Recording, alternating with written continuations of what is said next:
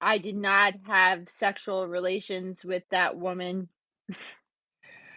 Man, I've been watching it kind of like while I was working here. I'm going to lunch right now, but I was watching it and he's just, oh man, that's you're already seeing MSNBC, CNN going out there and being like, well, it seems like Fanni should probably step down fairly quickly in this because obviously she seems to be complicit in this whole deal and blah blah blah. So they're panicked that like number one, they're going to get crushed in this in Georgia, Fulton County, but number two, that it's going to tank the entire case. That's why they're out there now saying probably before completion that they should step down so they can maintain the investigation.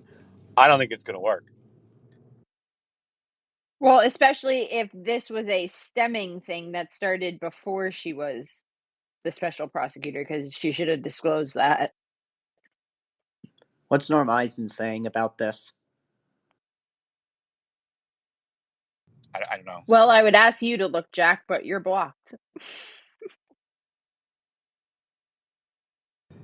Yeah, not sure. I'm not sure. I've been trying to catch up on all the stuff that we've been talking about and looking into and putting together over the last few years. Trying to keep up with that Mr. Color Revolutionary, Mr. Nonsense, I had not paid attention to. Although Mark Dude, what Elias is is the funny. scissor feature I have on my thing? You can clip. Yeah, so I think they're going to start setting it up so you can clip. I think it's probably a feature that they're going to use like for the video spaces, so you can like clip. Sweet. Yeah, so I'm going to get a couple tacos for lunch here. Said you want to start up a space, so I don't know the direction to take it. I mean, we can talk about what's going on in Georgia, although we pretty much are all kind of caught up on that. There's all kinds of things that are coming out. Like I I said, just really want to know why Iran made the statement today that they were taking the Arctic. Like why today? I think they're just flexing on the Biden administration because they're weak. Like I think that's only it.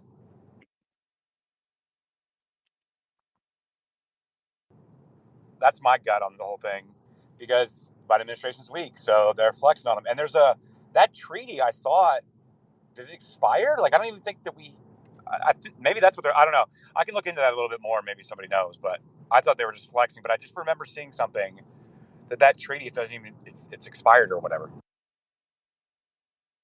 Well, last night, Trash, not that this is a total change of topic, but Restream actually took our video down and censored us last night. After forcing us to have a Ukraine banner around our live stream earlier in the week when we started mentioning Jesus and Mike Mackspace last night, they took down the Restream and then deleted the whole video and told us it wasn't available anymore, like our Restream. Who's reached like what platform? Restream. Oh, I don't know anything about them. Is it like the other kind of like stream? Gavin, I see Gavin down there. Do you know about Restream? Because apparently it's like a Ukrainian company or something as we're looking into it. But if maybe Gavin knows, he can come up. But we're still looking into it, Trash. But yeah, as soon as we did that Jesus thing last night, they like literally deleted us. Is it like Streamlabs? Well, what I can say is if Restream's playing games, then you guys just need to get OBS. That's a free software, and it doesn't do any of this stuff. But I'm glad to know early on that Restream's doing this kinds of censorship, because it just shows you the layers are never ending. You think, oh, I got kicked off of Facebook and YouTube, so I'll just restream to Rumble. Not, right? Yeah, it was ridiculous. Go ahead, Trash. Yeah, but it's okay. So is Restream similar to company to like Streamlab, where you can stream to multiple different platforms? Yes. Okay, gotcha. But you can do the same thing with OBS without the headache. Exactly, noted. That's for sure. Because I'm going to start probably streaming this year. I've had a lot of requests for it, and now that we can start getting video, I'm going to start trying to integrate other platforms and streaming and things. So I will start doing that but I mean, obviously Spaces will be kind of the hub. I'll probably do other content once I start getting that set up, but OBS noted. Jen, can you take over for a second? I'm going to order my tacos. Yeah, I'm also eating lunch right now. Sorry, Trash, but I can do it. Just give me 1 second. Jack, can you talk for a sec? Sure. What do you want me to say? All right, I guess I could just No, wing you're it. good. I literally had just taken a bite when Trash was like, "Oh, can you take over for a second?" I was like, "Oh shit." Right. Oh well. It seems like Mark Elias is targeting Bannon. Jack, did you see that? No, I did not. I don't know. I've kind of been when was this? Last night and this morning, saying that he's living rent free in Bannon's head. I haven't seen it. If I did, I probably would have posted. I have one. I have a the clown gify of him too. If you want to see that. Yeah, send it over to me. I'll look at it.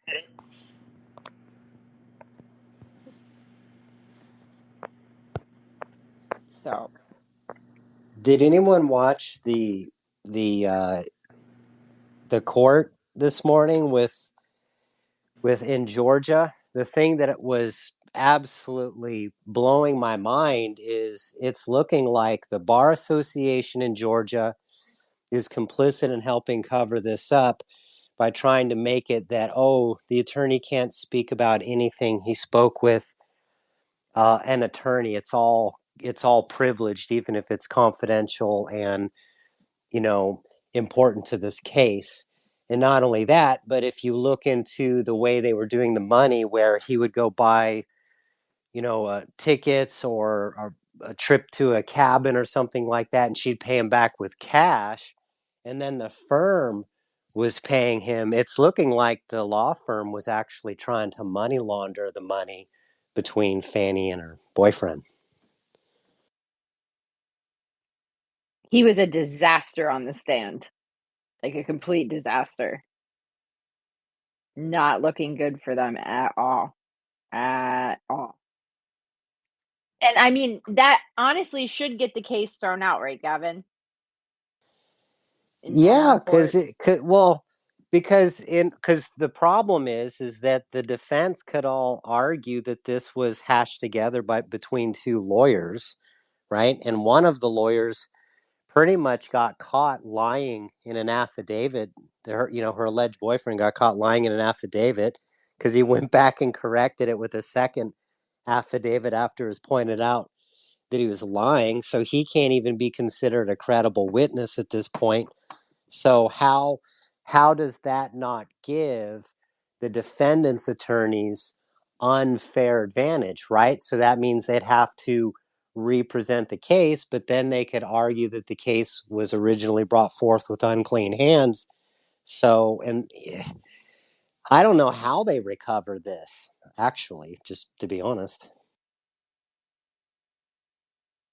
Well, that's what I'm saying. Like, I mean, you can make the simple argument that the fruit of the poisonous tree, right? Like, well, if these people are bringing all this quote unquote evidence to court, but it seems to be, number one, that it was political in nature, and number two, they seem to be also doing this for their own self-serving interests.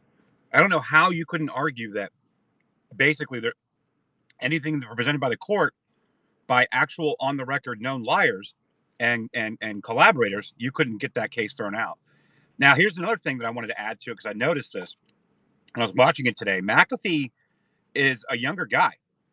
Like, what kind of reputation does he and what kind of career does he want to maintain moving forward, even after these cases?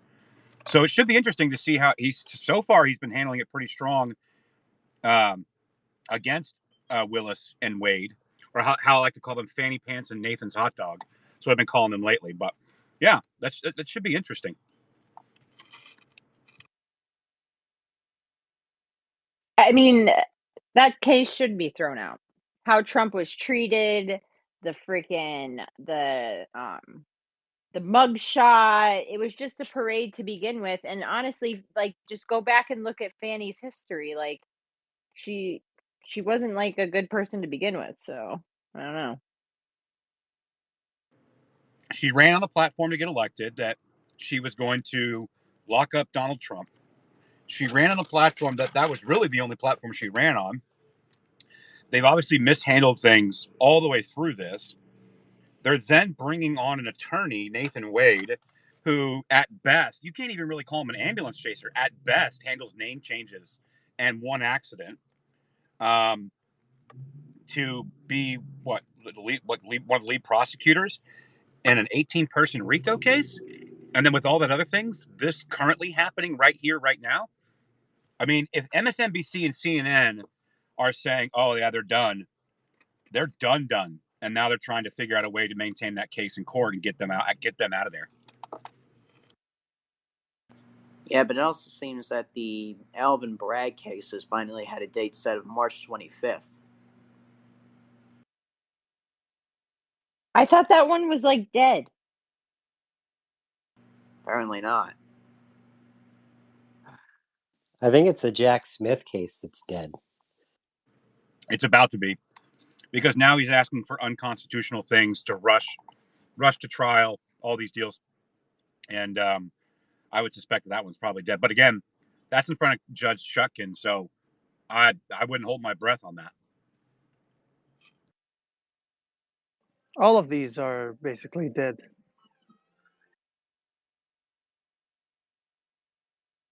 Hey, Aaron, how's your day going today? My day is going pretty good. That's good. Sorry, guys, I'm really trying to eat tacos and talk, but I'm hoping more people can jump in. I'll tell you what, why don't we pivot? So yesterday, we saw what happened in Kansas City, which is an absolute tragedy. I think the only person I saw besides myself talking about how rough Kansas City really is with gang violence and everything else, and people really think they don't understand, and most people don't pay attention to the Midwest. Well, I have a lot of family in Kansas City, and I've lived there at one point, and there are parts of Kansas City, Missouri, that are absolutely horrific. Gang violence through the roof. And so we saw the Russian space nukes, which is interesting because what I'm going to talk about what Dan pointed out on the show today, which I remember this, and I'm going to tie something that he didn't tie that I think I would like to talk about. This has to do with Tucker and Putin. But before I get there, and we all felt like it was a distraction. Well, what was also going on was they were supposed to be having a hearing today on the 702 FISA renewal.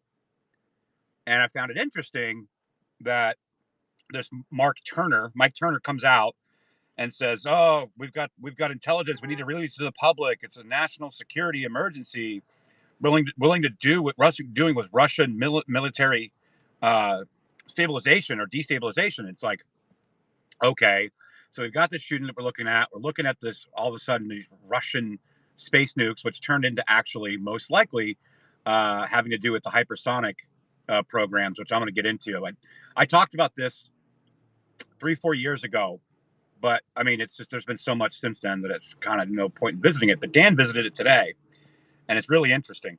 But one of the things about that FISA renewal now is it was set for today, and then about 5 hours later, Congress is basically recessing for like a week or until like March 1st, and they've pushed the debate. Why? Because of all the Obama, I believe, because of all the Obama CIA Spygate stuff that's being renewed in the media again, and it looks very bad for FISA. And they started winning that debate where they were not going to maybe possibly not renew FISA, so they pushed it. Really interesting stuff going on. If you guys have any comments on that. What was going on yesterday with Thomas Massey? I saw you reply to what he said, that the Speaker Johnson yanked I don't remember what it was. Yanked the bill to what exactly? They're postponing it. So right now you've got Michael Schellenberger, Matt Taibbi, Alex Gutentag bringing out into the public again the entire Russiagate Spygate story. I was watching Matt Taibbi's Racket News YouTube yesterday, and he's basically breaking down the story, which most of this stuff, all this stuff that if you've been investigating this stuff, there's nothing new that I saw yet. it is interesting that they did put out the list of 26 names that were being watched. That only barely made it out to the public, but essentially, the biggest piece and like the linchpin that linked all these different little groups and intelligence agencies and Five Eyes and various different people were the FISA warrants on the Steele from the Steele dossier and the fake investigation into like Carter Page, Michael Flynn, all this stuff. And essentially that was done through FISA, right? And they falsified documents to the FISA court to get that FISA warrant issued. It's a big problem. And so right now, as of today, they were supposed to be having the debate on whether or not to renew the 702, the FISA.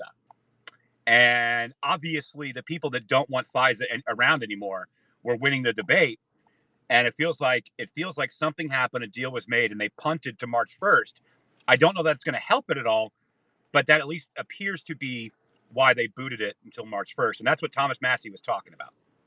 What do you think motivated the speaker to push it off till a later date? Why not have the conversation right now? What would motivate him? I don't know. The thing is, and this is something that we talked about during the speaker race all week when we had those speaker race spaces, Nick, myself, Jen, we had many Congress people in there, and they all said the same thing, and I agree with it. Once you become speaker, there are deals that constantly and always need to be made, and it seems to me, for whatever reason, he had to make some kind of deal or something to push it off, to get something else done. But his voting record so far, and especially his statement about the bill that passed in the Senate to fund Ukraine and Israel, so on and so forth, Mike Johnson went out publicly and said, that's dead. That is dead. We're not taking it up. It's dead. There's nothing about the border in there. We're not doing it. So his record here is good. I don't know what kind of deal he had to make, but when you're in the center of the fundraising apparatus and you're the third most powerful person in the country, and you have to negotiate with all the different factions of all the different parties, sometimes shit like this happens. Again, I can only go on the record so far, seeing what he's done. I'm not unimpressed. I was not unimpressed when he was a rep out of Louisiana, especially in the Missouri v. Biden censorship investigations in front of the committees in Congress. He's been spot on. He's done a lot of work with Jeff Landry, who is now the governor down in Louisiana, who also was the attorney general at the time that helped bring the Missouri v. Biden case to the Fifth Circuit. And so, I'm not all the way out on Mike. I know some people are, but people like to react a lot. I kind of like to look at the bigger picture.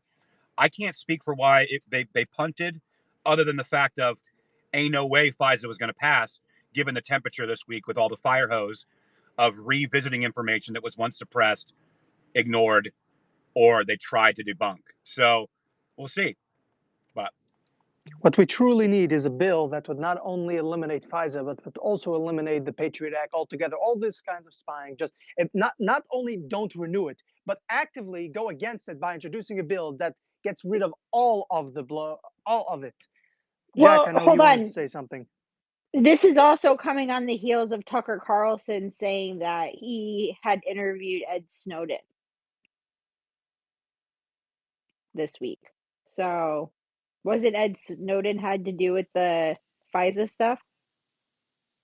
I think the elephant in the room is that basically by us not giving money to Ukraine and Israel, they won't be able to use Israel's space lasers to shoot down Russia's space nukes. I think that's really the issue.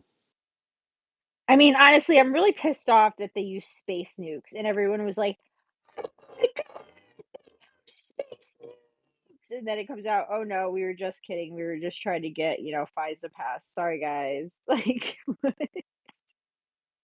well, what's interesting about that? All right, let me eat my last little piece of taco here, and I'm gonna start dropping some articles down below. Dan Bongino talked about it on the show today. I didn't clip it; I didn't have time. But I think it was a good point to note, because this is something that actually, Jen, believe it or not, we talked about this very, very briefly in a space last year, and I can't remember what it was about, but I brought this up because it was basically like the Russian Silicon Valley and how essentially Hillary and Obama basically sold a lot of our state secrets to this Russian Silicon Valley group.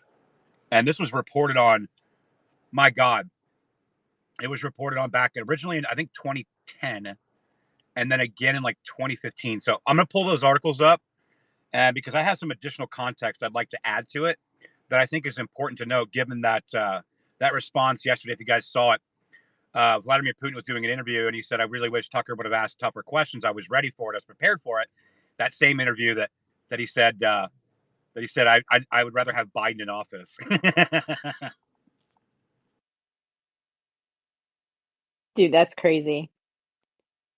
I mean, that's the problem is I think everything got shared, right? All this salacious stuff, especially when Hillary was running, and then they like censored it so no one can find it or they don't know what to look for. So people are finding these articles and being like, "Wait, what? Wait, this was talked about already?" Like, we need to repost some of the stuff from 2016, I'm convinced, because there was so much salacious stuff in that Hillary Clinton when she was running that I think a lot of people just forgot about it. Yeah. And the reason that I'm conflating the Tucker interview with the Russian nuke story with the fire hose of information coming out this week, let me go find these two pieces. But if you remember, who helped start the Daily Caller? Anybody remember? Tucker. Tucker. Yeah. I'll be right back. Well, why he's doing that. The Simon Ateba guy is reporting that there was an explosion and blast that rocked Eastern Market in DC, possible train derailment. The video is pretty crazy. I'll put it up in the nest. Not sure what that is. I don't know if you Nice guys sound saw. effects, Jack. Yeah, beautiful. I don't know if you guys saw Tucker in the Russian grocery store, and he shows how much groceries cost in Russia compared to in the United States. And some people are trying to say that this is Russian propaganda. I'm like, no. If you don't like it, then you have to ask your leaders, why is it in Russia better? Why isn't Russia the groceries better than the United States? If you don't like it, don't say it's Russian propaganda. Try to fix the problem here. Stop trying to blame others for your own problems. You got problems here. Your leaders have betrayed you, and you better get wise to what's going on. Oh my God, Jack, what is up with the soundboard? Enough with the sound effects, dude. I'm sorry. This is my first time ever using it.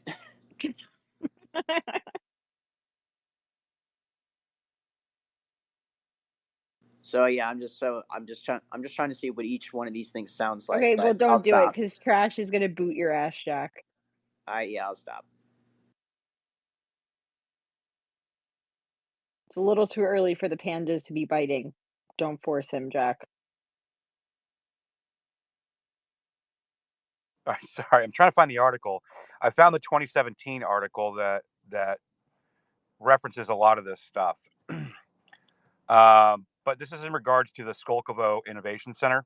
And what's interesting about this is that they were developing a hypersonic missile, but it appears to be that the Clintons actually sold these secrets out to the Russians and the Chinese way back when. And that's why I find it interesting that they're talking about this technology. So again, just give me a couple minutes, guys, if you guys could filibuster a little bit. I'm trying to find that 2010 article. It was Sure. a while ago. Sure, I can help you filibuster. So since we're on the subject, this is probably you guys already know this, but since we're filibustering, here's something interesting. That in the 90s, when Clinton was running, he gave up this, and this is all very well documented. He gave up our scientists to the Chinese to help them figure out how to get the rockets off the ground. Because if you guys can remember, in the 90s, the Chinese were trying to get missiles off the ground, rockets, specifically nuclear weapons, off the ground, and they weren't able to. So the Clintons gave them the scientists, the rocket scientists in particular, so they could finally figure out how to manufacture rockets so it should actually be effective. And in return, the Clintons received millions of dollars in their campaign money. And this is actually pointed out in Ann Coulter's book, not Treason, and her first book, High Crimes and Misdemeanors, where she talks about the impeachment for Bill Clinton. And it's quite an interesting read, because she not only talks about the legal challenges of the of what's her name, Monica Lewinsky, and all that. Of course, she talks about that, but she also talks about, well, there are also a whole bunch of other scandals that most people didn't even talk about, such as there's a post office scandal where a postmaster scandal where he hired and fired certain people who are particularly loyal to him. There's a whole bunch of things. So one of the things is that the Clintons, they gave to the Chinese a whole bunch of information on how to get the rockets off the ground. And I would say that is a treasonous act, only because we didn't get anything in return. It's not like we struck a deal with the Chinese. Okay, we'll teach you how to do this, which is, by the way, we shouldn't be teaching them anything. But it's not like we got any benefit out of it. It was specifically beneficial to the Clinton campaign, not to the country as a whole. Well, and that's throughout history. It always benefits the Clintons and nobody else. That's how they do business. So, Trash, did you unmute? Oh. Yeah, I found it. Right. So it was an original Washington Examiner piece in 2012 that they came out with this. And then Daily Caller reported on it. I can't find the Daily Caller, and the Washington Examiner article is gone.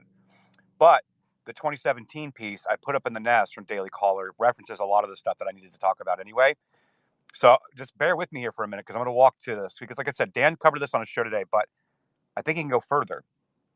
So basically, starting in May 2010, the Washington Examiner reported, drawing on emails obtained by Citizens United, that, quote, Clinton Foundation staff pushed Hillary Clinton's State Department to approve a meeting between Bill Clinton and a powerful Russian oligarch as her agency lined up investors for a project under his purview.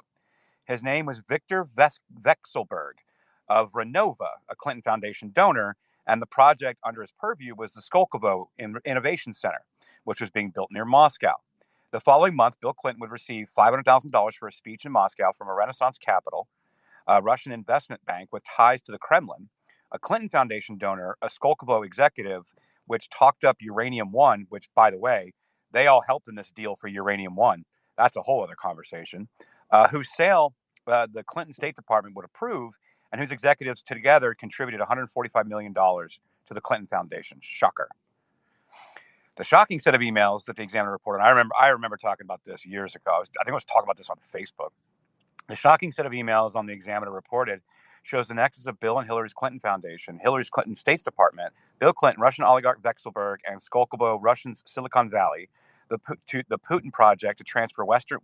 Listen to this: the Putin project to transfer Western technology to Russia that was championed and driven by Mrs. Clinton. And what do you know?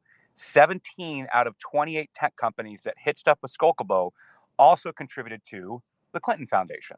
What a coincidence. Meanwhile, Barack Obama's support for Russian WTO membership, World Trade Organization, made the whole global flow so much easier. No wonder herd media, the Uniparty Congress, and FBI Director James Comey never noticed a thing. Oh, except that Putin, quote, hated Hillary Clinton and wanted to do her harm, as Comey told Congress this week. Maybe, just maybe, hypersonic technology wasn't enough, but I'm getting ahead of the story. Let's pick up. So we're going to go back to the story here. So let's pick up on an Army report on Skolkovo written in 2012, released in 2013 to assess, quote, the implications for U.S. policymakers. Although military activities are not an official cluster of activity, the Skolkovo Foundation has, in fact, been involved in defense-related activities since December of 2011, when it approved the first weapons-related project, the development of a hypersonic cruise missile engine. The project is a response to the U.S. Department of Defense's Advanced Hypersonic Weapon, part of the Prompt Global Strike Program. Now, fast forward to November 2016. Shortly after Donald Trump was elected president, when the U.S. Air Force released the report on, guess what, the Russian and Chinese hypersonic missile threat to the United States, quote, the United States is vulnerable to future attack by hypersonic missiles from China and Russia and is falling behind in the technology race to develop both defensive and offensive high-speed maneuvering arms, according to a new Air Force study. This is in 2016. Quote, the People's Republic of China and Russian Federation are already flight testing high-speed maneuvering weapons, HSMWs. that may endanger both forward deployed U.S. forces and even the continental United States itself. These weapons appear to operate in regimes of speed and altitude, with maneuverability that could frustrate existing missile defense constructs and weapon capabilities.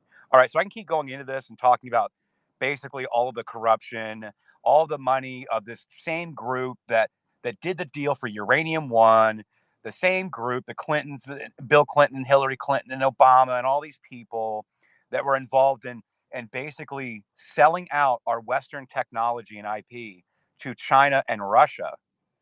And then they started using this technology and we didn't. And they're saying Skolkovo is an ambitious enterprise aiming to promote technology transfer generally by inbound direct investment, blah, blah, blah, blah, blah. So we can keep going on with that. But essentially, this is it. So Hillary Clinton in her State Department, the Clinton Foundation, Bill Clinton, did much to make Skolkovo possible, did much to activate what was, according to the Army report, arguably a massive clandestine industrial espionage operation. Not that any of this is in the past. The plain sight research come collusion with the Russian government goes on unchecked. And despite the Obama administration's supposedly hard as nails, cold as ice, tough on Russia finish, yeah. So on and on, as we know, it's all bullshit because they were all very, very deep in bed with Russia. So like this Russophobia stuff that Donald Trump, Russia, is really interesting. But I just wanted to note, they haven't necessarily confirmed that they were space nukes. That's something they were talking about. I think Dan's correct in suspecting what they're actually talking about is the hypersonic program that they have that Hillary Clinton herself, Obama, Bill Clinton, and several other people leached our Western IP to adversarial nations of ours at that time. And this is a report that was probably circling around and going to come out. And it makes you wonder why they did this. And I think it's because of how damaging revisiting Spygate, Russiagate is without censorship tools in place, without legacy media having the power that it had at the time that it had to shape and craft the narrative and be able to have control over the general narrative in the public. And this is why it's so damaging. And it was going to be damaging to FISA. And I would just say this, I think what Putin was talking about with Tucker, because remember, this is Daily Caller. Remember, that's Tucker Carlson helped start that, which means he knew about this story. And then you had Putin come out saying, well, he could have asked tougher questions. I was prepared. And it just makes me wonder what was in that silver binder that he gave Tucker on that interview. And I just have some questions. And I just wonder if this panic coming out of the Hillary camp, we're seeing Norm Eisen and Mark Elias and all these people. We're seeing what's going on with Ukraine. And it just makes me wonder and ask a couple questions. Is this all related? And I think it is. 100% related. And here's some stuff that you could even put in the context. So my dad was one of the directors of market. He was a marketing director for Lockheed Martin in the mid-90s. And after Russia had collapsed, he witnessed contractors give to China and Russia the tech you're talking about. And he quit over it. And when we started working at InfoWars, he was like, hey, we need to circle back to this because I'm going to give you some information. Tell the Trump administration to go dig up those rockets that North Korea is launching over Japan. And he says, I'll bet you money you'll find that those are Lockheed Martin patent components coming out of certain factories in China. Now, here's what, and by the way, he lost his security clearance from me and Millie getting our job in InfoWars. Even though he wasn't active with it, it impacted him. The main point he wanted to drill into me about the issue with the hypersonics is that we were sitting back letting Russia and China develop our own hypersonic technology while we were blowing our wad, as he would put it, on aircraft carriers and aircraft. Now, what's stunning from his perspective about aircraft carriers is they're extraordinarily expensive. And what do they require? Extraordinarily expensive jets to put on top of it. And he says, and what's the biggest problem? It's a perfect target for a hypersonic missile. So what I would wager is that what happened under the Clinton administration, what Hillary's part of, with the uranium one, what all this is there's a secret, clandestine, assured destruction memorandum of understanding that they get to have the hypersonics, we get the aircraft carriers and the jets, so that they could compromise us, or we could compromise them. And what the caveat, you ready for this? Is that Russia, China, and the United States all shared intelligence together to make sure no one was breaching the deal. And I'll bet you it's in that cluster where the Spygate stuff was not only witnessed, but two other countries could testify it, aka Vladimir Putin. I agree. And what a perfect context to add something that I wouldn't be able to add in context. So yeah, that's spot on. I love it. I mean, I hate it. I mean, we have been sold out. Our national security has been sold out. That's why we're completely compromised.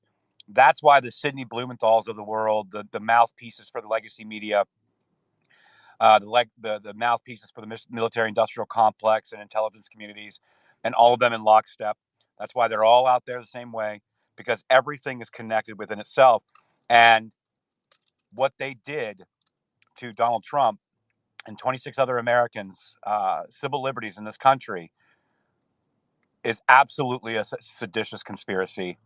And as I've been saying, Jen, as we've been talking about Norm Eisen and Michael McFaul, and obviously the Gene Sharp and Maria Stephan and all the stuff that Millie has been working on, and when we talk about this color revolution or coup that's going on in the country, that's been going on and ongoing, it's never been completed, and they're starting to lose.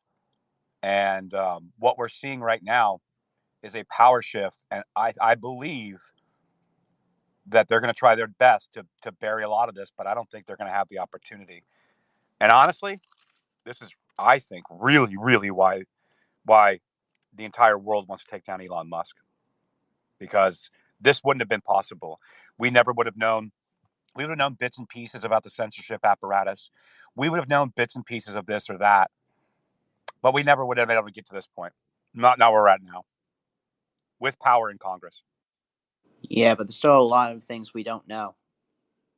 But notice Musk is someone working with the NRO, the various spy agencies, launching rockets and stuff.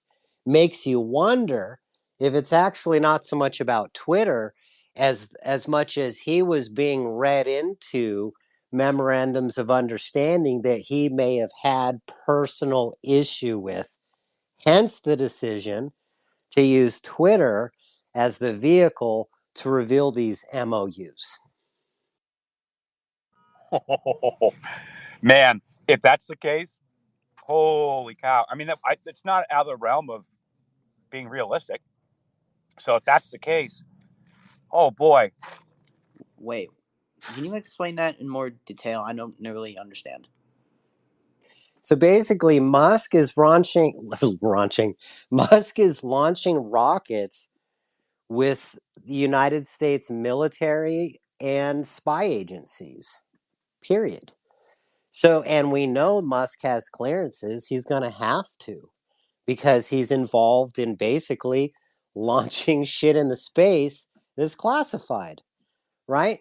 So if the hypothetical that I gave, that there are MOUs out there, memorandums of understanding, that the Chinese, Russian, United States all have carte blanche access to all three nations spying on each other without any reservation, right? Because if you think about it, China just freely spies on their people. I'm going to assume the same thing with Russia. We're the only one with this thing, the Constitution kind of gets in the way. So they would have to make a compromise that, hey, we're going to go ahead and do this, but A, B, C, and D, right? It's going to be in one of those memorandums of understanding. For Musk to be launching these things, he would have to be read in on some kind of MOU like that, to have that understanding that, oh, if you come across any Russian or Chinese spy chips in your rocket, that's okay. See, here's a contractual agreement we have from the 1990s that we're basically using to push World War III off until 2025 or later, right? Go back and read the Time articles about that from 1998, by the way. But that's what it could be. So Musk could have been in a position where he can't come out and just say these things because he would be breaching OPSEC and he'd end up in Leavenworth. But you know what he could do?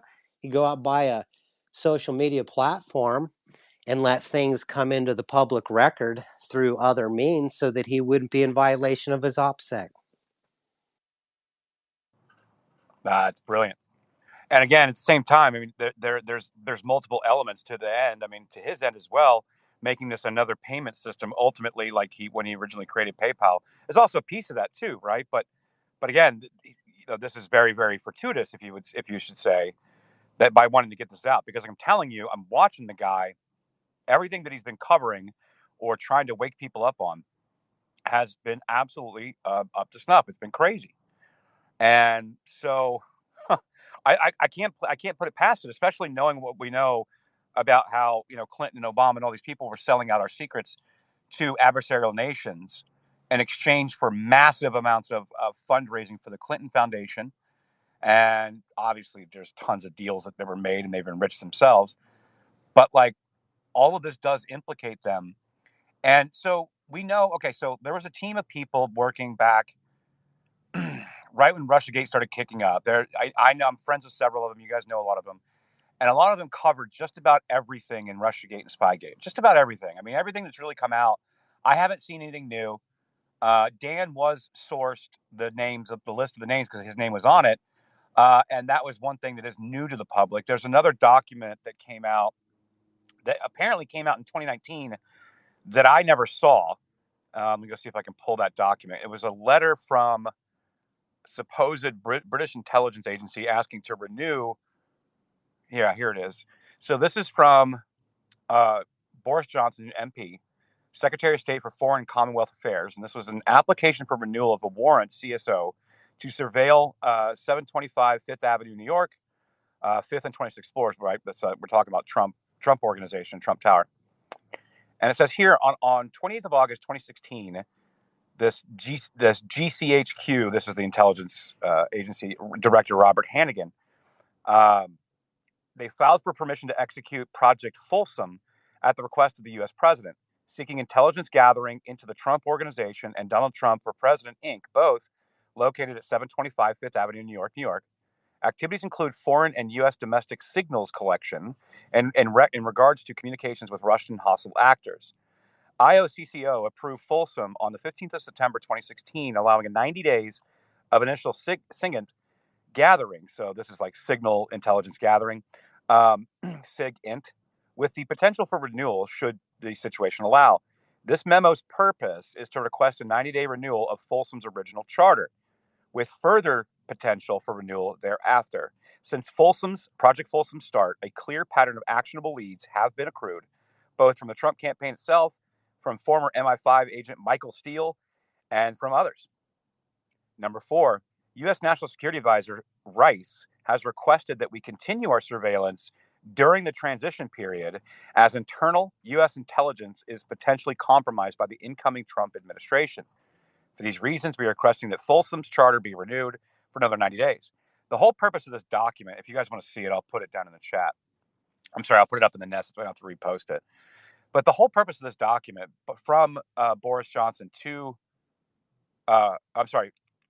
Boris Johnson from Robert Hannigan is so they can continue to spy. Because if you guys know about Spygate, Russiagate, they had to use like multiple different angles to basically put this information out. That way it can be cross-checked by several different places, not just from one place, a la Brennan's CIA. And they used Five Eyes to do part of it, but they had to spread it out through like various media, legacy media organizations and reporters.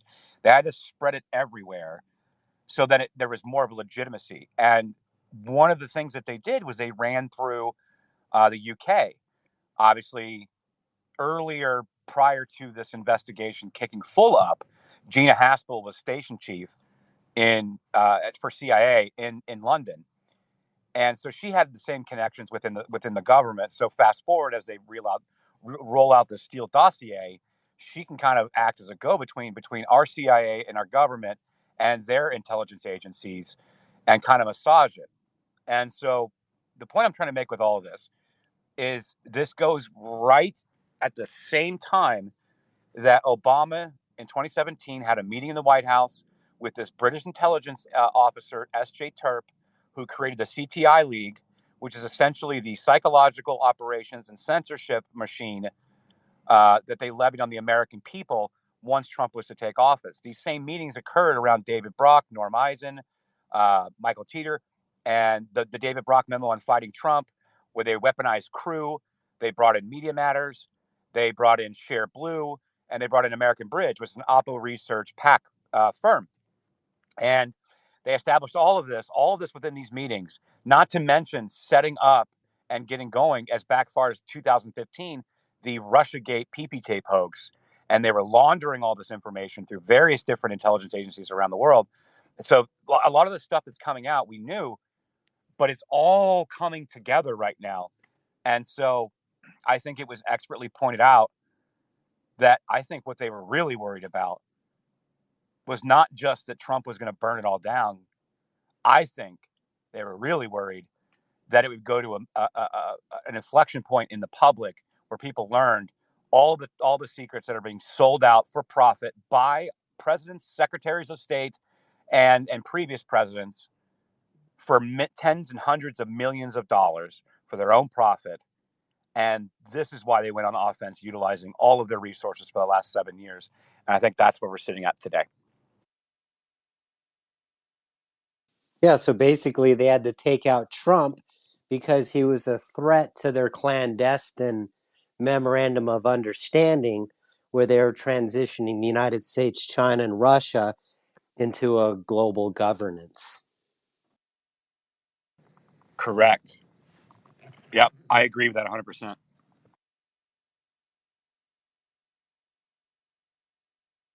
Well, and it's constantly to cover up how badly the Clintons, the Obamas, the Bidens have all sold us out, and that's why we're experiencing. And they're running around saying, "Oh, well, it's Trump. It's Trump." It's not Trump. It's like what y'all did back in the '90s is coming to fruition finally.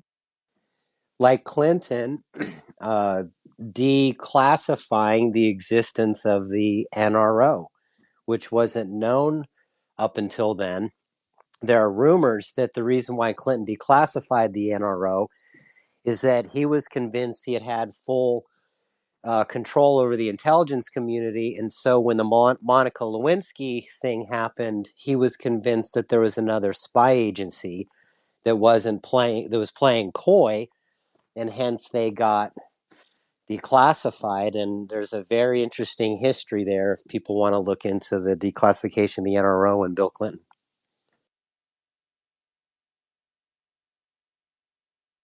Janet, jump in here. Yeah, there's a video out I've watched a few times from friends of mine on YouTube. I'll have to try to get it and post it.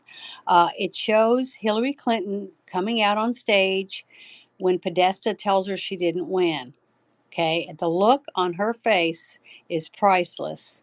That told me when I saw her face instantly that she thought the fix was in, and she didn't win because too many people showed up and it broke the algorithm for her cheat.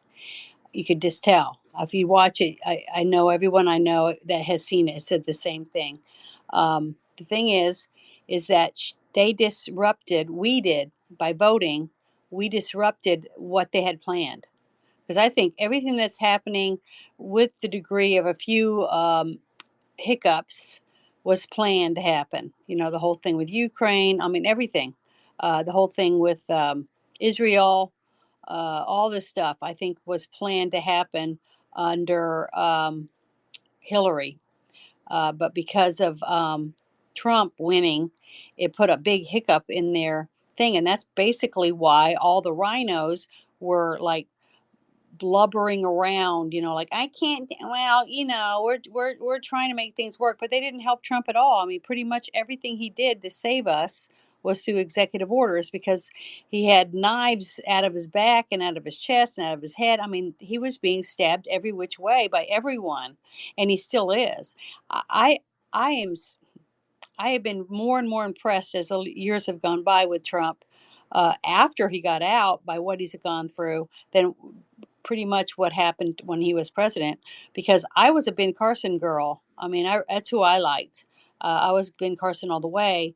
But when Ben said, I've stepped down because he just wasn't macho enough or something. I don't know. I guess he just wasn't. I don't know the word for him. Flamboyant. Charismatic. Yeah, charismatic and Didn't flamboyant. have the stamina. But the thing is that I still love Ben Carson. I really do. I think he's a wonderful man, a wonderful American, a good husband. Everything he's done, it shows his, to me, being a neurosurgeon, to be able to operate on a pregnant woman, on her baby, the steady hand that it would take, the forethought, everything about him tells me that he would make good decisions. I just trust him. I just trust him a lot. I just hope he gets to go some job in the administration, if not VP or whatever. But the thing is that Trump tore it up. I mean, he tore a gaping hole in their dam, and they've been trying to recoup ever since. And the only reason that January 6th happened is because they were trying to find a way to put him in prison. And because all of us that went to January 6th didn't do what they wanted us to do, which, even though they put Antifa change clothes and put Trump clothes on, and a couple of my friends were there live doing YouTube shows, and they were showing, look at these people, they're under this tree, they're changing shirts into Trump shirts, blah blah blah. So they wanted to cause chaos, but it wasn't enough, because the regular people like us just said, what? You guys, no way. We're not doing that stupid shit. And some of them got stuck here and there. And all that's been, only charges have been, it's been misdemeanors and stuff. Nobody's been charged with resurrection or insurrection. So the fact that they're trying to say he caused an insurrection is ridiculous, because not one person has been charged in all this time. And they're still sitting in jail trying to figure out a way to make this whole thing stick, and it's not. It's all falling apart. Thank God we still have few people in our judicial system that give a shit. You know what I mean? I don't know. I just think it's all bullshit, and I would love to see Hillary and all of them fry for some of the shit they've done. I would just, I would take my clothes off and run in Washington D.C. down the main street or something, as a if I won. I mean, if they got put in prison, that would be worth it to me, to be that humiliated and I would do it. I don't know. I'm just fed up. Well, Sorry. I don't know how much prison anybody's going to do. I mean, obviously, I think we would like to see that, or at least have their day in court, where evidence and discovery can be presented. But I'll say this: the entire power structure, that's really what's at play here, for the Democrats. And so a lot of stuff that I was just talking about when it came to like Russiagate and Spygate and all these things, and we haven't even talked about Ukraine yet, and how they were completely surprised that, and even in Ukraine, when they did the shit that they did to actually help go against Trump in 2016 and on, where they thought that that Hillary was going to win, so it's not going to be a big deal, and all the dealings that were going on, where they fired the prosecutor, even though he shouldn't have fired the prosecutor, all because there was a quid pro quo for the $1 billion, and that Joe Biden was bragging about at the Council of Foreign Relations, sitting next to Michael Carpenter, the same Michael Carpenter who was the director of the UPenn Biden Center think tank, where all the documents on Ukraine, Iran, and UK were. And Anthony Blinken, that was a director of that prior to Michael Carpenter. And you look at the documents and you see that email, that 20-point plan from 2014 with Hunter Biden and Devin Archer talking about bringing Joe Biden to Ukraine because he was point man for Obama in Ukraine. And at the time, the president of Ukraine, which was not Zelensky, I don't know why I say his name a million times, but Yanukovych maybe, yeah. Why he was so sure that he wanted to make sure that, okay, we'll do this deal, I'll announce it publicly, but I want to make sure that the FBI is not investigating this, because we'll be implicated in this and how they participated and helped. But remember, the people who were facilitating the payments were Hillary's people. This is Blue Star Strategies. Blue Star Strategies in Ukraine were the ones that were facilitating the payments between the president of Burisma and Pozharsky, which was the bagman, and the go-between that handed the money for the influence operation in Ukraine. That essentially part of the deal was to get the prosecutor fired and a guarantee of $1 billion. And so you see all of this, and it's not it's Hillary, it's Joe, it's Obama, it's Brennan, it's all of these people, Sally Painter, Catherine Tramontano, all of these people that are out of all these camps that have been basically the center of DC and global Democrat power control and center are completely falling apart right now. And so I don't know, what that looks like. It's going to get really messy on the Democrat side to a likes that we probably haven't seen. I mean, whether I've been paying attention or not, that I haven't seen in my lifetime of what this next year is going to be. And then they also got to try to figure out a way to keep these cases up in the air against Trump. Meanwhile, Fanni Willis today is getting absolutely wrecked. Her and Nathan Wade are just getting absolutely wrecked right now in court. Matter of fact, they just brought out old Mr. Wade's taxes, and it doesn't show anything regarding these cash payments from Fanni Willis. So now we've got criminal stuff to investigate on these two, which we knew. Marjorie Taylor Greene put a referral to the state of Georgia, to the governor, a criminal referral for Fanni Willis and Nathan Wade. So again, all of this stuff is falling apart, and it's not a coincidence that all of this is coming out at the same time that we're drinking through an absolute fire hose. We haven't even started talking again about the January 6th pipe bomb story, the groups that Milley uncovered in the Sunrise Zoom call investigation, and members in our own government that colluded with these leftist organizations to absolutely riot, prevent Congress from meeting on January 6th to count the alternate slate of electors and or hearing any kind of hearing or testimony on election malfeasance and irregularities. And they rubber stamped it because they created the event that happened at January 6th, the mass riot. And so it's all coming together. This is why I said, Jen, I'm drinking through a damn fire hose like the last couple of weeks, because we've been talking about all this forever, but now it's actually coming to head. No, it really is. And all of it is coming out, and the mosaic that it's painting is absolutely gorgeous of government corruption against the people every which way, and selling our country out to these really bad people, right? Who are now feeling emboldened because of our country's lack of, I don't know, leadership, I guess. I guess that would, I don't know. Yeah, I wanted to ask about what do you guys think about the real reason they went to Mar-a-Lago to go through his safes to get the paperwork? A few of my friends are saying there was paperwork they wanted, but he didn't have it there. He has his. It's the Crossfire Hurricane documents. Oh, It's the missing binder. Who okay. supposedly Gina Haspel has done something with it, and it's somewhere within our intelligence community, somewhere in some room somewhere, but no one seems to be able to get their hands on it.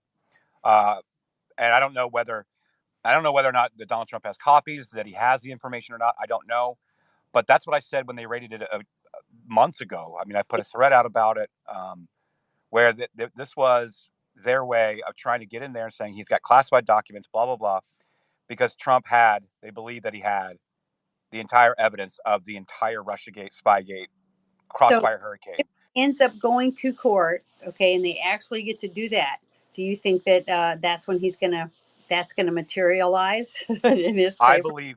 believe if he does have them, that he's holding on to them until these court cases work themselves through. Yes. I think that strategically you'd be stupid otherwise. Because if you've got an open documents case going on right now, and that's what they were after, and they can make some kind of legal argument through NARA, even though we know that the president has plenary powers to declassify anything he wants. If they can make some kind of, I don't know, some kind of semantic case, the last thing you need is to be producing those documents during that time. So you either produce it at the case, or if the case gets thrown out or whatever happens to it, gets put on the back burner, then you come out with it.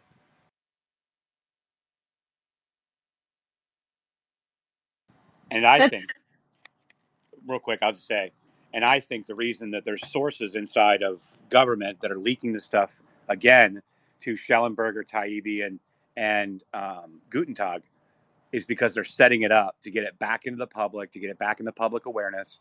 At the same time, it was very, very advantageous to come out with it while just before they were going into a FISA review.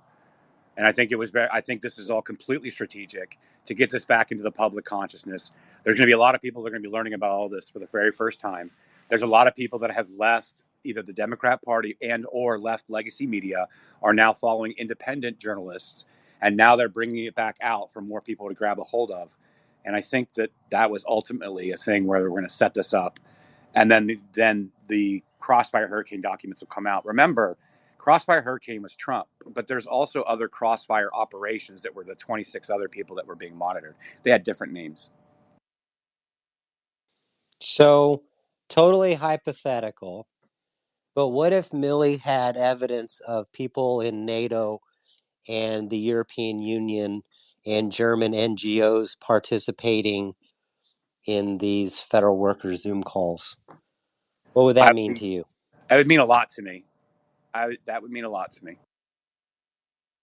Okay, well, maybe it's there. I don't know. Hypothetical. Hypothetically, of course, Gavin, of course. Maybe we should take a look, see if there's anything in there. All right, Aaron, go ahead. Josh, this is a little bit unrelated, but at the end, I am going to tie it into what we're talking about. So, you guys remember, of course, when the Nord Stream 2 pipeline blew up and everybody was shouting, it was the Russian self-sabotage. Tucker, of course, asked Putin, and Putin, of course, said that what we all understand, it was either the United States or an ally or a Ukrainian, whatever, funded by the United States. In other words, it was done under the blessing of the United States. So I would like to know what I would like. First, I want to say that as we all understand it, that it probably was the United States.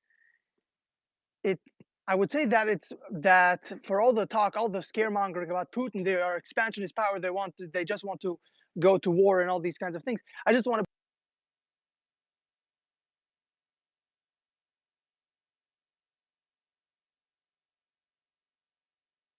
structure, and Russia is being are containing themselves very well by not retaliating against the United States for destroying their infrastructure. So that's one thing. But just wanted to ask you if you have anything on the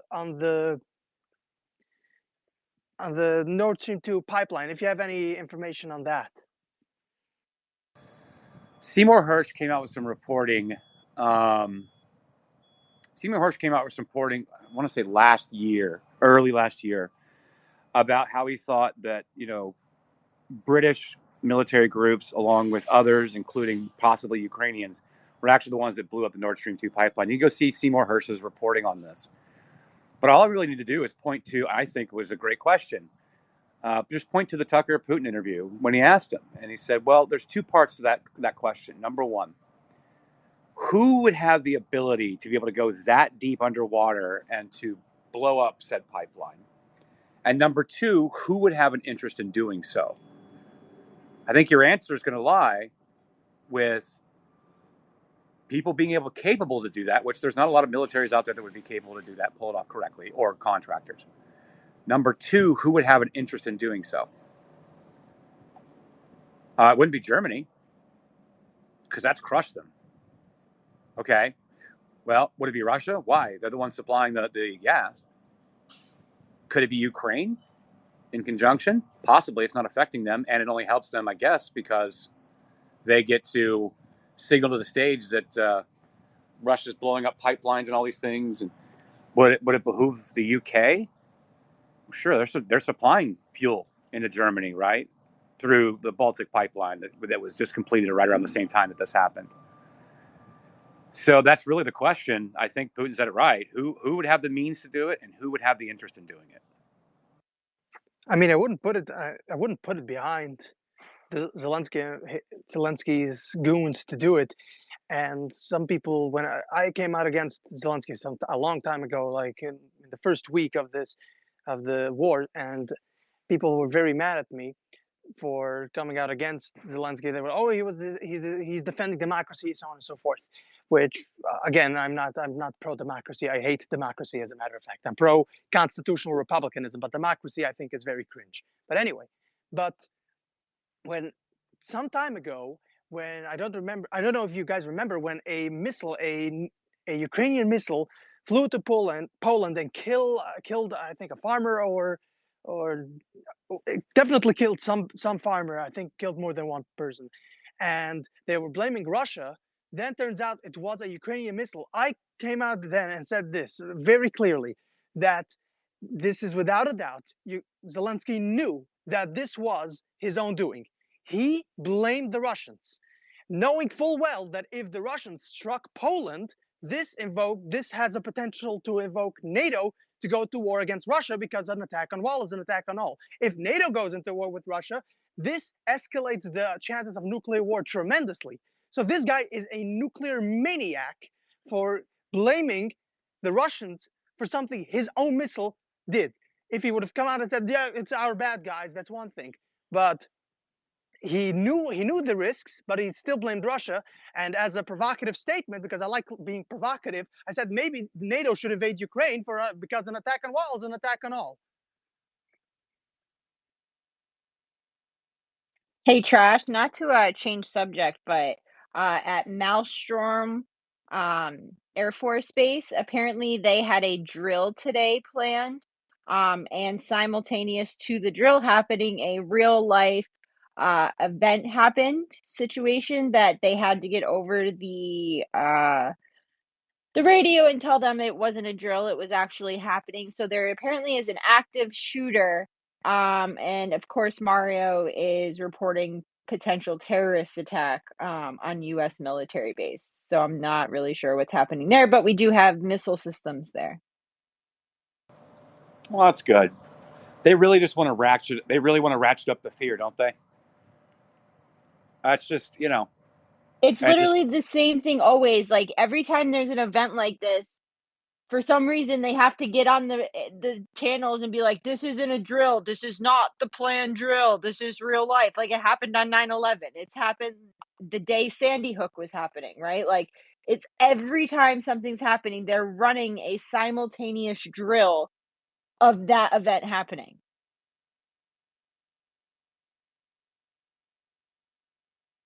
Not to get conspiratorial, but yeah, I mean, it's crazy. And again, this is all because we have members of our government, both in Congress and in the House and in the presidency, that are now bound to defending Ukraine because of all of the corruption over the years. And it's all just to try to ratchet up any kind of fervor within the public to get behind and support any kind of funding bill. And we're not going to do it. And no one's budging on it. And so, unfortunately, I'm hoping, but they won't stop. They're not going to stop. Yeah, am I really reading correctly that Fanni Willis just busted in the courtroom and is taking the stand? I think they just said she's about to take the stand, yeah.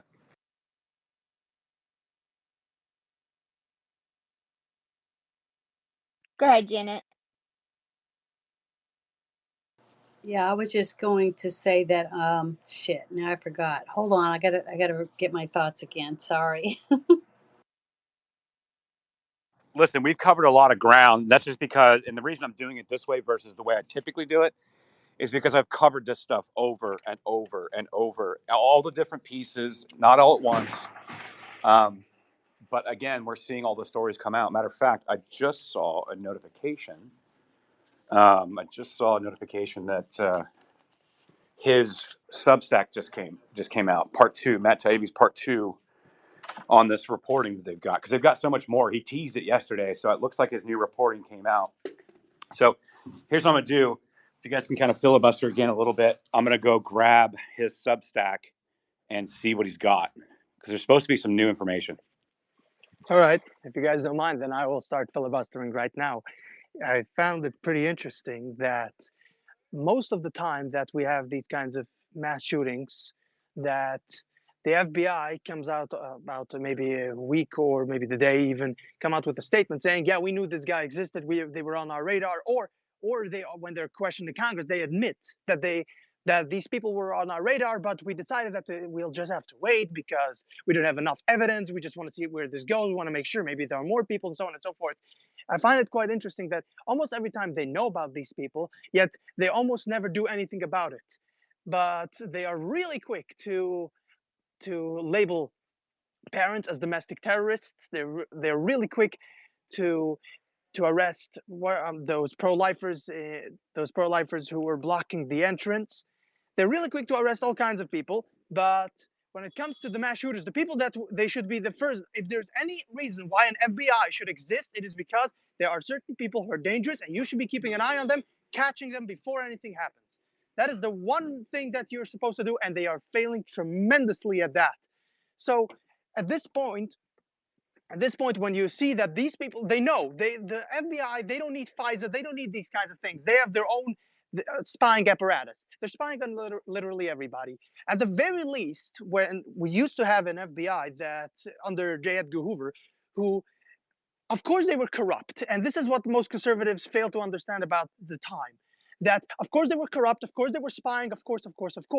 But they also stopped mass shootings. They also spied on communists. They also arrested communists and subversives. They did their job. Plus, they did stuff that they should be doing.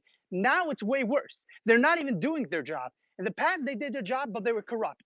But now they're not even doing their job either. Why do we have these guys around? If they're not going to do their job, we shouldn't be having these people. We should. I mean, I do want the concept or I want the concept of an FBI, some agency that goes and stops mass shootings. I want that, but not as it exists right now. Anybody else have any points on what I just said? No, I mean, I think it's a general feeling. We just I just try to be pragmatic with solutions. I don't try to get too into how I feel about something because I agree. I mean, no, of course not. We need to get rid of all of it. But that's the point of what we've been fighting the last 7 years and trying to accomplish. But this is interesting. All right, so check this out. This part 2 that Matt Taibbi just came out with, why even Democrats should care about the cooked intelligence Russiagate scandal. So essentially his reporting that just came out, they're basically saying that the CIA actually cooked the information to make it appear that Russia was supportive of Trump when they were actually supportive of Hillary, which is the case that I actually made earlier in the space, talking about how Clinton Foundation and Putin, they created the Skolkovo Institute, and basically sold a lot of our state secrets and IP for millions and hundreds of millions of dollars, essentially, for donations to the Clinton Foundation, and how Obama was involved in it, how they all kind of conspired together on Uranium One. And this is a supplemental to Matt's piece, because Matt's piece was essentially it's behind a paywall. But it looks like he wrote a supplemental today. And this is interesting. Perfect. Of course. It's talking exactly. All right, here we go. Perfect. So this is actually great. So let me read some of this.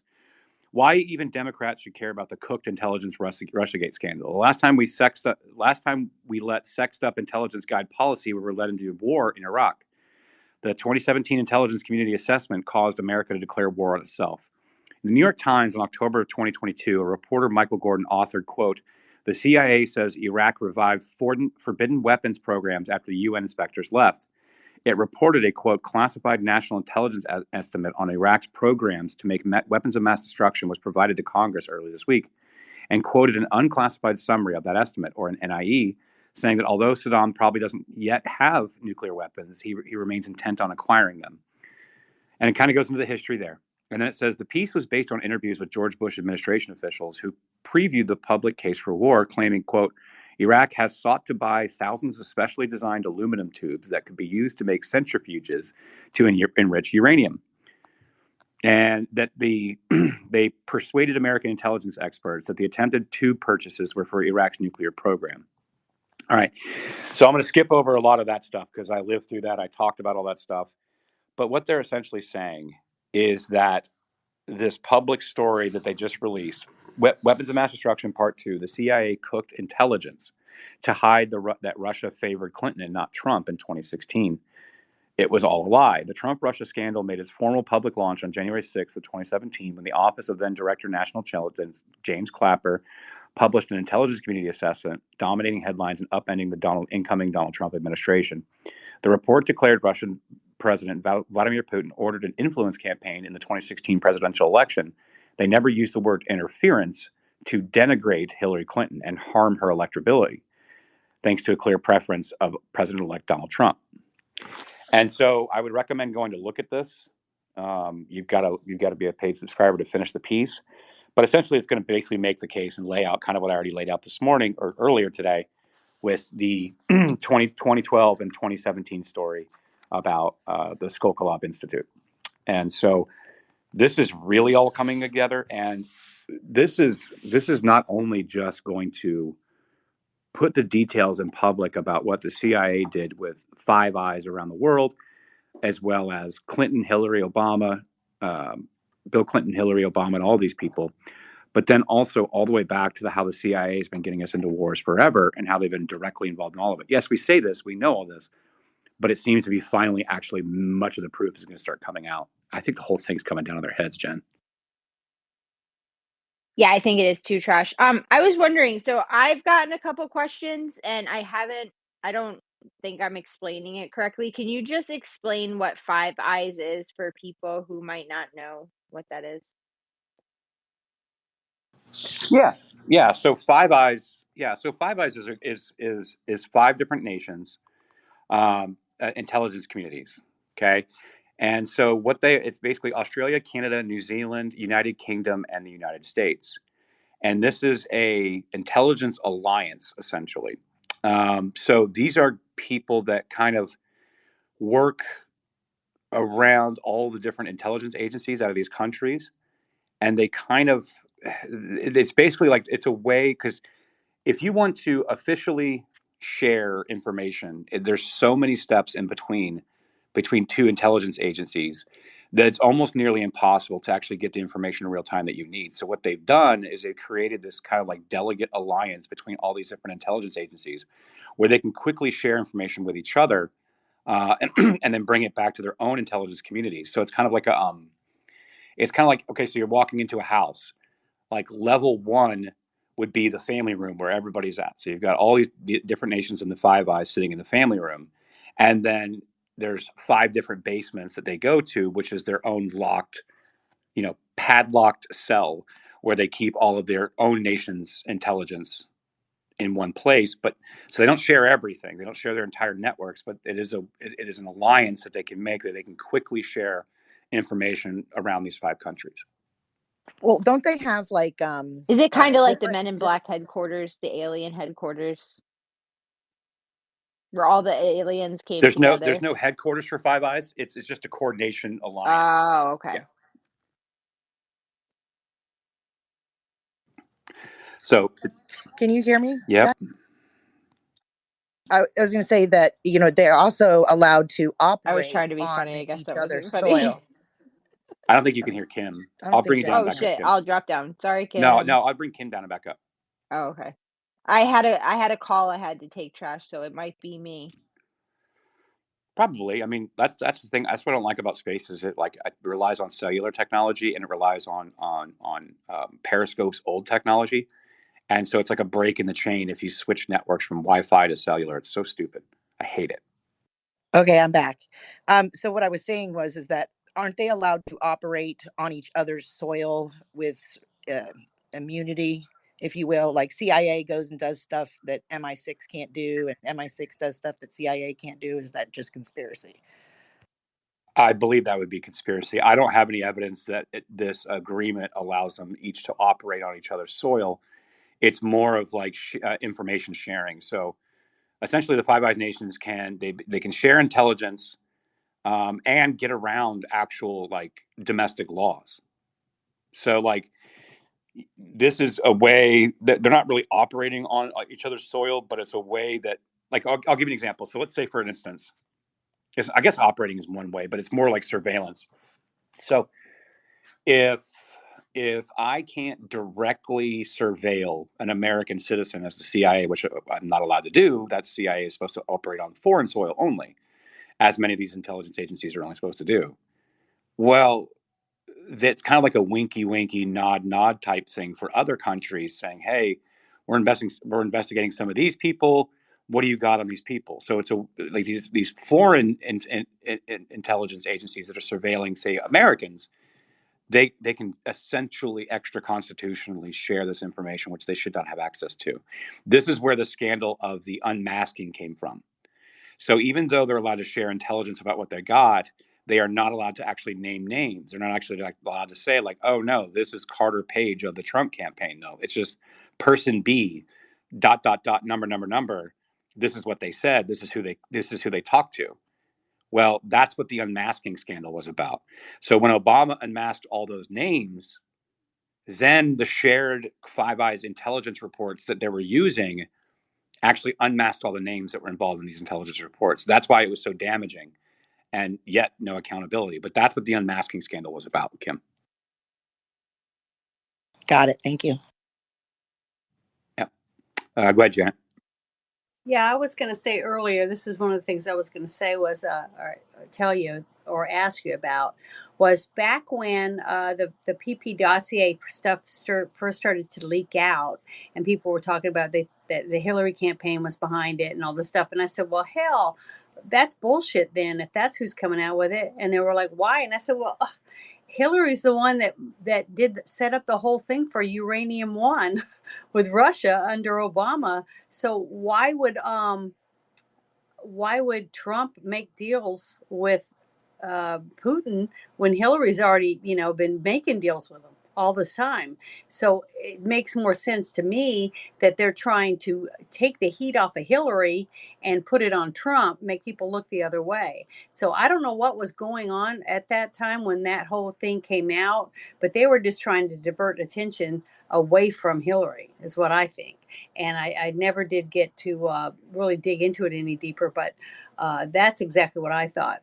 The first thing I thought was the whole thing was set up from the beginning, simply because Hillary's the one that had her fingers all in everything, and also Biden. So it didn't make any sense to me. And John Brennan's at the center of all of this, and so he understood information. What's the word we could use? Information laundering, I guess is what you could say. Yeah, information laundering. So you can't have these nations have their fingerprints on this fake information, right? Because that would be damaging, and then like any intelligence collection in the future would be toxic.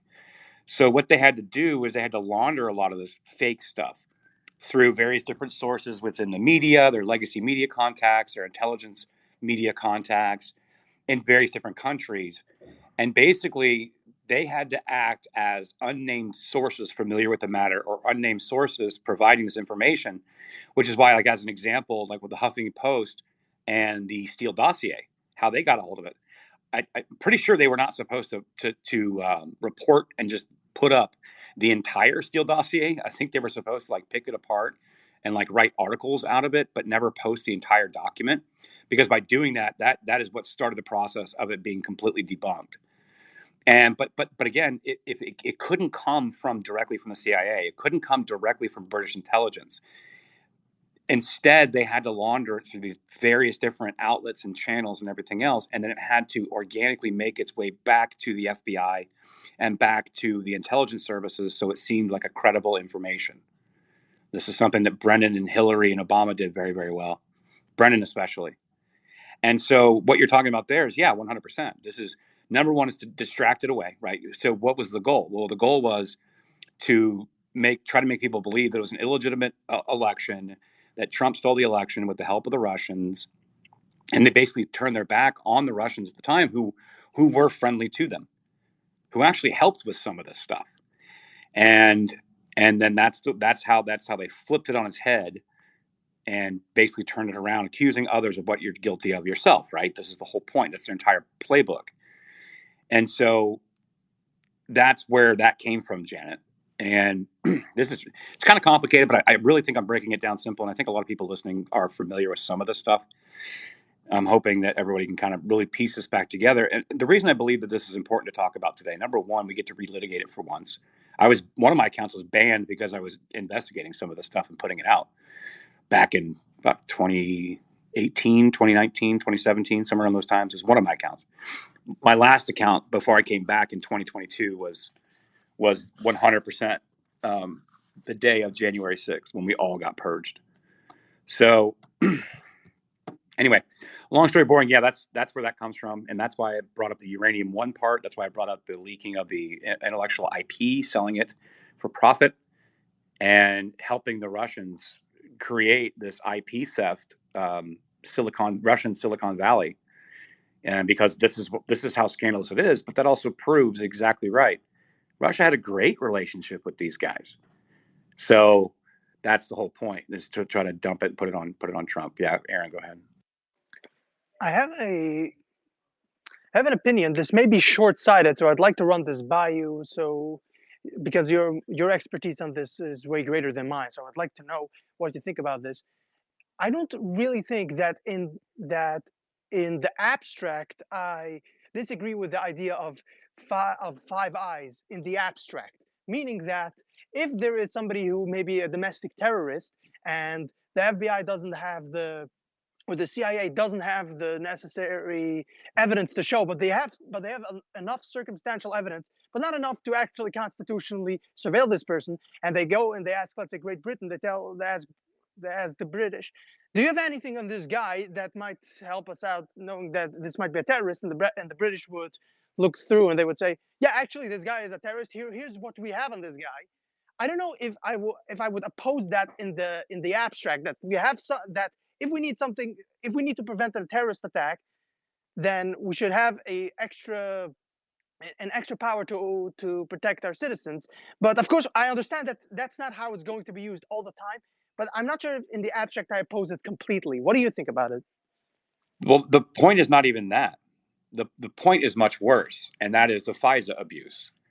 So they were able to obtain a FISA warrant to spy on our own citizens, terrorists or not, to spy on our own citizens through fake, laundered, untruthful information. And then people within our own government not only went along with it, but then also omitted, including the recorded interview with Carter Page as an example, omitted exculpatory information that the FISA court would have been like, nah, dog, we ain't giving you this. Like that, there's no basis for you to be able to obtain this quiet warrant, this behind the scenes blacklisted warrant. There's no basis here because there's plenty of exculpatory evidence to prove that Carter Page had nothing to do with any of this stuff. And yet what they did was they concealed that, and then they laundered fake information through Five Eyes and other intelligence agencies to do exactly what you just said, to justify a basis for issuing a FISA warrant to spy on an American citizen. Well, not only that, but not American citizens, but the Republican nominee for president. Correct, but I'm saying that was in the basis of building the case, which ultimately then created Crossfire Hurricane, Crossfire, whatever the ones, all of them different ones, whatever Manafort's was, whatever Bannon's was, all of them had different Carter Page, Papadopoulos. They all had different Crossfire operation names, but yeah. So that's what helped formulate the basis through fake, laundered information through foreign intelligence services, through our Five Eyes agreements. Then was manipulated, and exculpatory evidence was withheld based on domestic investigations through the FBI. And all of that exculpatory evidence was withheld, then went to the FISA court and said, okay, may we spy on an American citizen? Here's the evidence we have. Well, but that's all checks out, then yeah, that's true. But there's no accountability, there's no indictment, there's no any kind of real documented investigation. Thus, FISA needs to be burnt to the ground, period. Bar none, period. Completely agree. Yeah. Jen, go ahead. Fanni is currently burning in flames on the stand. There's a couple videos out, Trash. If you have the ability, I think they might be worth playing. It's bad. I should be able to play it. Yeah, if you DM them to me, I'll play it. All right. Her lover was on the stand earlier today, and it was cringe.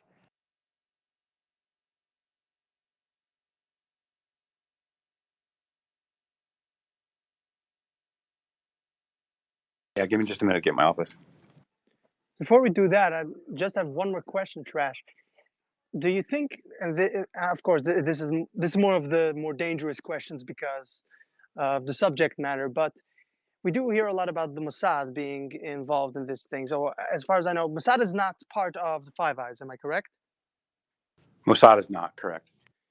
So what do you think about if how much the Mossad has assets or does have an influence within the intelligence communities here?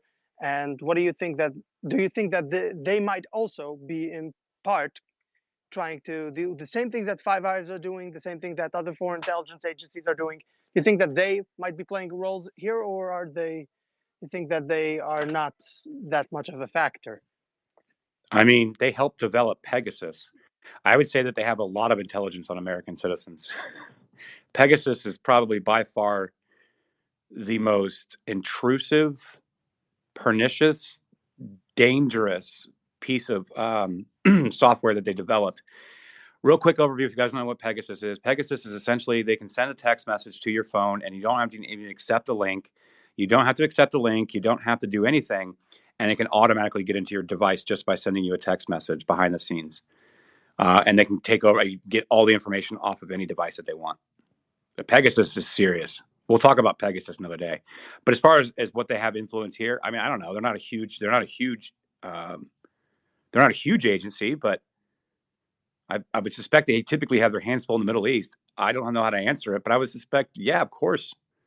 But again, we're looking at a weaponized CIA that's been weaponized from day one against American citizens. But we are looking at these vast controversies of the CIA.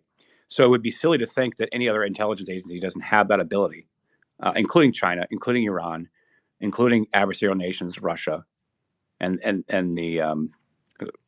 So I don't know. I've never really investigated that too much.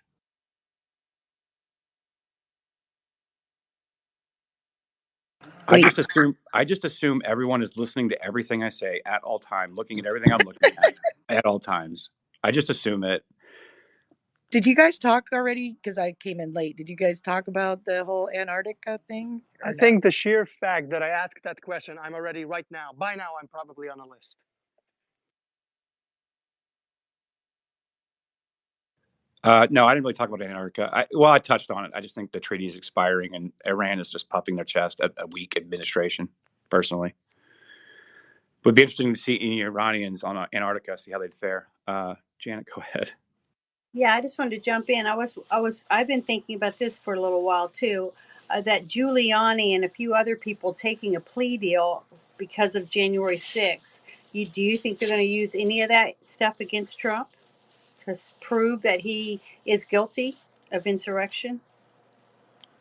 I'm sorry. Can you ask that question again? Giuliani and a few others of his lawyers and things that were helping him with his campaign and during the whole thing trying to prove that they stole the election. Do you think that them taking a plea deal to get out of January 6th is going to hurt Trump in the long run when it's time for him to go to court? No, because none of them are taking a deal for insurrection.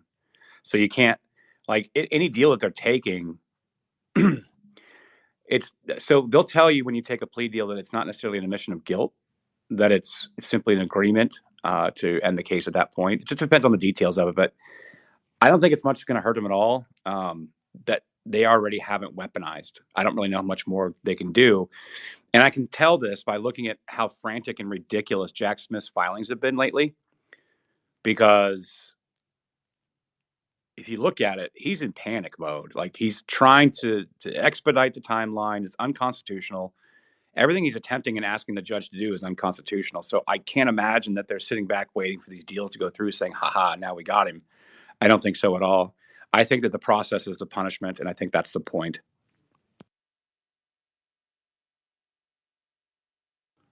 I'll get those clips. Jen, can you DM me that clip, though? Because I can't play it from my phone. Yep, I got you. Okay, thanks.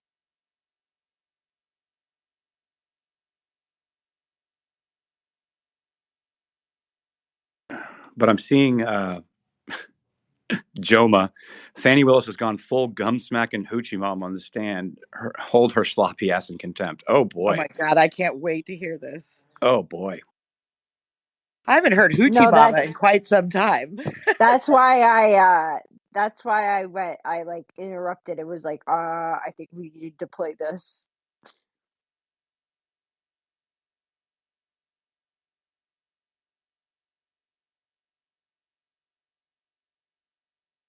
Trash will get it up and rolling here in a second. No, Kim, we have not heard Hoochie Mama in a long time, but that's kind of how Kamala Harris acts too. She acts like a Hoochie Mama. Oh, 100%. I mean, that is definition right there. Kamala Hoochie Harris. Did you watch that? Did you watch that clip I sent you of Judge Joe Brown just going off on Kamala and what a hoe she is? I Oh thought no. up Harris. Sorry, I didn't mean to interrupt. What'd you say? Kamala Hoochie Harris? No, I said Kamala heels up Harris. Oh, heels up Harris. Yes. Yeah, but Kamala Hoochie Harris kind of sounds like the Chattahoochee, and that song we could make it work. Chattahoochee, that's what Way it down is. yonder on the Hoochie Harris. It's a river Right that down yonder on the Chattahoochee. It Yeah, gets hotter than a hoochie's coochie. I mean, exactly. it has potential here, people. Trash is like, what are you doing to my space? We are filibustering. I don't know, maybe Trash is like, maybe it's broken. Oh no, here he is. I had an answer an actual email for like my actual job because I had to do all this for free. So We're very thankful. let me see here. Okay, share to post. Yeah, you were sharing Joma's. Okay, all right. Let's see what we got.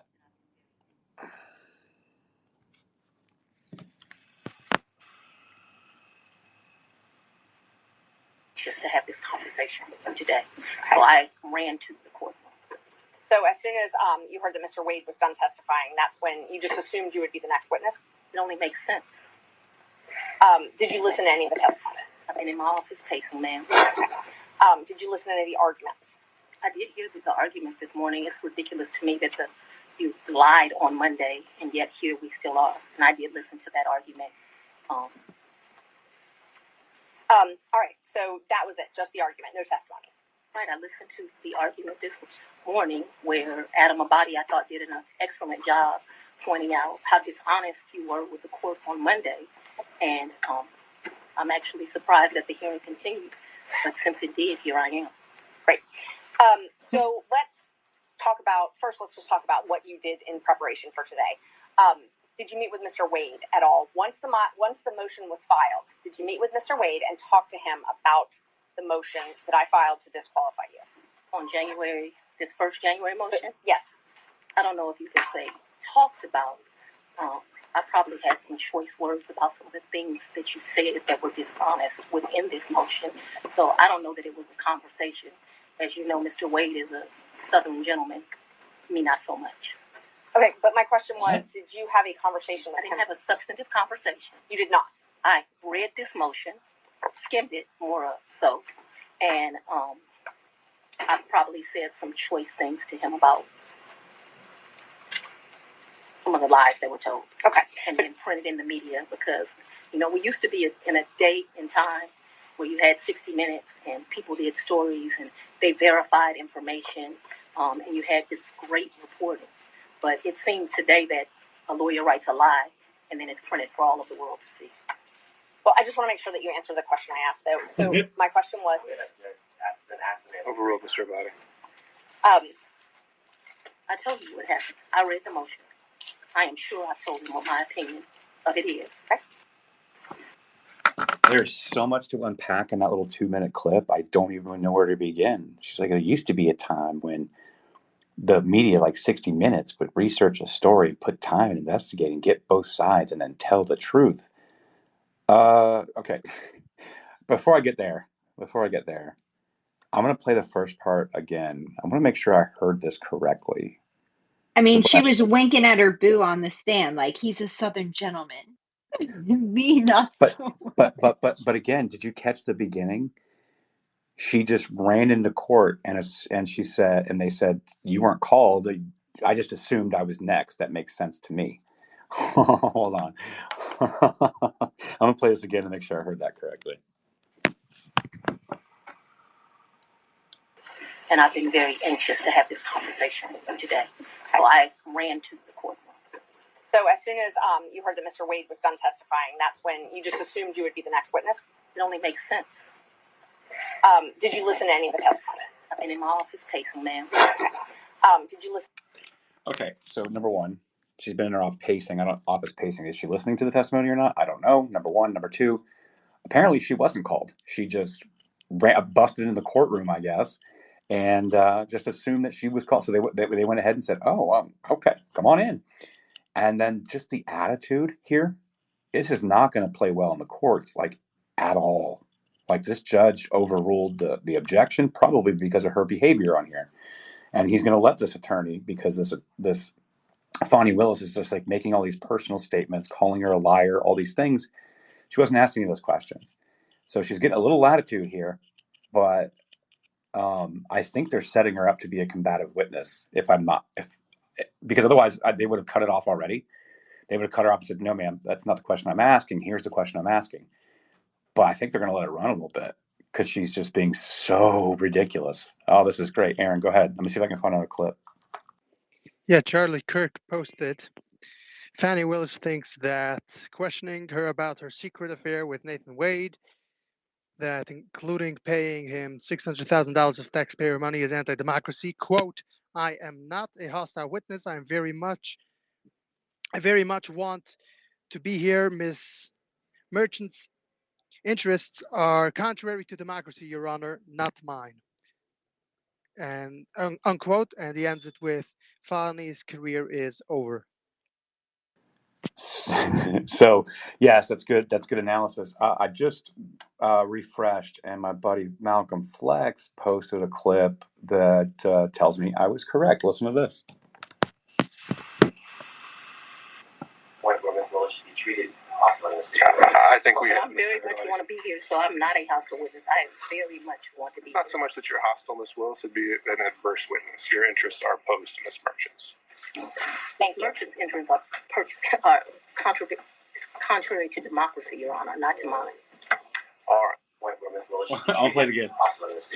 I think we. I very much want to be here, so I'm not a hostile witness. I very much want to be. Not so much that you're hostile, Ms. Willis. It'd be an adverse witness. Your interests are opposed to Ms. Merchant's. Ms. Merchant's interests are contrary to democracy, Your Honor, not to mine. Ms. Merchant being the attorney on the other side, who was asking her the questions. Apparently, one of the attorneys in the camp over there said, "Your Honor, I'd like to request permission to treat the witness as hostile." So I was dead on right.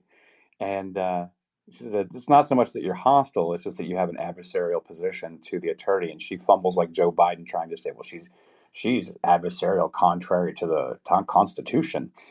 Oh man, she looks so bad, and I think that she knows she's absolutely screwed. So she's trying to get some sound bites out of it. That's all I can think of, because she's done. She's done. Yeah, Kim. I think that a lot of people have like forgotten what the definition of democracy is or something like that, because it gets slung around a lot in the wrong context. Well, We're not a democracy. Well, but they Right. haven't forgotten what our democracy means. Our democracy means we are in control. We are the establishment power. This is our quote unquote democracy. It has nothing to do with the constitutional republic. That's what they call their machine, our democracy. Now, they're very clear on it. It's just people don't call it out enough. I got another clip. Oh, this is fantastic.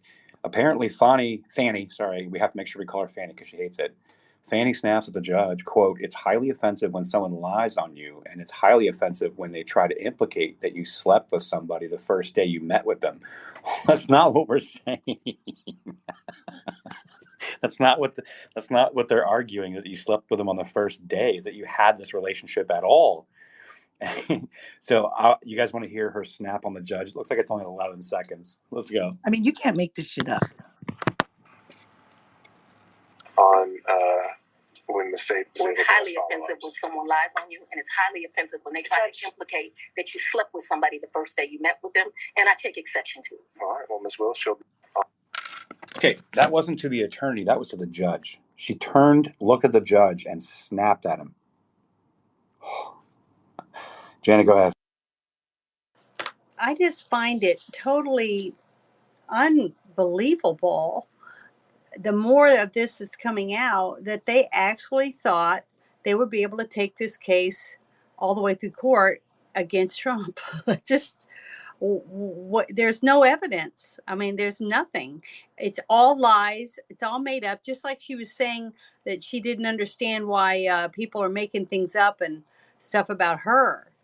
How can they be so obviously uh, biased? I mean, it's shocking to me that she actually believed that everybody would just walk around and believe everything she said without any evidence. So Savvy just put out 3 different clips. She just said ghetto. It looks like they're like a minute apiece. The audio seems fuzzy because she looks like she's recording like a cell phone on her computer. But I'm going to see if I can get it to come through clear because this looks funny as hell. Just like you're asking me about the money with Robin. I don't do my friends like that. So if you tell me it's a G, then you're going to get $1,000. Whatever it is, I didn't ever make him produce receipts to me. Whatever he told me it was, I gave him the money back. Isn't it true that he paid for the cruise and the flight on his credit card? I'm not asking about reimbursement or after. He used his credit card to buy the cruise and buy the flight, correct? I have no idea how he paid for it, if it's a credit card, if it's a debit card, but certainly he called his cruise agent. You know, like how many people have a cruise agent? He calls his cruise agent, tells them where they want to go. They tell him what's booked. You have to remember, he paid for that initial was me, him, and his mother. And then after that cruise, you all flew to Aruba and spent a couple days in a hotel there, correct? Right, but his mother was not happy. He initially paid for that. And y'all left her behind. This woman is ghetto. Savvy. I didn't hear that part. It's too soft. I can't hear. I'm sure you guys can't hear it. There's no way. So wait, they went on a cruise to Aruba and left the mother in Aruba? No, so they did a Caribbean cruise, and then once that was done, they flew with his mother and them two to Aruba, and she was not happy about it, the mother, so they left her behind, is what she just said.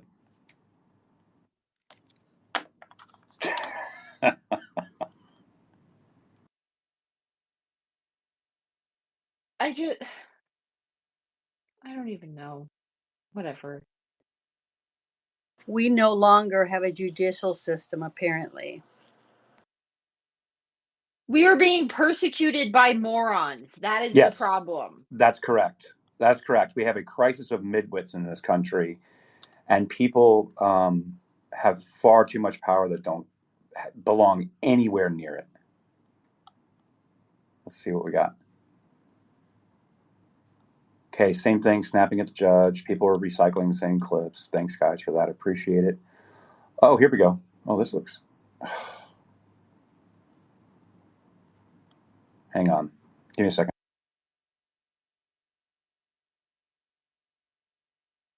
Mark Nutton put out the live stream. If you can play back the live stream, Trash, you might be able to play it in its entirety. I can send it to you. Yeah, for sure. I'm definitely going to be looking...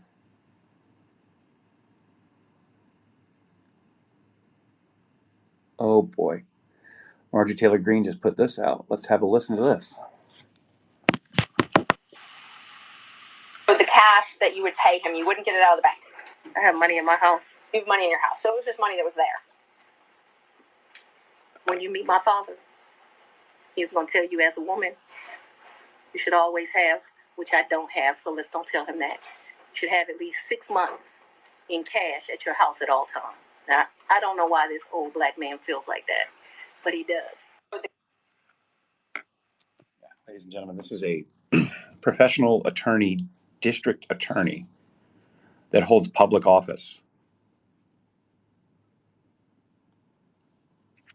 Yeah, go ahead.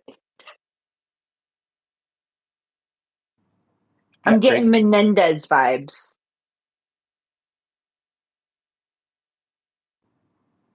Aaron, Am go I ahead. supposed to? Oh, okay. All right. Well, I think the Democrats found a new replacement for the vice president. I mean, she makes Kamala Harris look competent compared to her. Well, it's no wonder that of all the swing states, the highest point differential between Biden and Trump is Georgia, by the way. Might be North Carolina, but I think it's Georgia.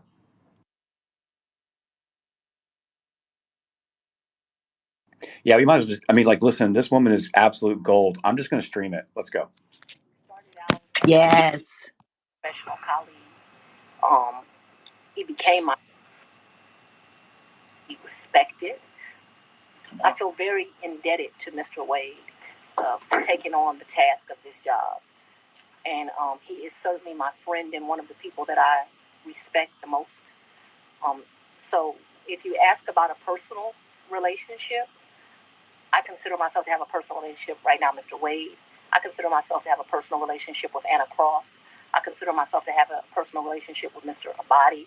I consider myself to have a personal relationship with Andrew Evans. Okay, let me just clarify that. I have a personal relationship with him as we speak right now. I don't think that's what you're asking. I think that's what you're asking. When did your romantic relationship with Mr. Wade end?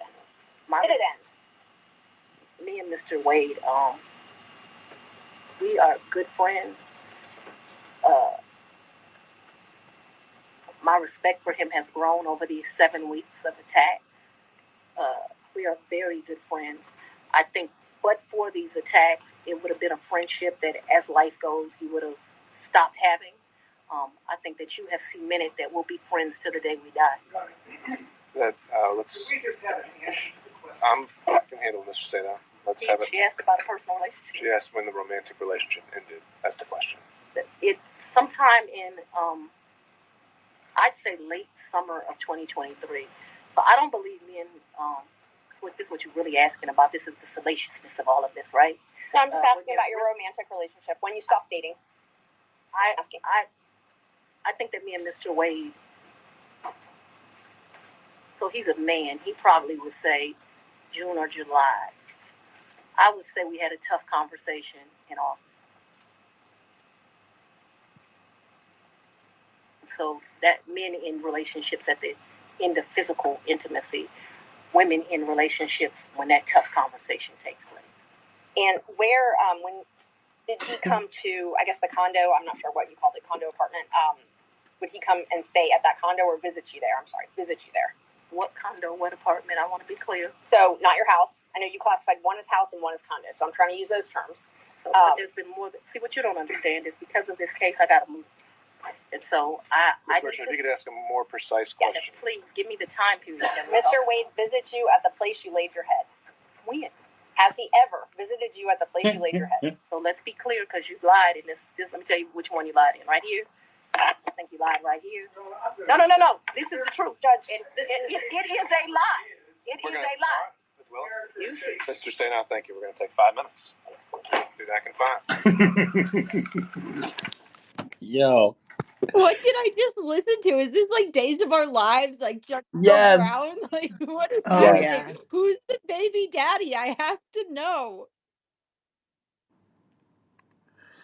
So This is a dog and pony show So- because some bad shit's going on. So, right, what just happened there? She's getting really aggravated. She's trying to dodge the question, and she grabs all three of like the testimonies and the submissions to the court, and shakes them in court.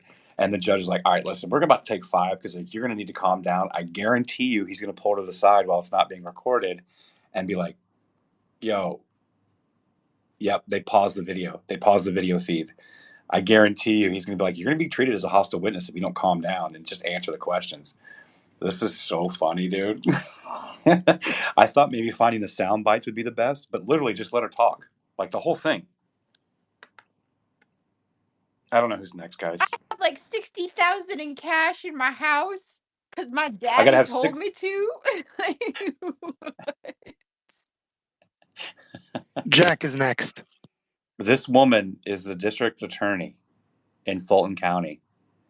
Soros district attorney, no less. But nevertheless, could you imagine a district attorney that's supposed to be on the side of the Constitution and judicial norms acting like this? Wait, Trash, This can you pull the video of the boyfriend before this? sure, it's probably on the same stream, I would imagine. Oh my god, because his was good It's too. amazing. He It was amazing. starts wiping his eyes like he's crying. I found it.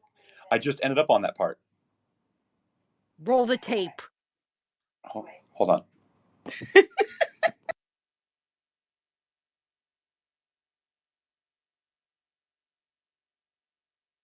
I'm sorry, I find this entertaining. They want to do this to us? Well, good. I want to watch as you burn in hell on the stand. Okay? There you go.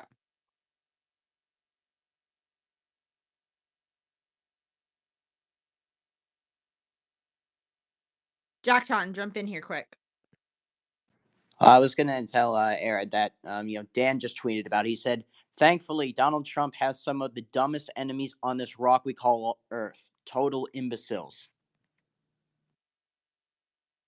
Like, literally, we are being persecuted by some of the dumbest people on earth. And they set up these houses of cards. We're like, okay, I know if we just move quick, we can get through before it all falls down. And it's when we start pulling on like little threads and being like, oh, there's wind tonight, like, and blowing down their houses that it all comes crashing down. They're banking on us being stupid and not asking questions and being scared, pretty much. Kim Klasick posted something I found funny.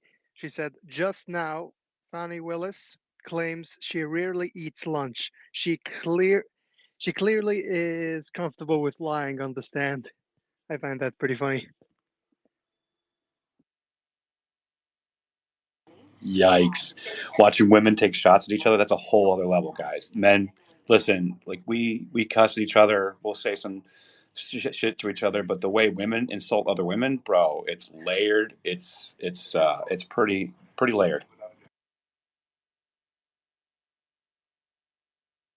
Tom, you haven't jumped in yet. Go ahead. Yeah, thanks. Right before you guys cut over, Fanny just went off and she goes, I'm not the one who's on trial here. It's the one who tried to steal the election. So it's like, can you imagine? Like, wow.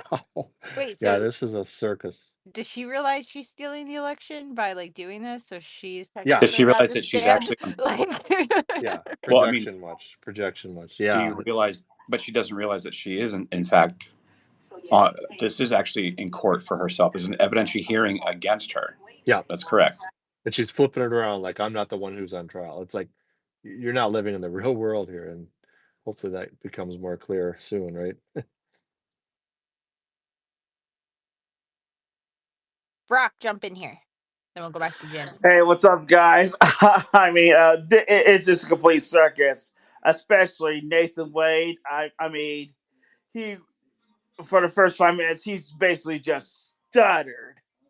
I mean, stuttering and sweating, and he couldn't even answer some of the easy questions. And Okay, especially that one question when she asked, he just didn't even answer it for almost 2 minutes. we're back. We're back. Here we go. By the way, she does not look happy at all. She just made a sneer towards the judge. She must have got scolded off camera. Good, she deserves it. Oh, her face right now. If she could shoot daggers out of her eyes, that judge is dead right now, the way she's looking at it.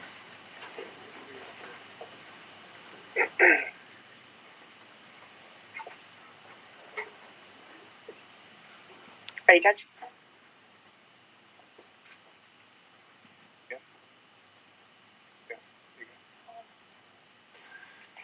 All right, Thank you. we're back on the record.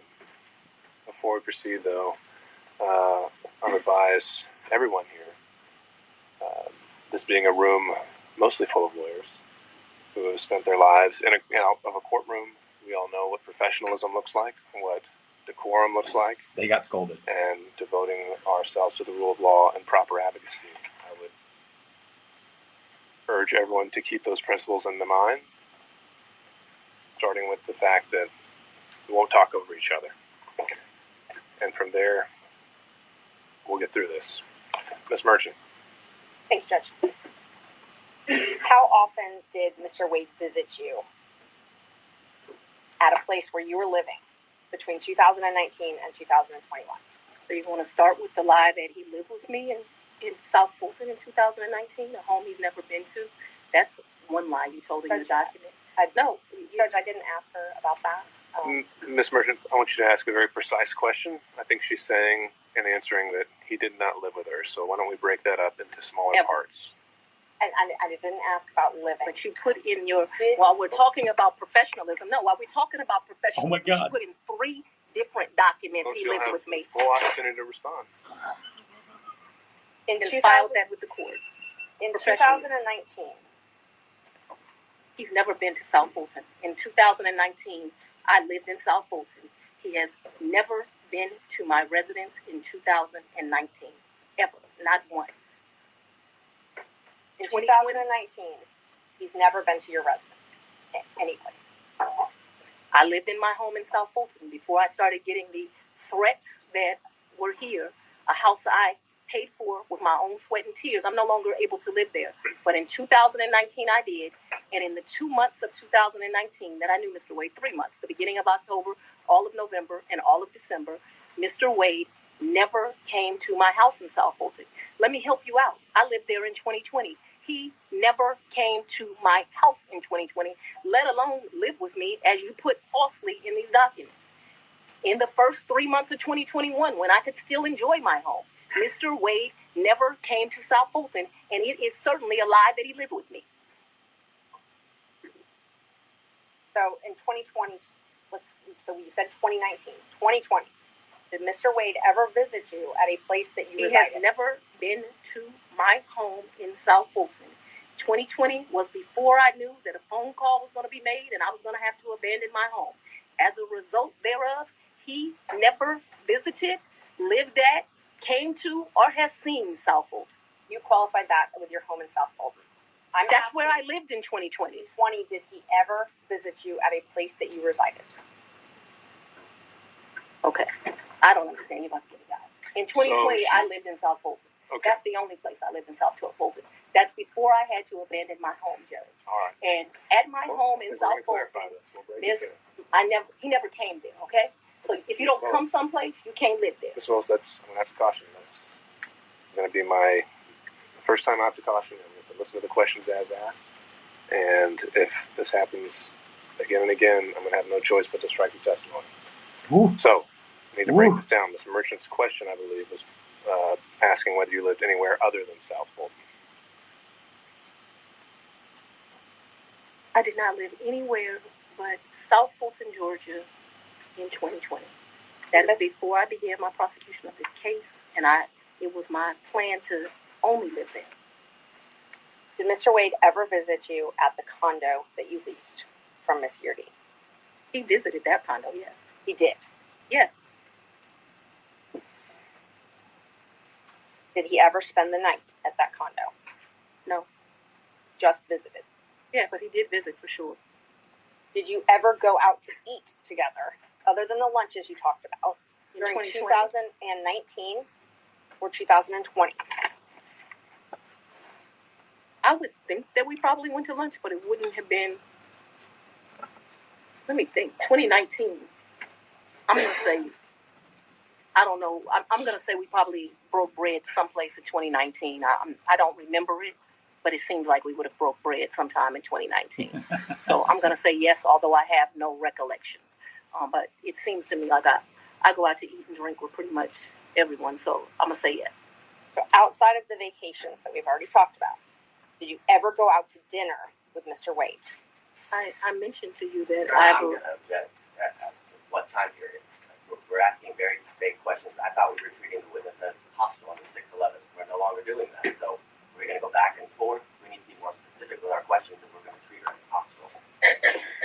All right, Ms. Merchant, it's not so much. I think you can elect between leading and open-ended questions, but I think we are still wondering about, and I think we need to get back on track of focusing on the financial benefit or the relationship. And my next question about if you did go out to dinner, who paid when you went out to dinner? He paid. I paid.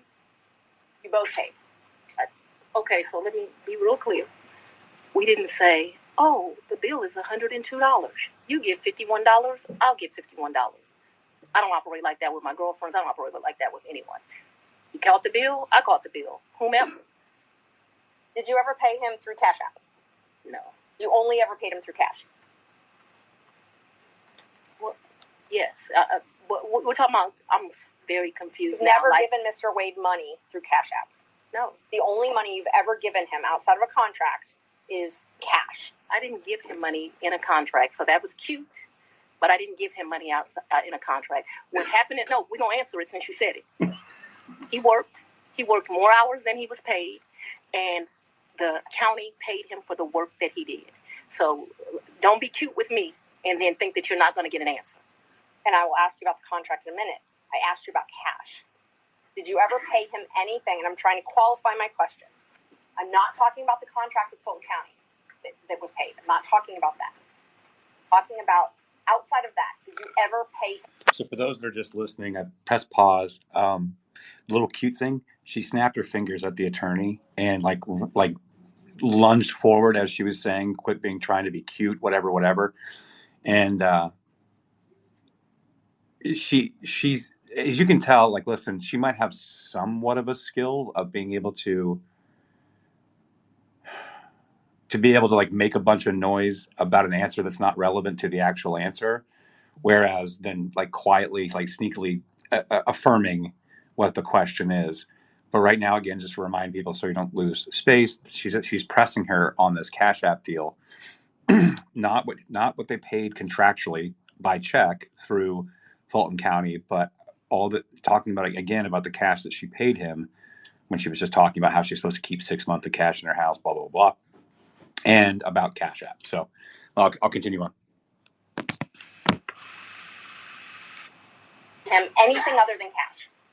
I've only given him cash a few times in the course of what we're talking about. So if we would go to dinner, Let her finish her answer. if we would go to dinner, I wouldn't give him cash because he paid for dinner or I paid for dinner. I've given him cash only a few times in life, probably 4. Okay. Probably the most money I've ever handed him is $2,500. The least amount of money I've handed him, probably between $500 and $1,000. You never wrote him a check? Ma'am, I don't have checks. Okay. So you have no proof of any reimbursement for any of these things because it was all cash, right? The testimony of one witness is enough to prove a fact. So my Are you question was, telling do me you that have I'm any lying to you? proof? Is that what you're intimating right here? I'm asking if you have any proof that you paid him any of these The proof monies. is what I just told you. You have no written proof. Is that correct? So I have some, probably some transactions like in Belize. I probably spent $500 on my card in Belize. I spent I can't remember, $900 on each of our tickets to go to Belize. I did the $700. I probably got some minor expenses in Aruba that would be on a card. But for the most part, for those trips, other than, so the 2 cruises, I gave him money for those before we ever left because they were pre-booked. Let me answer. Well, the question was if you had any written proof. And so I've answered you that I've had written proof. We can move to the next question. If you've answered if you had any written proof, and that was my question. I want to make sure that we're clear that for the 2 cruises, Judge, I asked if she gave him written proof. We're not going to talk over each other. Ms. Merchant, she answered your question, so we can ask the next question. Ms. Willis and Ms. Cross will have plenty of opportunities to let you clarify your answers when it's her turn. Thank you, Judge.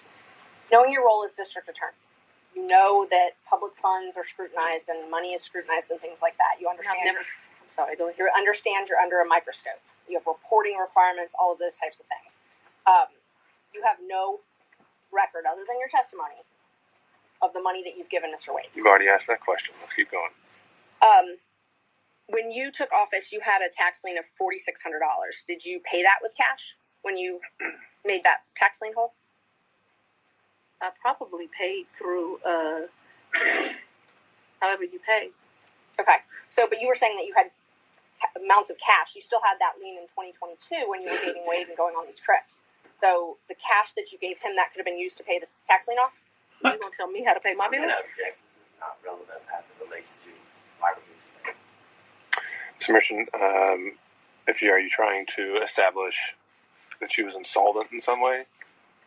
I definitely was trying to establish that she did not have these mass amounts of cash that she's talking about, yes. All right. Re-ask the question. You had a tax lien in 2022, $4,600. Did you say I did? And you did not use this cash that you had to reimburse Mr. Wade to pay that off, correct? No. Okay. I went shopping too when I didn't pay it off. And you talked about, you gave a lot of interviews to some authors of a book called Finance, right? I would not characterize it as a lot. I probably have spoken to them 2 or 3 times. My question is relevant as to. I think it's already come up that finances are discussed in the book. I'll overrule that. Thank you. Ms. Wilson, you can continue your answer. What came up with Mr. Wade as it relates to hearsay statements that he was asked about in relation to what Ms. Willis may or may not have said in relation to an author. So it's not relevant to the testimony that's occurring at this time. I think Ms. Merchant has said that inside the book, she also makes a statement as to her own finances, and that's at issue. So you gave interviews to the authors of this book, correct? Once or twice. Okay. And just to be comprehensive, I don't know if it was 3 times, 2 or 3 times, I think.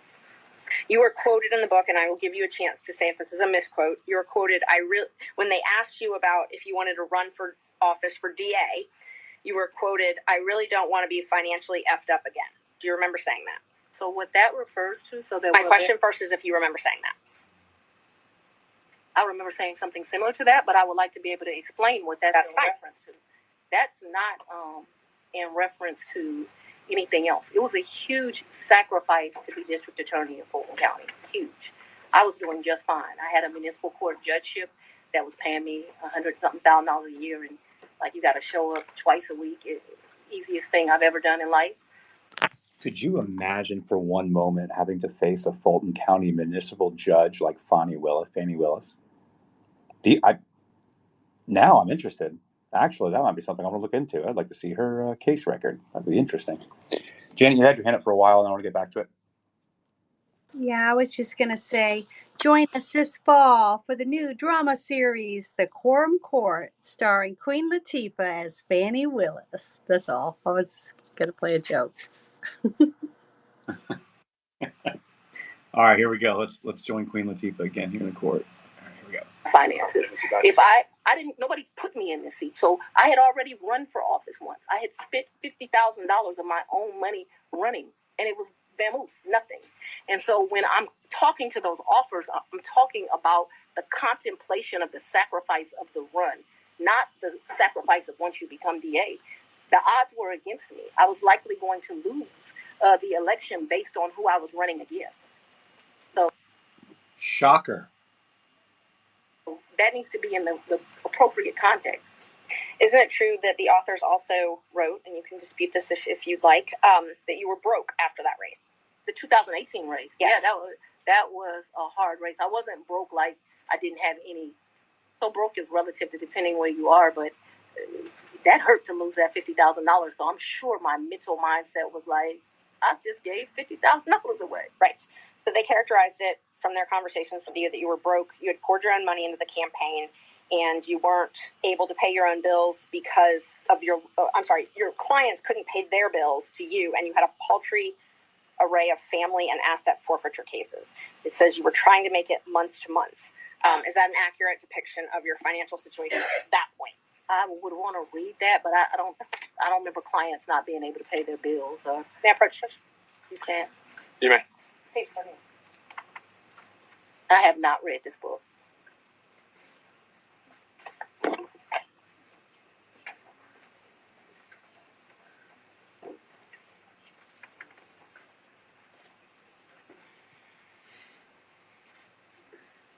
So like this fact here, her ex-husband Fred had run into a financial. I have no information about that. I just asked about what they represent from their interviews with you. That you were broke and that you had clients that weren't able to pay their bills. Can you show me where that is? Because this is where you put the tab, so that's where I read. Broke. couldn't pay their bills. Yeah, I'm sure I characterize myself as broke as leaving that $50,000. I don't know that I had her nascent law practice at poultry array. Well, I didn't have Miss Merchant. I thought I had a law practice. So this is not correct. I'm sure it's just I didn't have any asset forfeiture cases. So I had one case where they had took one of my clients' money at the airport. I don't know if that's what they're I don't know. Poultry array. I did have family law cases. I guess that's what they're talking about. And clients who couldn't pay their bills ain't clients. So no. So my question was just if this was a fair and accurate representation where it says you were trying to make it month to month at that point. No, I don't think that is actually a fair and accurate representation, but I am certain that after the 2018 election, Okay, I see what she's doing here. So what the attorney's doing here is trying to prove that she never reimbursed him in cash at all. They were trying to do that earlier with Nathan Wade, where they were like, do you have any receipts or any proof that you're receiving this cash? Do you have any bank statements that you deposited this money? No, I never deposited any of the cash. Oh, okay. So now what she's trying to establish is that Fanni Willis, sorry, my accuracy never allows me to insult this woman, but Fanni Willis is trying to say that they're trying to set the precedent and the narrative that she didn't have 6 months of cash on hand just to be able to throw him out $2,500 when she had a tax lien. And that's why she got so pissed off about it, because she was like, well, I go shopping without it. Why are you going to tell me how to spend my money? Yeah, well, I see where they're going now. This is interesting. So I'm going to keep going here. that $50,000. Me? Ms. Merchant, if you could re-ask the question. Trying to make it month to month at that point. No, I don't think that is actually a fair and accurate representation, but I am certain that after the 2018 election, I'm still not really happy about having given up that $50,000. You know when you paid your tax lien? I don't. You don't? Do you know if you paid it? I know I've paid some taxes. I don't know. I don't want to speculate. Did you tell anyone at Fulton County Board of County Commissioners about your relationship with Mr. Wade? No. Did you disclose your relationship to anybody at Fulton County?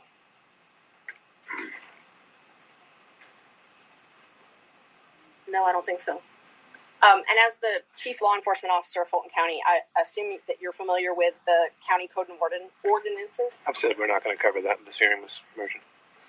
I'm sorry, Judge? We said we weren't going to cover the county regulations. Okay, and I won't. Let me ask you this then. So are you aware that you're required to disclose any relationship with someone that you contract with in Fulton County? Would this be different because it's a potential for impeachment? Yes. What did you ask me? Ms. Merchant, if you could re-ask the question. Okay. Are you aware that Fulton County requires you to disclose any relationship with someone that you're doing business with? I'm not aware, and I know often at times things are confused with state constitutional officers in county, but I'm not aware. Okay. So it's your understanding that you don't have a duty to disclose the relationship? She's answered that question. Let's keep going.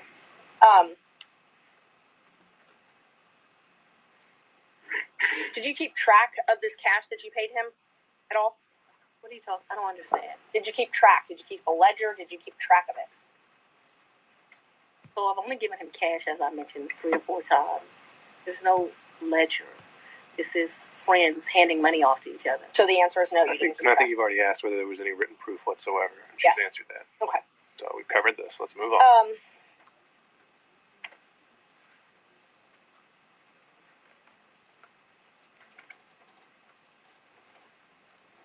Who are you referring to when you suggested that Mr. Roman's motion to disqualify was racially motivated? We've already said we're not talking about the forensic misconduct that's been alleged. And just so the record is clear, I don't believe I said that his motion was racially motivated, so I don't want that to stay there. I've never said his motion was racially motivated, so that should not be true. I think it would be best if we don't need to go down that road. I was going to say, wait a minute. We're going to save that for argument. You once said that you would not engage with a personal relationship with anyone that worked for Fulton County. Is that correct? An employee? Anyone that worked for Fulton County. I think I said an employee. Okay. So that's the qualification you give an employee? I think that's the statement that I made. So if you want to quote me accurately. So it's your position because Mr. Wade was not an employee, or it's your position he wasn't an employee, correct? Mr. Wade is not an employee, and he will tell you that over and over again. Just 1 moment, Judge.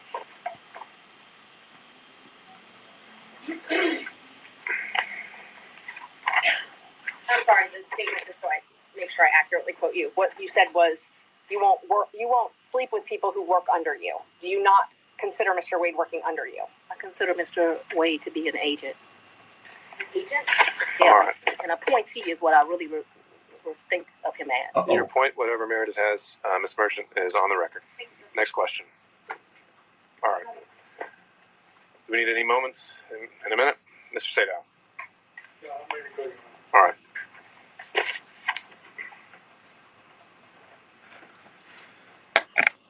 So funny, I'll come back to it. But basically, the judge was like, yo, we said we're not going to talk about this here. And Fanny just couldn't help herself. She grabbed the mic. She said, well, let me go a little further. And the judge was like, I mean, we can, but I just shut that down. Do you want to keep going? She is steaming mad right now. Jack, go ahead, and then we're gonna pivot to another attorney here. This is the best Soros could do? Really? They're all like this. Like, I want you to think about something for a minute. Like, this is actually important to note. There are very, very competent people. There are very, very good attorneys and DAs and everything else. And there are people within our government that are very good. It's not just enough whether you have to be good. You have to be willing to do wrong. So, like, typically, people that are out of their depth, that don't belong where they're at, they probably also make compromises with people like Soros and such to do these things. This is why Jack Smith is screwing everything up. It's why he was at the Hague to begin with, because he was so incompetent and so terrible. But he's willing to do terrible things no matter what, at any price. And so you have to remember, like, the people capable of carrying out these political prosecutions also have to be willing to do it. So not just capable, but willing. So Aaron, real quick, and I'm going to get back to the attorney. Yeah, so Harmeet Dillon just posted, the only thing either of these two fools should have said in court today is to plead the fifth. I'm sorry, say that again. Harmeet Dillon said that the only thing either of these two fools should have said in court today is to plead the fifth. Yep, but they just can't help themselves. So let's hear what this attorney's got to say.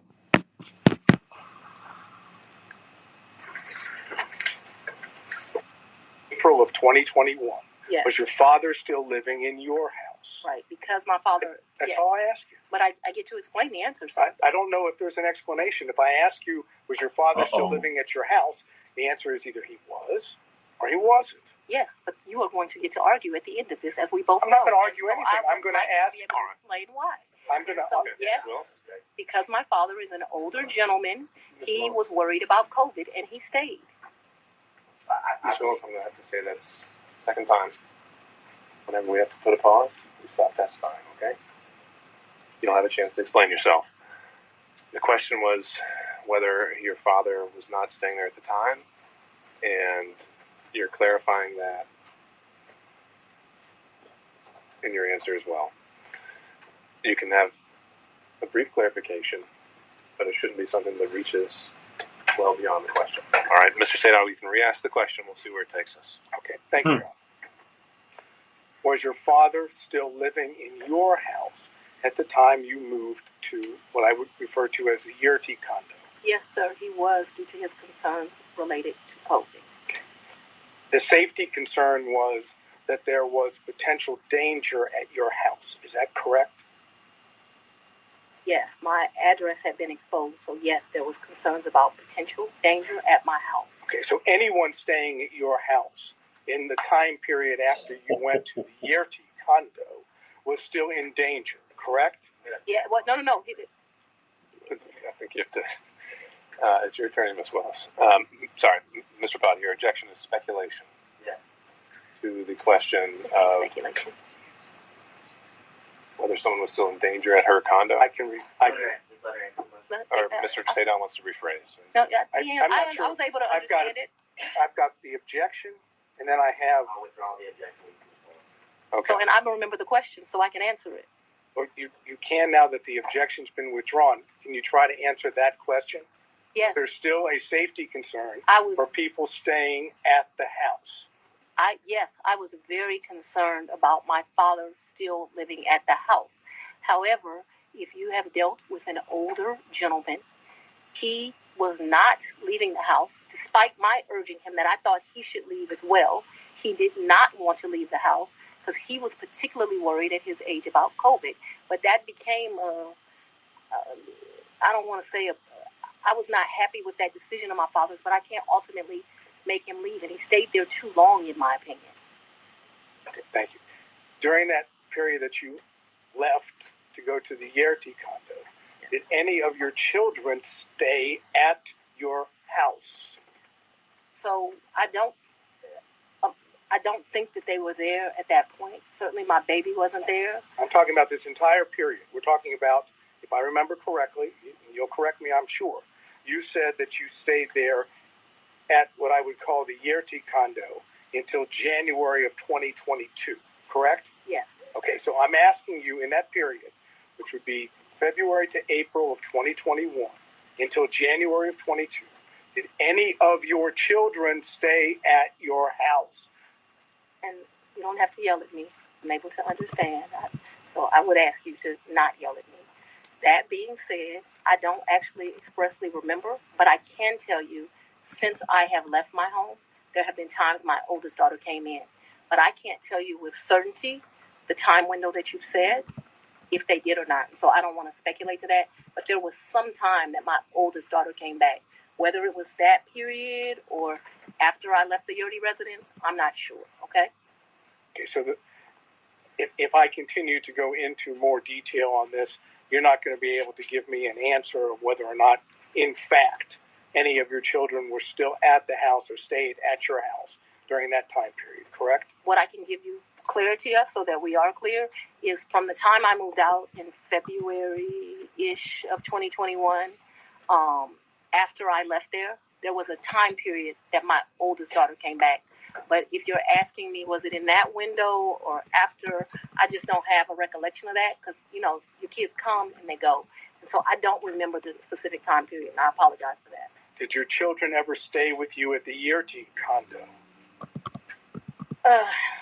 Like maybe a night. Okay. Like for a girls' night or something, but live with, no. Okay. Did anyone else stay with you at the Yerty condo, including Miss Yerty? Never. Miss Yerty never lived in the condo. She met her husband, and they moved. They weren't quite married, but they moved. Nobody ever lived with me in the condo. That was my word was stayed, not lived. Stayed with you at the condo. I guess I don't understand the distinction, but no one ever. I think my baby's my oldest child. I think she spent one night with me, maybe my oldest and my youngest.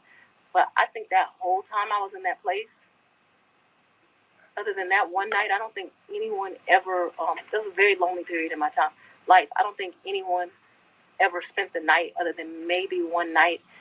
I remember a picture of my baby sitting on the couch in that place, and I'm thinking she spent that night. But just a very lonely time in life. Okay. We'll stay with the lonely theme just for a minute. Did Nathan Wade visit you at the Yerty condo from the time you moved in until he was hired on November the 1st of 2021? So I moved out of that condo, but during that time period, I'm sure he came to visit. I can remember us going, I think the restaurant's Lickety Split. I can remember him picking me up, going to Lickety Split and ordering some food and coming and sitting at my table and eating. So I remember times that he visited me at that condo, yes. Okay, could you give us an approximation of how many times Mr. Wade visited you at the condo between the time you moved in and prior to November 1 of 2020? I don't think often, but I don't want to speculate. Can we say more than 5, more than 10? I'm going to tell you the problem I'm having here. let's say more than 10, but I'm not sure that that's even accurate. He certainly has come and picked me up, gone and grabbed some food to eat. I don't remember him being in that condo a lot. Okay, that's your. I'm sorry. You want a number, and what I don't want to do. Giving me your current and best recollection is all I'm asking for. That's all I can give you, sir. How many times did any of the prosecution team? How many times did Anna Cross come to that condo between the time you moved in and November 1st of 2021? I don't think Anna's ever been to that condo. What about any other prosecutor that's involved in the prosecution of this case? I don't think any of them have. Just Mr. Wade? That's correct, sir. But it was a lonely time. Oh, my God. That 2021, I have a lot of guilt about this time period in my life. Let me tell you why. But yes, it was a lonely time. Okay. I was very appreciative to the citizens for giving me this responsibility and this duty. But what I very, very quickly learned is that this is a very isolating job, and 2021 was a lonely time. I turned 50 in 2021. That's probably one of the worst birthdays I've ever had. I spent it alone. So I have a clear recollection of 2021 being lonely. Okay. Did Mr. Wade ever come visit you at the condo, the time period I'm talking about, prior to November of 2021, when Miss Yerty was at the condo? So Miss Yerty and me, we didn't share the condo at the same time. So the answer would be no. But we never stayed there together, so it's an impossibility. It's an impossibility. Yeah. Okay. Now, Miss Yerty, because we need to get clarification on this. Miss Yerty stayed in that place. There may have been a time that me and Mr. Wade visited, like went and saw Miss Yerty. Feeling he's like, but me and Miss Yerty never lived there together. Just so we're clear. Well, maybe that was clear, but I'm going to have to try again. Okay. Was Miss Yerty still living in the condo when you moved in? Not a day. Okay. So when I'm talking, another misrepresentation in this. We never lived together. I never lived with Miss Yerty. My question, though, I'm trying to understand that after you moved in to the condo, Miss Yerty she was out of the condo, right? She got a house. That's all I'm asking. She's not in the condo. We never stay, Miss Yerty and I never stayed a day together in the condo. All of her stuff was out of the condo, and all my stuff, some of my stuff, not all of it obviously, was moved into the condo. So we never stayed there together. No, sir. All right. So when I asked you about Mr. Wade visiting the condo, when you were staying there, yes, Miss Yerty wasn't staying there, correct? That would be correct, yes. She wouldn't be at the condo, correct? No, she would not have been. It would be you and Mr. Wade alone at the condo, correct? Yes. That is, there weren't any other witnesses to Mr. Wade and you at the condo, correct? Yes. No security, none of your security detail. I don't object. She said it was just her and Mr. Wade. You made your point, Mr. Sadow. Let's move on to the next one. Mr. Honor. Who in the prosecution team, prior to, I guess, the motion being filed by Defendant Roman, who in the prosecution team knew of your personal relationship, and now I'm talking romantic, with Mr. Wade? So, sir, I am extremely private. All I ask is who knew. It's not. The answer is no one knew, that's fine. No. I ask you who knew. Let me just answer tell it and then explain this to us. I am very private. When I supervised Mr. Body and Mr. McAfee, they didn't know who I was dating, but I can assure you I was dating somebody. So that I kept something private, that's my private life, is not any mystery to anyone. It's like a woman doesn't have the right to keep her private life private. And I'm speaking on this because there have been all these intimations. You still haven't answered the question, Ms. Willis. I'm sorry, what was the question, Your Honor? Is there anyone else who knew about it? And then you can explain. I don't know. I don't think so. I certainly didn't go out telling my business to the world.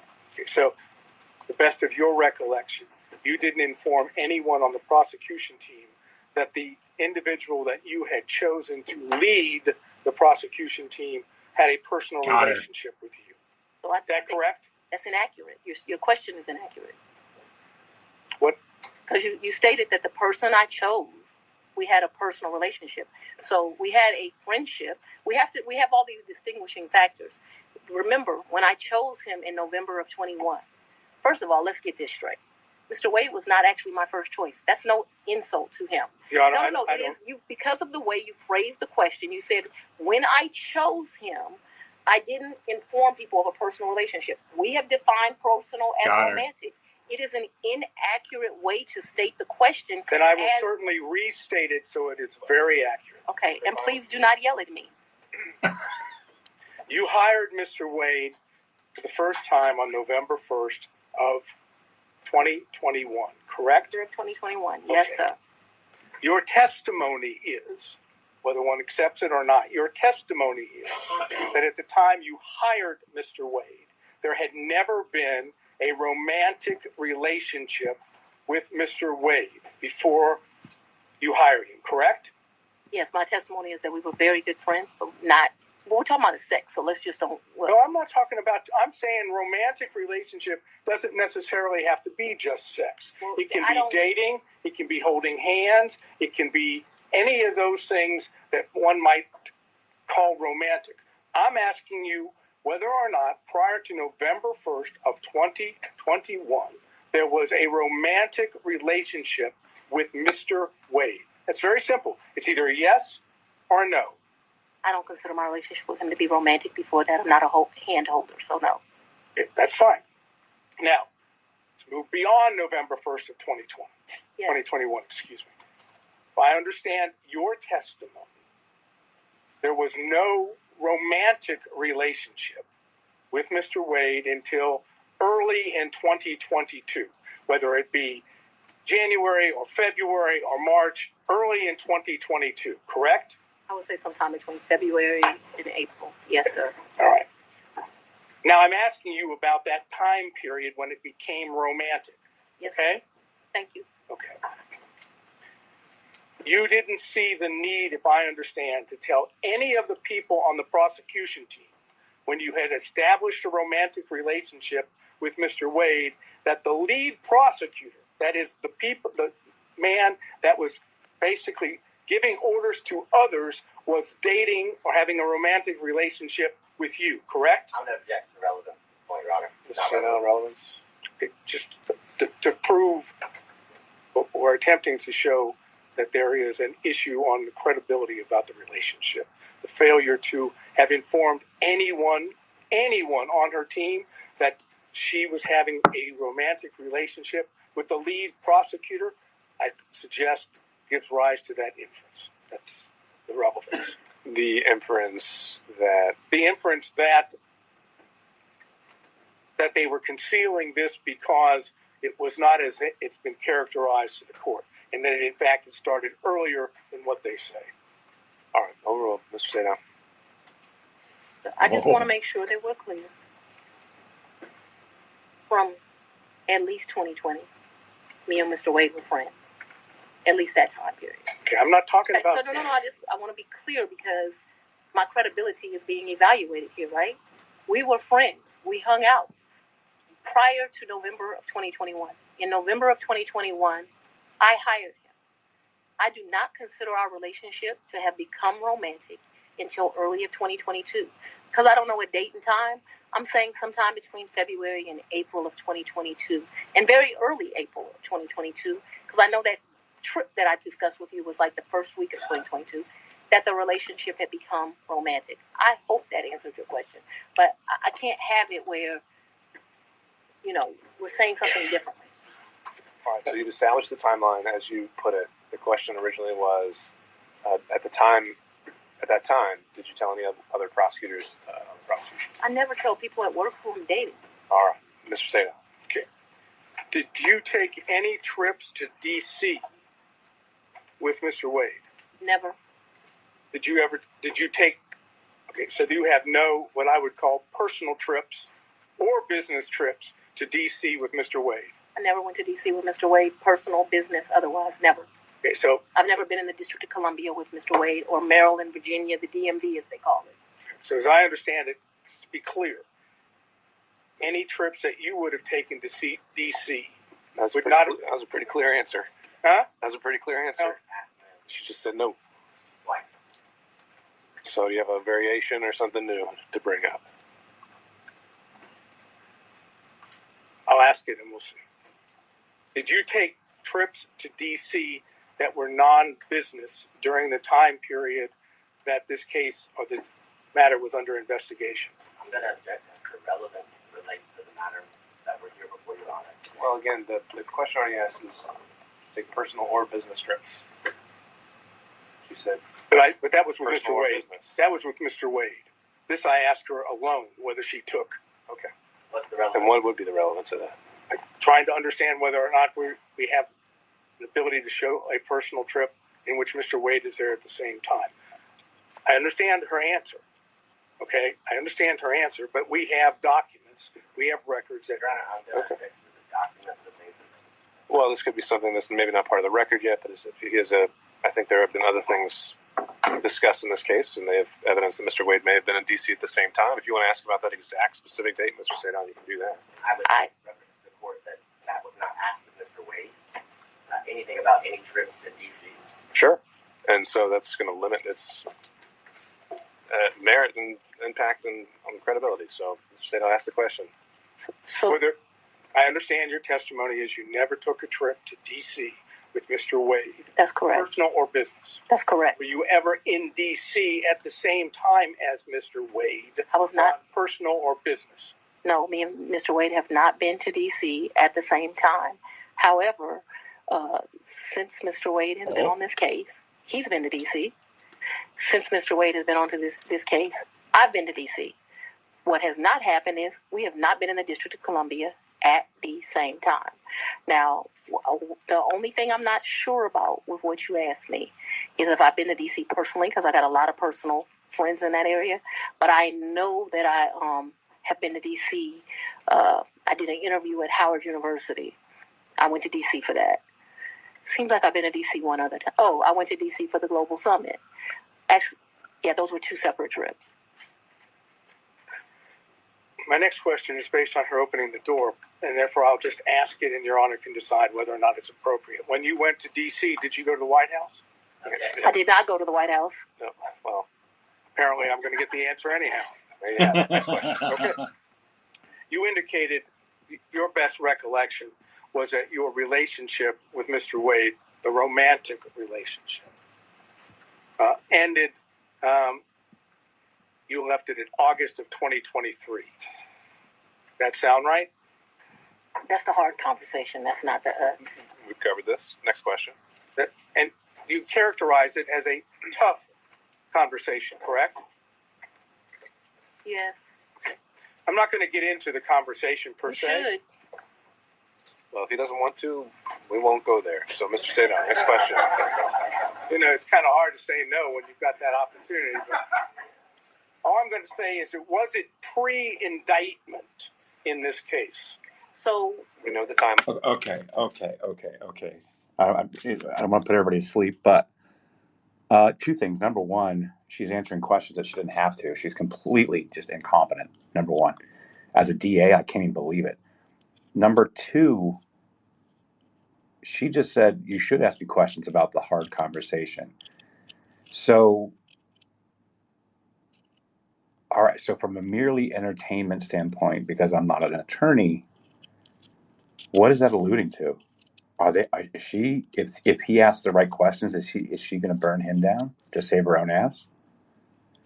I just wonder. All right, we'll keep going. I just wonder. Line that the indictment was delivered. And so that we're clear, the physical relationship ended pre-indictment. And is that when you were talking about the tough conversation? But I'm not sure that the tough conversation didn't happen until after, but the physical relationship. So I'm sure if you ask Mr. Wade, because he's a male, he would say we ended June or July because physical contact ended then. Just in my mind, being a woman, it's over when you have that like hard conversation. I just think. Man, ask her about it, dude. And I think the answer, Mr. Sadot, to your question was she's not sure whether it was before or after the indictment. Well, I'm not sure that was her answer, but let's see if I can get specific.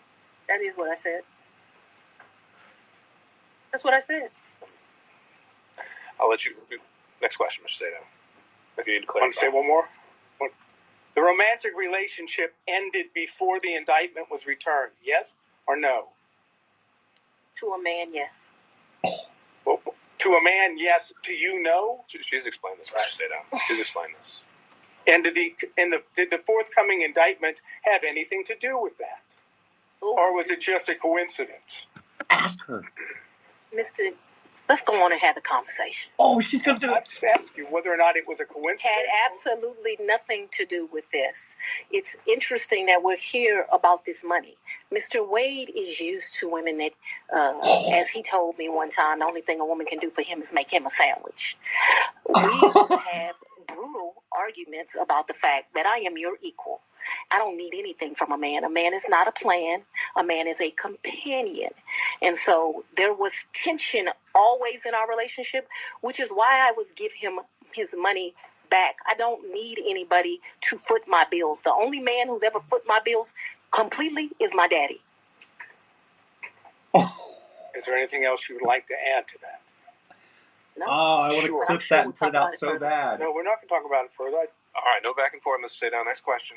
My next question is something that that has to do with what I've characterized as the church speech. Let me just tell you what the question is, because I know that's not something. Preserve it for the record. Huh? You can preserve the questions for the record, but then we'll move on. That's correct. Thank you. When you gave what I've referred to as the Martin Luther King weekend church speech, you know what I'm referring to? A great honor of mine. That's a historic African-American church. Yes, I do. Okay. Did you have handwritten?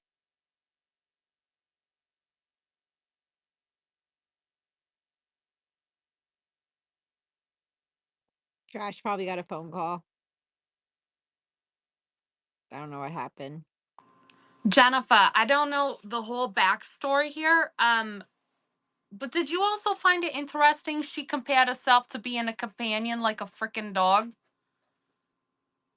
Well, isn't that the appropriate LGBTQIA phrase? They call themselves companions and not like whatever. I think she was just trying to be politically correct, but I think it's that whole woman power thing.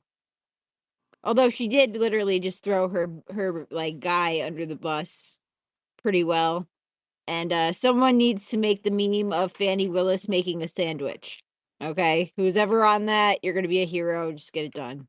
Dude, I first of all, I'd like to take a victory lap real quick because I was dead right. Right? I was like, man, it's almost like she wants him to ask those questions so she could say something publicly about him and throw him under the bus. And I was 100% right. And holy cow, like this woman, she's either got so much arrogance and hubris that she thinks that she can act and say however she wants in a court of law and everything's going to be fine. Or two, she knows that it's already over. Might as well just get on with it. And I'm just going to say my piece on the way out the door before I say peace. And this is kind of one of those things where she's also petty, right? She's also petty and arrogant. And if you guys listen to some of the testimony from Nathan Wade today, she's probably like really pissed at him for saying the things that he said and screwing up. So she's going to throw him under the bus and make him look like this misogynist and all these things. This is wild. Here we go. So do I not get an answer for that? That's right. Okay.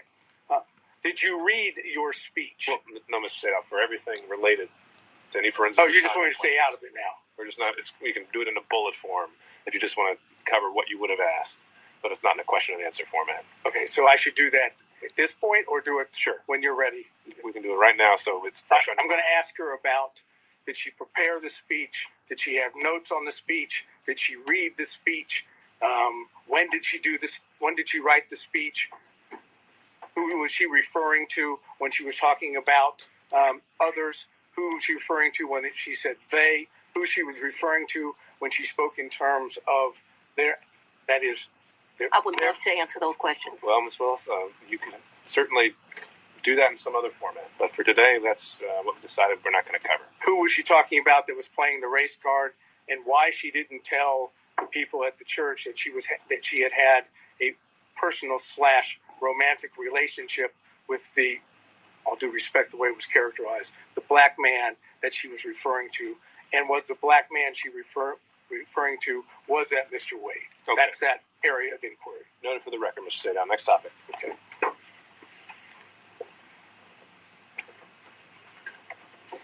I realize that you testified that you have no records that with regard to cash payments. Yes. Correct?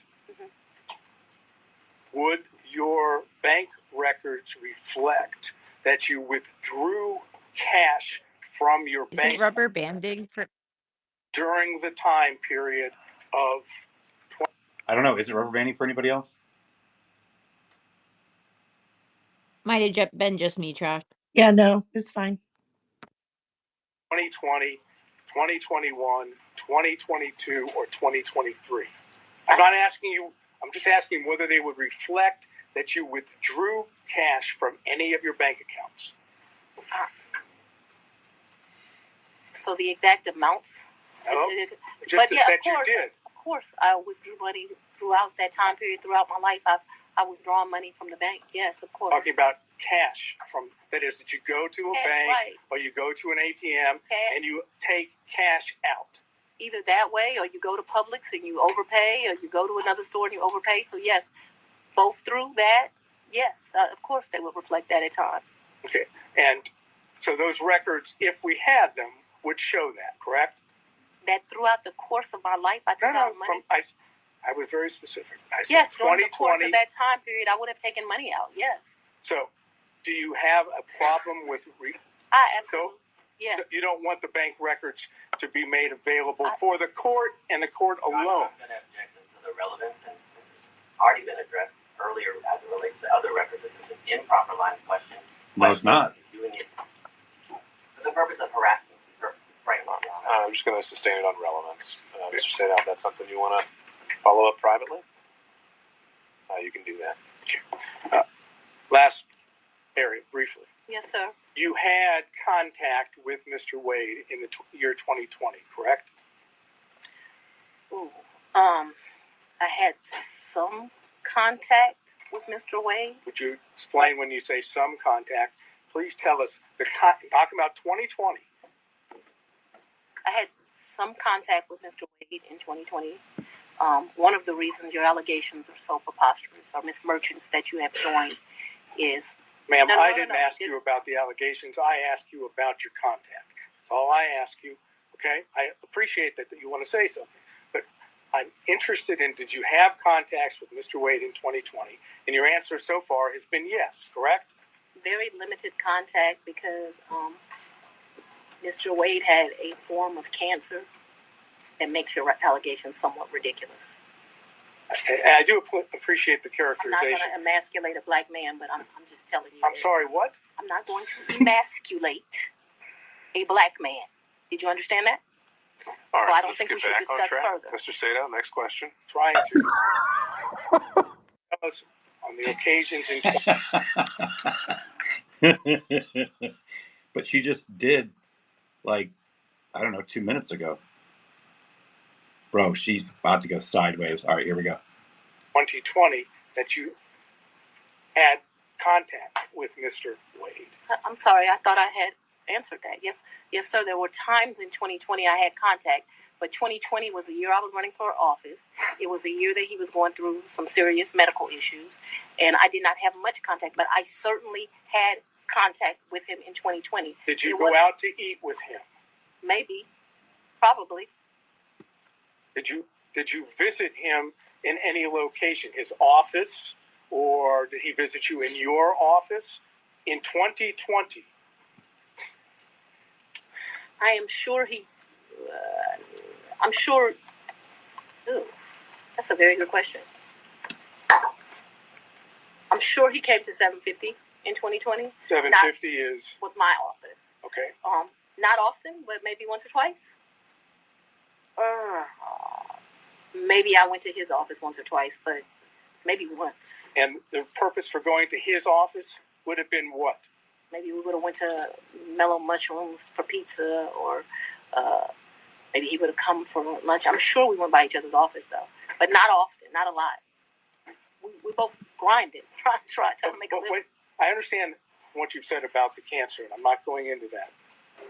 But when you were going out with him to restaurants, or when he would come to your office, right? Those were not sterile environments, were they? Oh, very sterile, because it was... The restaurants were sterile environments? A lot of times we wouldn't eat there. We would pick up something and go in, but they were... I'm listening to you. You pick up and take it to where? Maybe eat at our office, but it did not happen much. That's what I'm trying to explain to you. And my office in 2020, nobody was coming in. I was stir crazy, so I would still go into my office. You remember when I started this, I said, I am not even sure if we came to each other's offices, but I am trying to be over cautious. So I think I can recall him at 750 a couple of times. I just think I can recall him at 750 once, but let's say twice. I have seen his office. I remember all the awards in the lobby, but I'm not sure in 2020 I went. I'm not even sure I went in 2020 at all. I just want to tell you yes, because I'm not sure. But I have a distinct recollection of him at 750. I actually don't have a distinct recollection of me at his office in 2020. But maybe I went to his office in 2020. Maybe. Did you have ongoing phone conversations during 2020 with Mr. Wade? Oh, yeah, I talked to him. Yes, absolutely. Yes. Yes. No question about that. No question. I talked to him on the phone in 2020. I understood, and this is... maybe I was confused. The Belize trip was for his 50th birthday. His 50th birthday, and that was in March. He turned 50 March 18th of 2023. If you look at the dates of the trip, I think we were there about 6 days. We stayed at 2 different locations. And you paid for it? 100%. He said, I paid for the hotel, I paid for the flights, I had a birthday luncheon for him, I paid for massages, I paid for everything. And would those payments be reflected on your credit card? Cash. You paid them in cash? Cabs. I was telling you all the different things. I'm asking you whether or not those payments would be reflected on credit card bills of yours. So there was about $500 that I think is reflected on a debit card. What my recollection is, I took about $4 in cash with me to that. 400 or 4,000? 4,000. But I remember I handed him 2,500, and then the rest was just the money we spent. I probably gave $300 or $400 to this guy who was a taxi driver. He would drive us every day around the 2 or 3 days we went. Took him to eat like it was my trip money. And you had... Okay. Now I see. So what he's getting to, what she's trying to explain is that she only put like maybe some deposits or paid for something, $500 on a debit card. Everything else was cash. She brought $4,000 in cash. But of that $4,000, she gave it to him, 2,500 of it. So I bet you what he's about to get to is that 2,500 was actually spent by Nathan Wade on his business account credit card. I think that's where we're going. And I think that's what she's trying to dodge here by saying that she gave him the cash to spend on his credit card. And the entire premise of this conversation is you didn't have all this cash. You didn't have all this cash at your house, and you're not going to give us bank records showing that you withdrew this money. That's exactly what's happening here. That's 100% what's happening here. All right, I'll keep going. That you've just told us. But I didn't give it all to him. Remember, I only gave the 2,500 to him. I didn't ask you that. I was going to ask you that 4,000 is part of my words, cash hoard that you had collected over time. Cash what? Hoard, H-O-R-D-E. Oh, I thought you said something different, sir. No, I'm afraid I wouldn't say that. Any circumstances to you or in All right, back on track. The hoard, cash hoard debt. I would not classify it in that way, but I have money at my house. Yes, sir. And the money, when you had money at your house? I'm speaking too loosely. I had money wherever I was staying. So I was not referring to my house in 750. I'm saying I had money wherever I was laying my head. Yes, sir. That was my fault that I wasn't clear.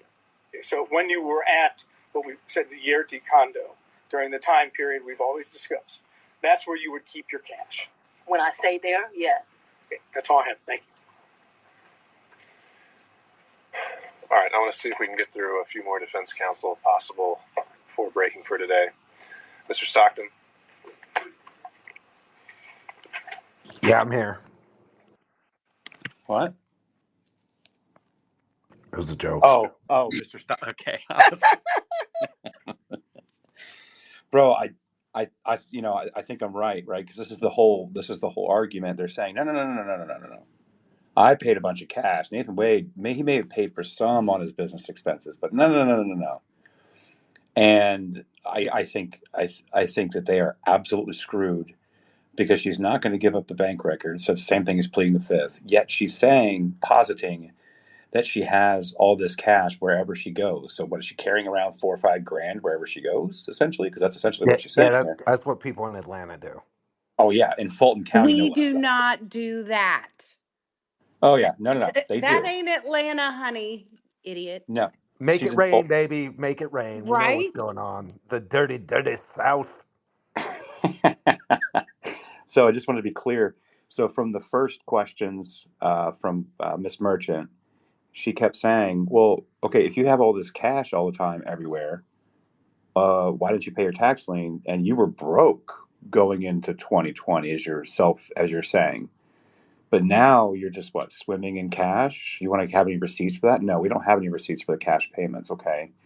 Do you have any receipts for the cab driver, the 4 or 500 that you said? No, I don't have those.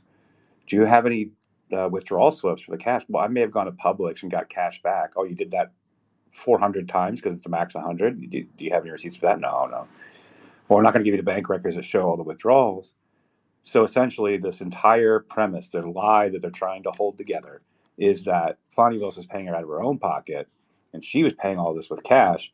And at the same time, on this trip that they took, she gave him $2,500 because he paid for it, but she wanted to pay for everything. This wasn't coming out of his money that he got from Fulton County when he had no other cases going. 50% of his caseload at that time during this investigation and indictment, 50% of his revenue was from Fulton County. That means he had one other case maybe. So yeah, that's the entire crux, it looks like, of their wannabe defense. And it's falling apart. That's the purpose of these questions, guys. I know it gets a little tedious, but I'm trying to break it down so people understand why he's asking these questions and why she's answering the way she's answering. Yeah, Gavin. What stands out to me is, okay, because if I were the lawyer, this is the question I would ask, and I know it would be objected to, but can't help but ask.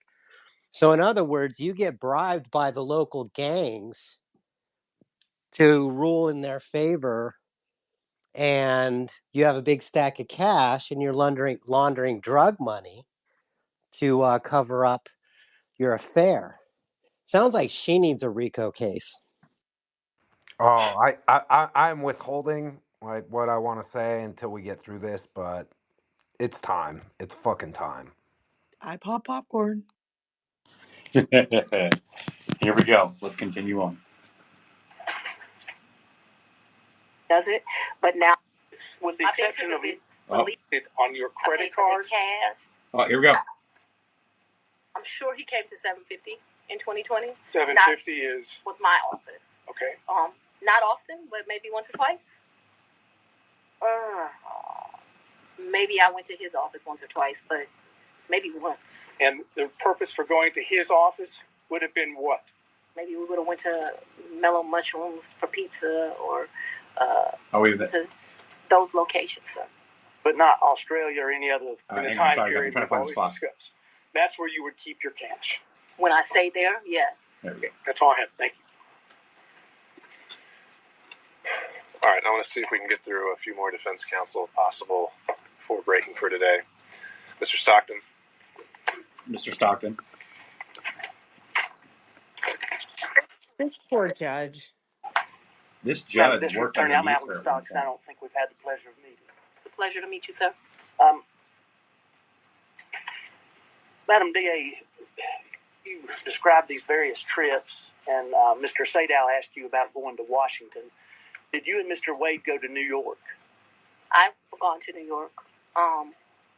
I've gone to New York twice since I've been district attorney. I'm trying to think if it's 2 or 3 times. I went to do a domestic violence thing there for sure, and I was honored, and I went to the Apollo there. Those are the only 2 trips that come to mind. I went. He was not with me. You also said that he was a world traveler and had been on many of the continents. I've been to 6. Have you been on any of those continents with him? Besides this one? Where's Belize? What continent is it? I'm not being funny. I don't know. Let's say, with the exception of Belize with him. I've been to the Bahamas with him. I've been with Aruba with him. Don't embarrass me. I'm not sure what continents those are on. Whatever continents those are, that's where I've been. I'm sure if I gave it some thought, I would tell you. But whatever continents those are, that I've been to those locations, sir. But not Australia or any other continents? I don't even want to go to Australia. I do know he took a trip in December to Australia. I have no idea, I don't know anything about that trip. When Mr. Wade began working with your office, yes, he had 2 other gentlemen that worked in his firm with him. Is that correct? Yes, Terrence Bradley worked for him, and Chris Campbell worked not for him. They worked with each other. Did you understand what their partnership arrangement was? No. Did he ever make you aware of how fees were divided or anything? No. Now, since you have been district attorney, the 2 gentlemen that worked with Mr. Wade and his firm, they also had contracts with your office. Is that correct? I've probably had 2. I don't know if we've covered this in Willis, but I still don't know what the relevance would be of her testifying to this. But I've had about 10 people. I'm sorry, do you want me to answer? Let's figure this out.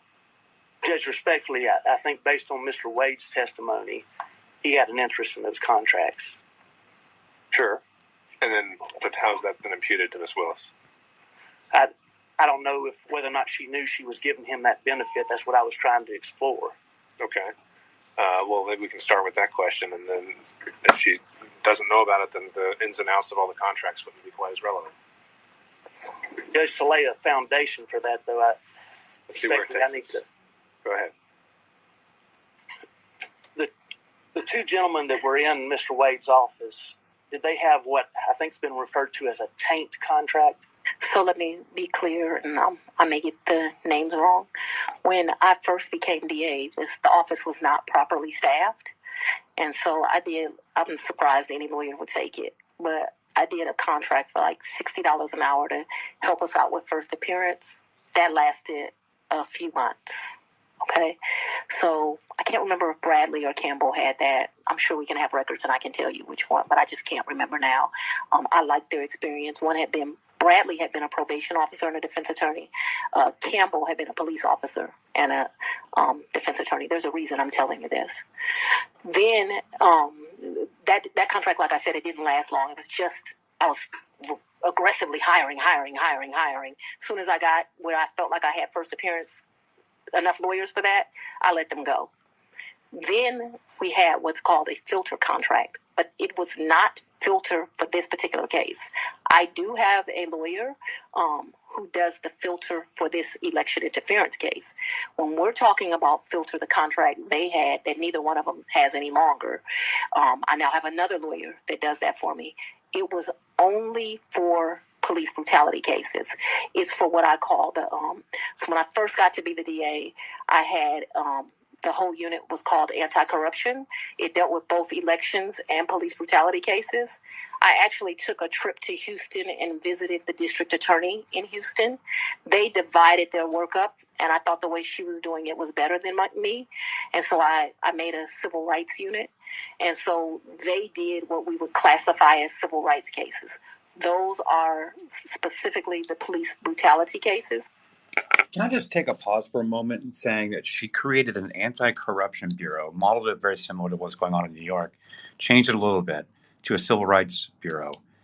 And she has police brutality and elections only, not anything else anti-corruption. The only anti-corruption bureau she has is police brutality and elections. Boy, I'd like to explore that a little bit. Anyway, I'll let her continue, but I just thought I'd point that out. That seems very specific given the timing. when I first took over, I was told Paul had not filtered 5 cases. That was a joke. It ended up being the 101 cases. They weren't filtered, which is why I hired 2 of them. Eventually, we got it down enough that it was 1 of them. And then now I still have 1 lawyer that does it, but now I've been able to cut those cases down to like 30. Can you tell me help me understand what the purpose of the filter is? Yes, sir. So what a filter is police officers make statements in the line of duty, and you are not allowed as the prosecutor to know what those statements are if they're done in the furtherance of their employment. And in fact, if you know what those statements are, you're basically disqualified from the case. You can't have it anymore. So what our policy is, I think I pay them like a $50 flat fee. They pick the case up directly from the GBI because that's where those cases go to.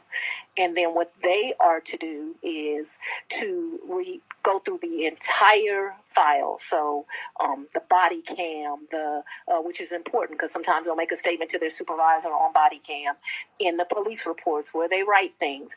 It would be easy if it was just some statement of the police officer. But what you find out is these statements are embedded in it. And so what your filter lawyer does is they go through it. They either redact it out electronically or they cross it out. And then once it is crossed out, then they provide it to my team, and then we're able to look at it. That was not being done appropriately when I became district attorney. I thought that it had only been, so Mr. Howard had some Chinese wall thing that I didn't think worked at all, where allegedly those cases were properly redacted. That ended up being a joke. And so the 5 cases really turned into, I'm not going to say all 101, but a vast majority. That is the work that Mr. Bradley and Mr. Campbell did for me. They did a really good job. All of those cases that we originally came with, they're done. Those cases they're not just done for Mr. Bradley and Mr. Campbell. They're done through my office. But obviously, life is not stagnant. There have been new police cases. I do have a lawyer that is doing that work now. That doesn't work for me. That's same kind of deal. I have another lawyer that does filtering for this case, completely separate. Boy, I tell you what, that's actually bringing up a lot of questions if you really think about it for a minute. So the purpose of this filtering system, as she explained it, is if there's statements that are made in certain cases by police, that's supposed to be redacted. So when the district attorney receives the case, they're not supposed to know what the cop's statements were at that time. It's only the evidence of what's going on. What she's saying here is that the 2 other attorneys that were in the office with Nathan Wade, that shared the office with Nathan Wade, were on this team.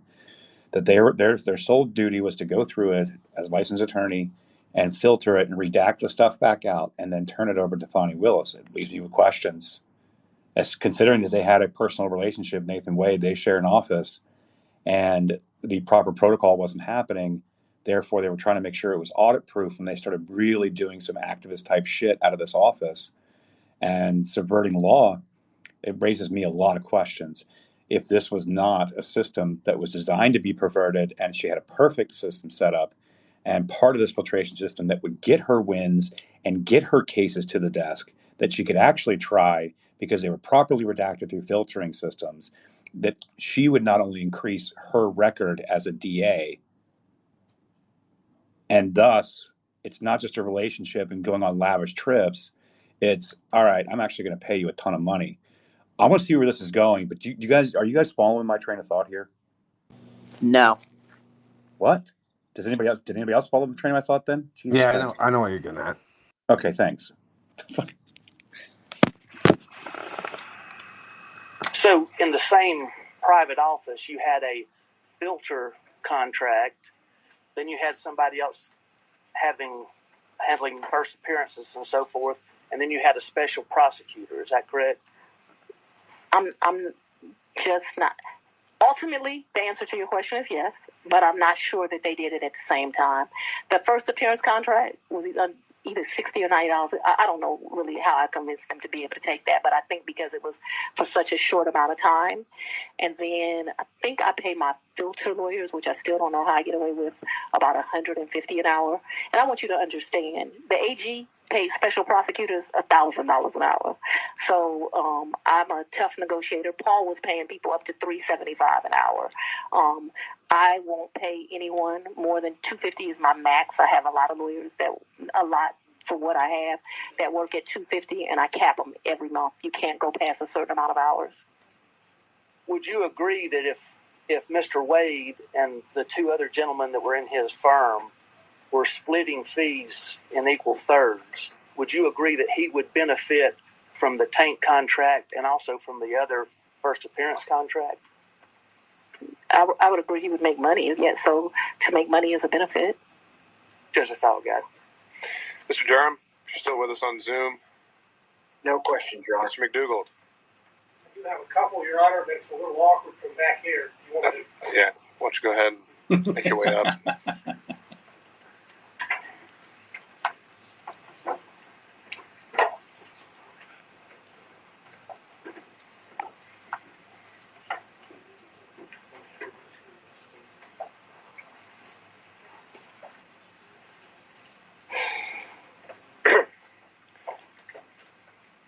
Good afternoon, Ms. Willis. How you doing?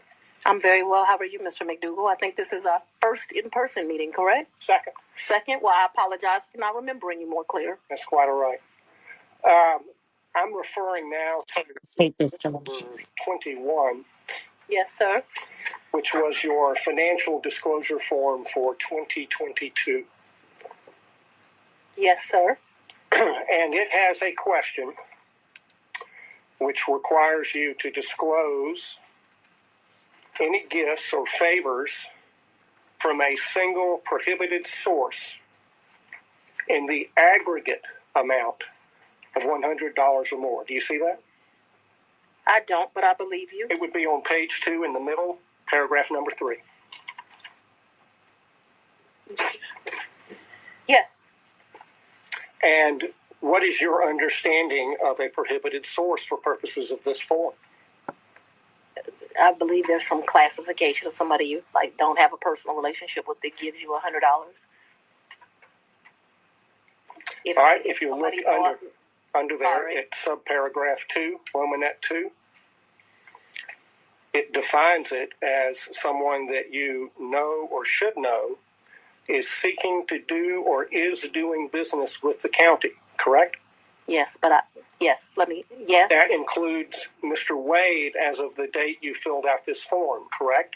Yes, but he never gave me a gift of $100 or more. The only thing that I would say maybe went over that, but I don't think it ever did, is if we went to dinner and my meal was $100, but I don't think I've ever eaten $100 worth of food at a restaurant, because I would not pay him back if we went to lunch or went to dinner.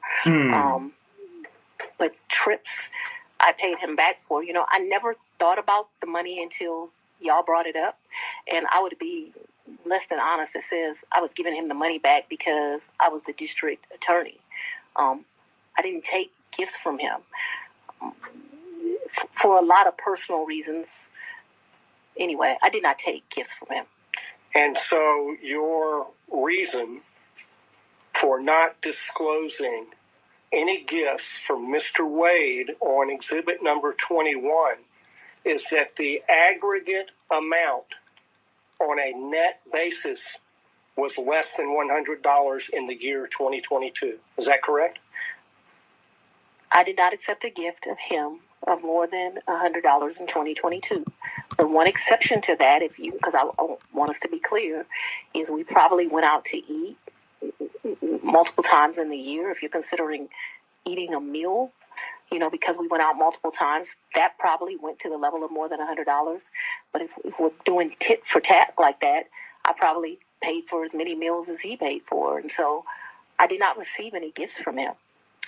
The question on the form, I understand the question. The aggregate in excess of $100. And your testimony is that you did not receive in the aggregate more than $100. All right, Mr. McDougall, you can sit down now. I don't believe she answered that question, Your Honor. She answered as to specific individual gifts.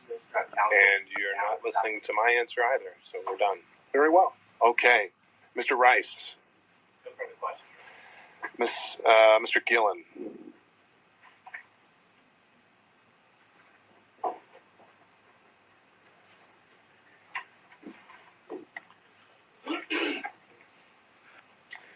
Good afternoon. Good afternoon, sir. A few questions here. I want to. You saw the book here, Find Me the Votes. That was shown to you, correct? Yes, sir. Your Honor, I would like to just tender this as an exhibit, number 22. Is that your copy? It is. All right. What exhibit is that going to be? 22. All right. I'm making the Is that evidentiary contribution here to this. Now, well, I guess you're tendering it. Is it with position of the state? I'm going to object this to the relevance at this point. There's no relevance at this point. Mr. Gill, are you using this to confront her with prior statements? Yes, Your Honor. And statements that she made concerning her financial situation and laying the foundation for that, and that she gave these interviews to the authors. And so this would document that, and we ask her, get this in the record, ask her questions about it. Well, we could mark it for impeachment purposes. I'm a little wary of entering an entire 300-page book because I don't know exactly what every single line, if it would pass hearsay or relevance or et cetera, et cetera. But I don't think it needs to be admitted as an actual evidence for the record for you to do what you need to do with it. So, well, Your Honor, I understand. I just would. It's marked as Exhibit 22, and we'll move from there. Thank you, Your Honor. Now, you were asked a little bit about this book before, correct? I think Mrs. Merchant. Ms. Merchant did. Asked me some questions, yes. And you gave about 6 interviews to the authors of this book in the sit down? No, sir. You didn't? No. Was it? She answered how many interviews she gave, in her opinion. How many, in your opinion, do you believe you gave, and how long did they last? 2 to 3, maybe 20, 30 minutes. So your testimony is at most, you think that you gave maybe an hour to an hour and a half's interview to the authors of this book? Oh, you mean in total? In total, yeah. Maybe, yeah. Anywhere between, definitely not more than 2-ish hours. Okay. But you also were telling, when they were, the title of the book, of course, is A Hard-Charging Georgia Prosecutor, a Rogue President, and the Plot.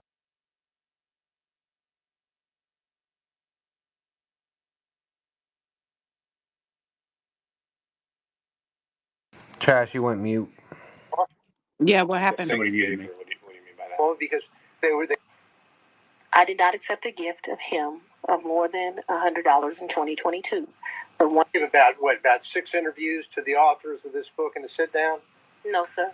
You didn't. No. Was it? She answered how many interviews she gave, in her opinion. How many, in your opinion, do you believe you gave, and how long did they last? 2 to 3, maybe 20, 30 minutes. So your testimony is at most, you think that you gave maybe an hour to an hour and a half's interview to the authors of this book? Oh, you mean in total? In total, yeah. Maybe, yeah. Anywhere between, definitely not more than 2-ish hours. Okay. But you also were telling, when they were, the title of the book, of course, is A Hard-Charging Georgia Prosecutor, a Rogue President, and the Plot to Steal American Election. You've seen that. Why is the title of the book relevant, sir? And I had no. And then I'm going to ask her whether or not that was the theme that they gave her when they talked with her. What the thing gave her? What do you mean by that? Well, because they were sat down and they told her why they were there to interview her. And why does that matter? Well, I think it matters because it shows, but they want her to give her version of what her life story is. This is almost a life story of her. So that's why it's relevant. But if the court thinks it's not, then no, it could be relevant to your issue of the forensic misconduct that has been alleged, and maybe some of the motives at play when it comes to forensic misconduct. But I'm not seeing, again, what we're here for today was the relationship and/or any financial elements of it. Correct. Well, I think it's clearly relevant to the forensic misconduct, also relevant to the personal interest in terms of the finances. I didn't make 10 cents off that book. Pardon me?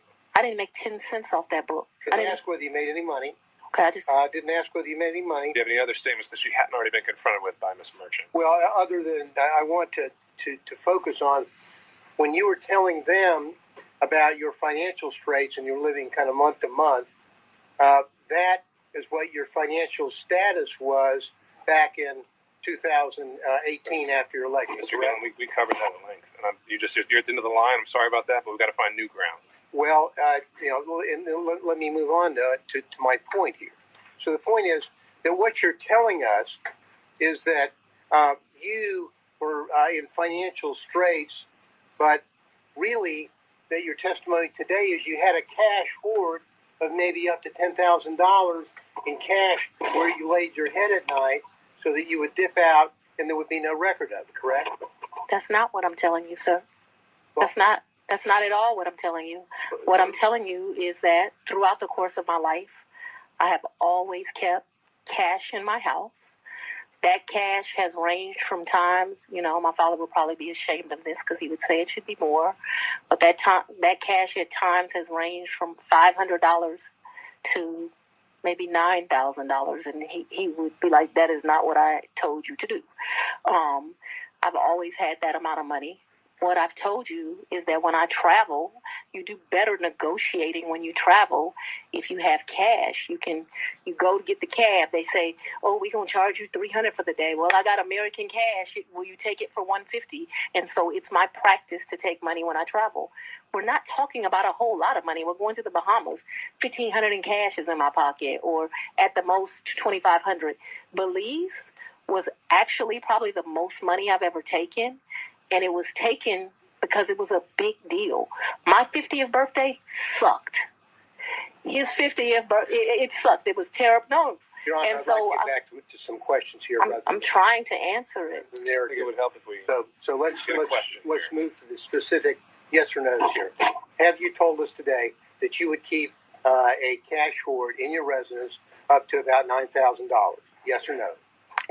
And throughout the course of my adult life. And so let's even be more specific than that.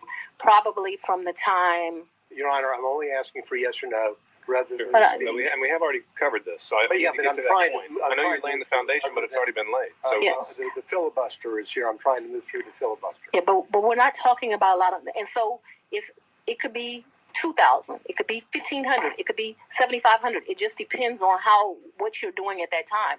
What I'm telling you is when I traveled, I took cash.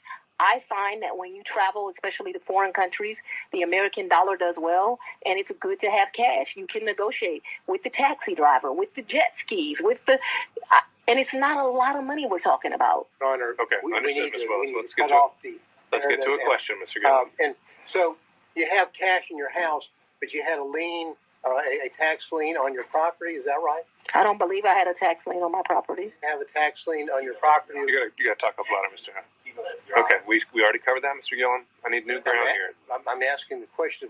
I'm trying to figure out how someone can have a tax lien. Then ask that question.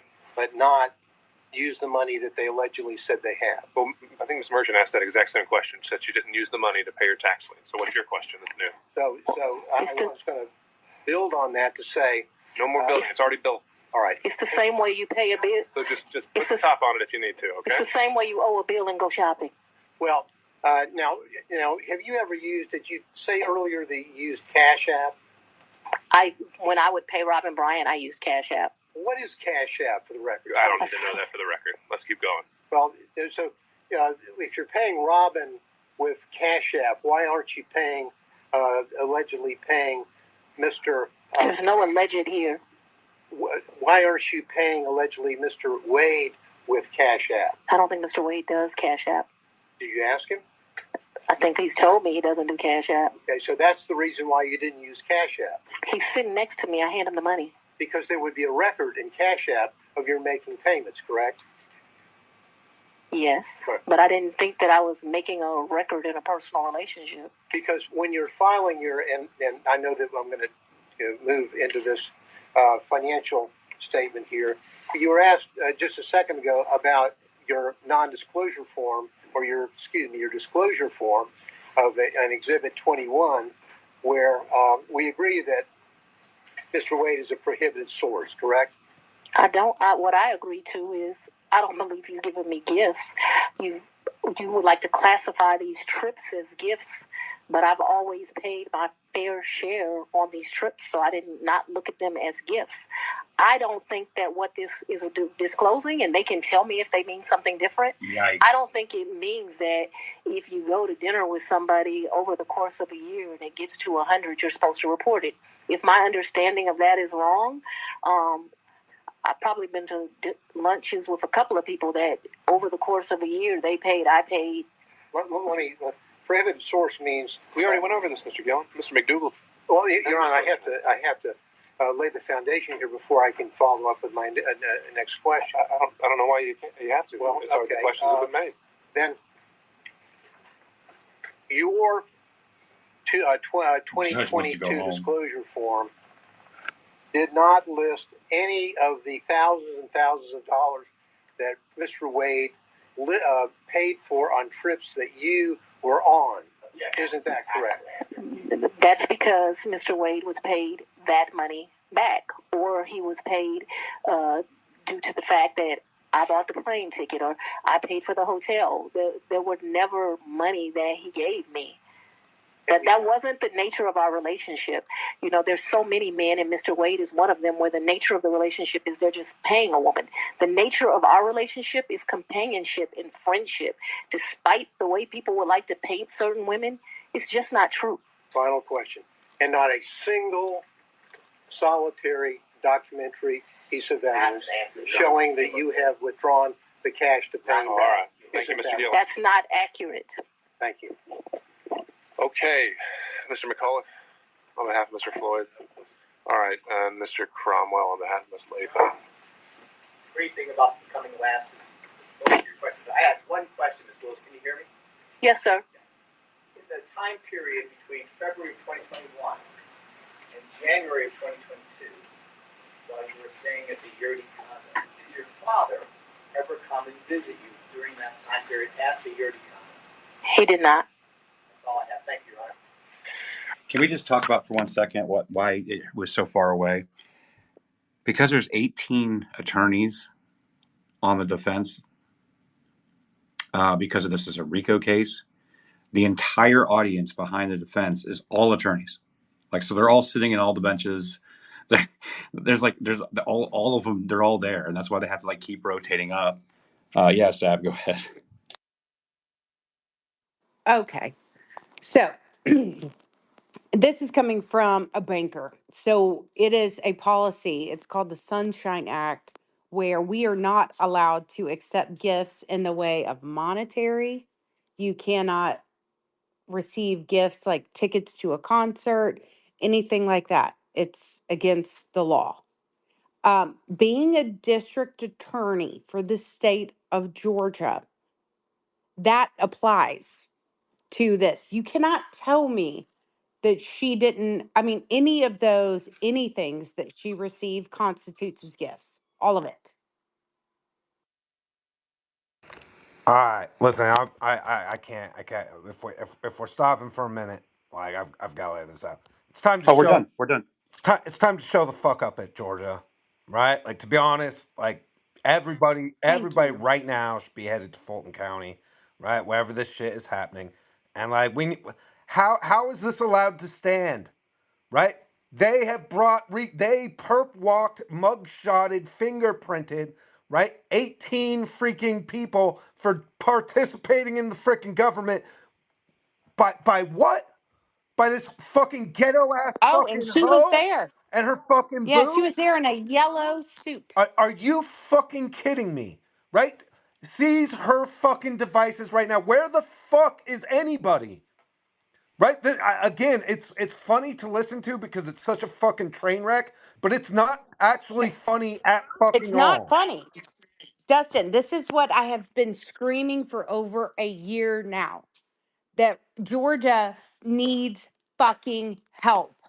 And I'm so sick and tired of asking for it. You're exactly right. And it pisses me off. I mean, this case, this RICO case, right? You want to talk, and maybe we need to start fucking stealing their language, right? It is an attack on our fucking democracy. It's an attack on our ability to choose the candidate we want. It is lawfare and color revolution and all of it tied in one perfect little bow by an incompetent fucking whore, right? And I will fucking stand by that statement till the day is long. An incompetent whore who was fucking the lead prosecutor she hired, who then paid for her trips. She is so fucking arrogant. So fucking arrogant, right? That she not only, right, oh, well, I'm doing the bidding of the fucking globalist.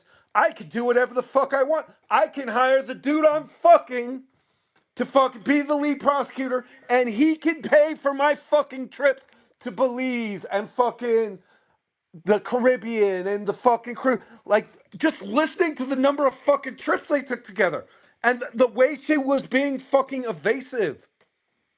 If any of us did that, the judge would fucking annihilate us.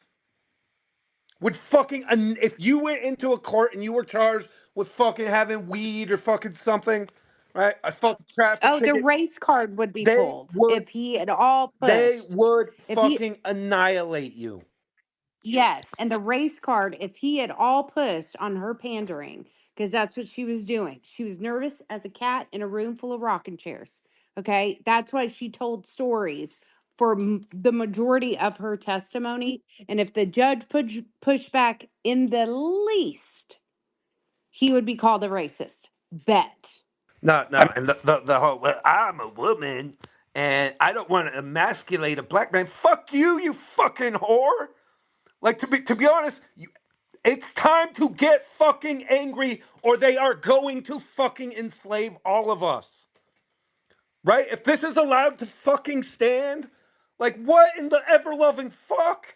Like how much more fucking evidence do we need before there's a fucking crowd outside the Fulton County fucking courthouse until they fucking lock this bitch up? Like what fucking more do you fucking need to hear and see? Well, I'll give you some more to hear and see. You ready? So Cernovich pointed this out. I didn't hear this part of the testimony because I would have pointed it out. But apparently she said that she took out large amounts of money from her first campaign and kept that, quote unquote. Does she know what she just admitted here?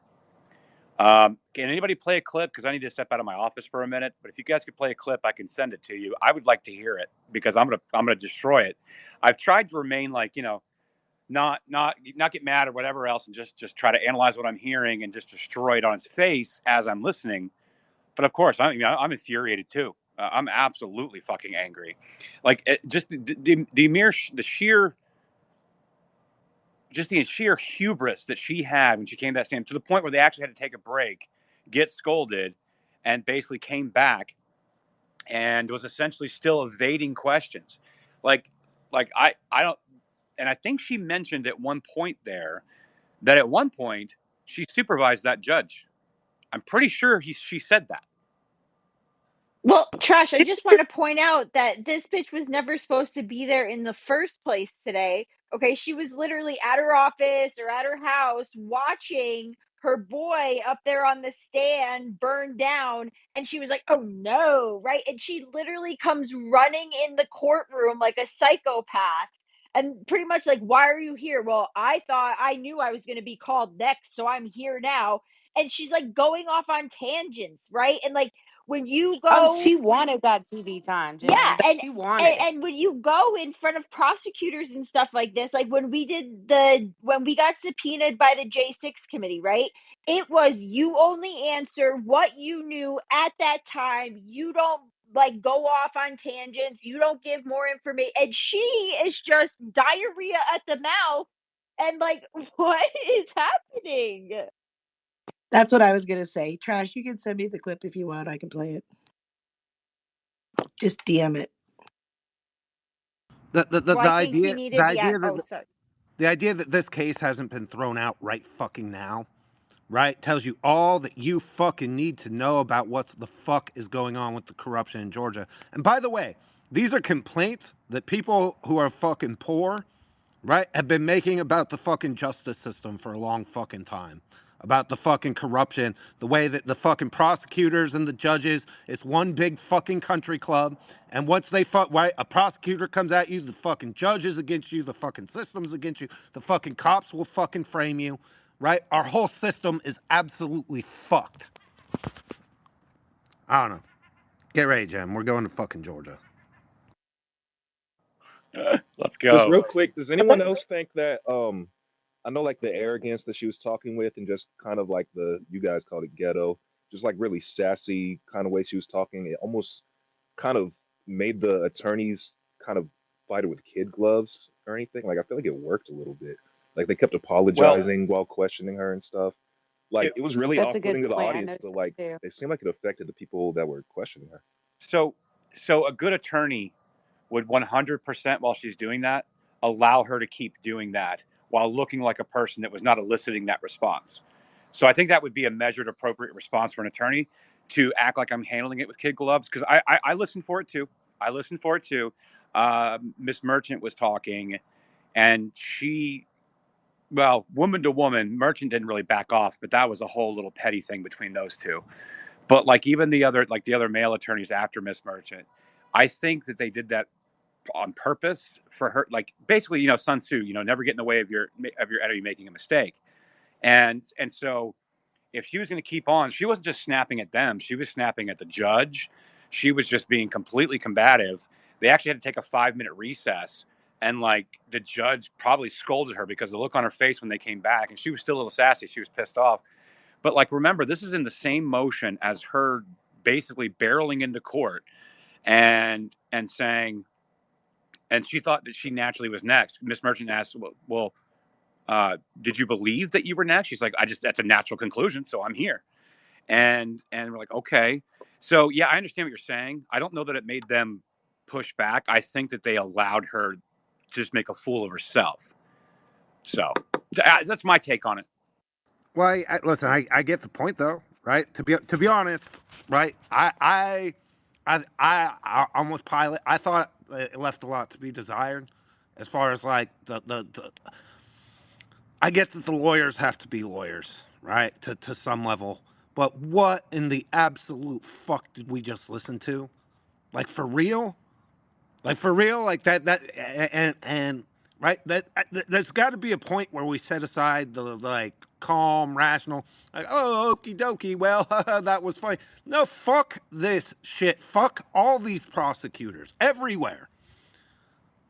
Well, I'm running he, for president on a platform to put all fucking attorneys in fucking jail. Like well, fuck all these people. Dustin, you got to hear the boyfriend's testimony because that's what got her running up into the courtroom. I mean, That's why she showed up. He was a Oh, train wreck. yes. That's why she showed up. He threw that beach under the bus.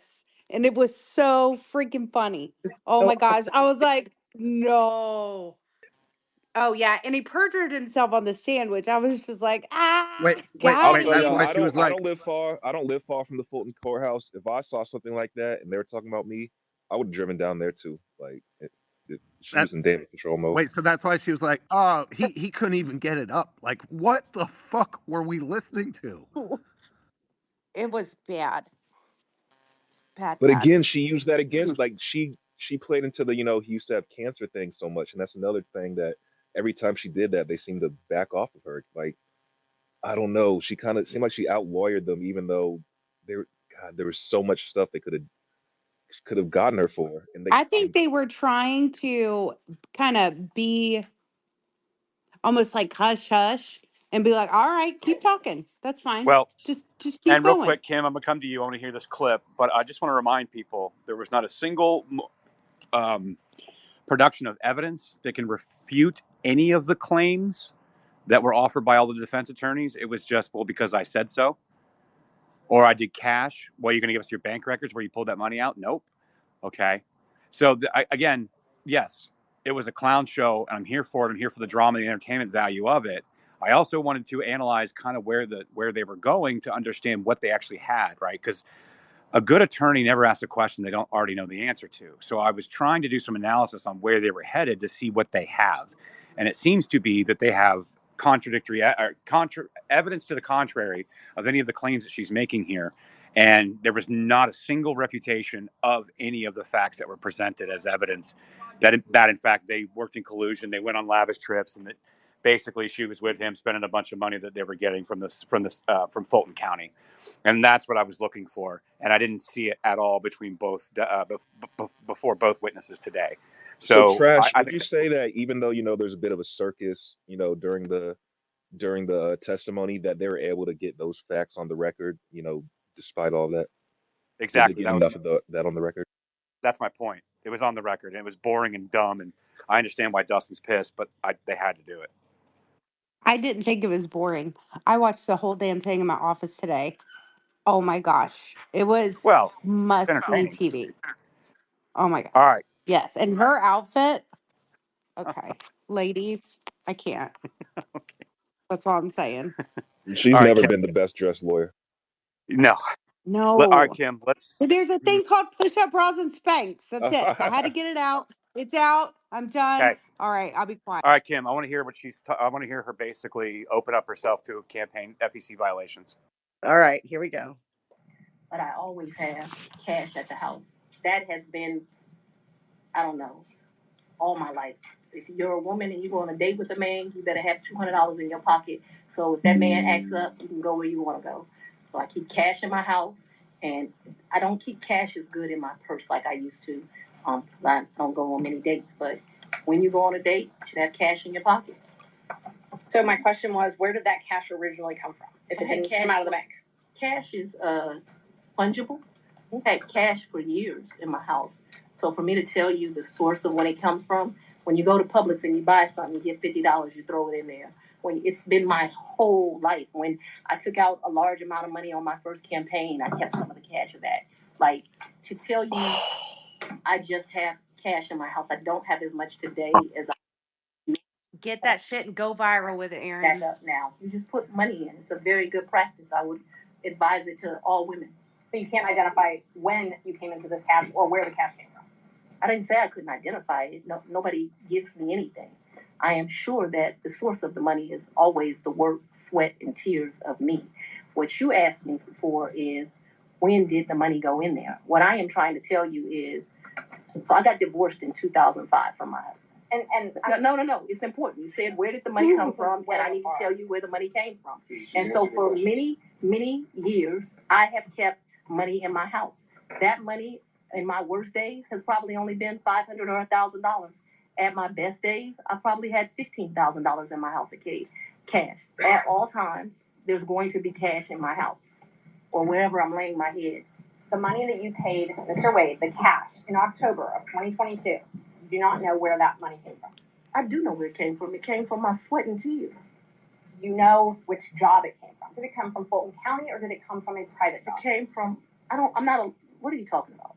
So it could have come from a private job because before I was DA, I was in private practice. So I earned money during that time period. That's probably in there. You don't It know could have. Yikes. Yeah. So Is that what she put on that's her tax returns? Sweat and tears?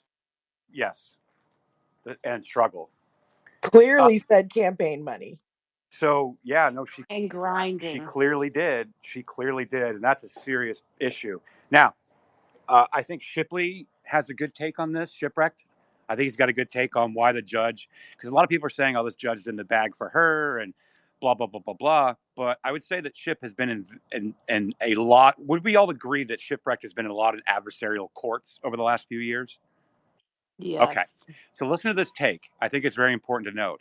As a general proposition, when a judge is inclined to rule against a particular participant, that judge allows the participant to pretty much say anything and everything he or she wants. It's called protecting the record. What that does is cut off the losing party from being able to claim, quote, you didn't give me a chance to say everything I wanted to say, blah, blah, blah. All it really does is eat up time, but the extra time spent in the hearing is a small fraction of what would be required if the judge was reversed and the matter had to be done over again. I suspect that if Judge McAfee was one of the opinion that Willis's conduct was simply just unprofessional and unethical, but not disqualifying, taking the worst case spin on everything presented by the defendants, he would not be allowing he would not allow this to grind on with Willis on the stand. But to let her say everything that she wants to say, he has let the questioning continue. I think it's I mean, if there's anybody that has experience in adversarial courts over the last few years, it'd be Schiff. I mean, he's been defending a bulk of the January 6th defendants in one of the most adversarial court systems we've ever seen. So, yeah, that's actually a great take. I thought the judge, just with watching his body language and how he reacted with the attorney, Shelby, and with Nathan, with Fanny, I thought he was very much what Ship described here.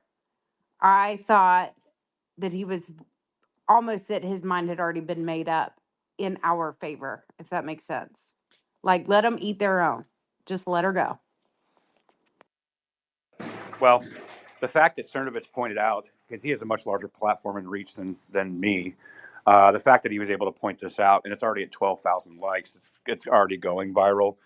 I would hope to see some additional investigations be launched off of that comment, because here's what's going to happen now.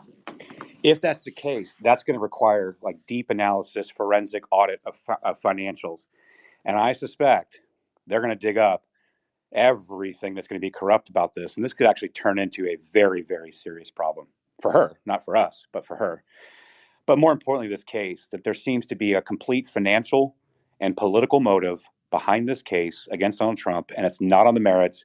It was on a self-serving basis that she brought this forth in the courts against Donald Trump, and it had everything to do with politics and a personal financial gain. And I think that she has completely highlighted that here. She has not refuted any of that. And all she's done is made a lot of noise. And I think Shipley's analysis is accurate. And that's where I see this going. But you know what? I don't know. It's 2024 and shit's been wild in this country. So I have no idea. Sorry, do we have the exact quote? It's I took out or I kept a large amount of money for my campaign. What's the exact From quote? my first campaign. Yeah, Kimberly, you just play it the first minute. Stand by. Yeah, that's the money quote right there. That needs to be up.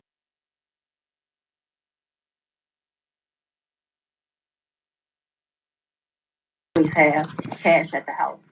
That has been, I don't know, all my life.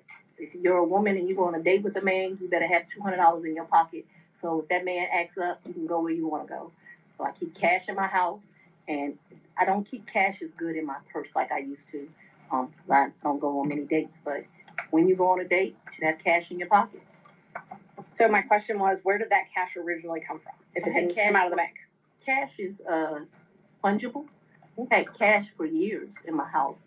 So for me to tell you the source of when it comes from, when you go to Publix and you buy something, you get $50, you throw it in there. When it's been my whole life. When I took out a large amount of money on my first campaign, I kept some of the cash of that.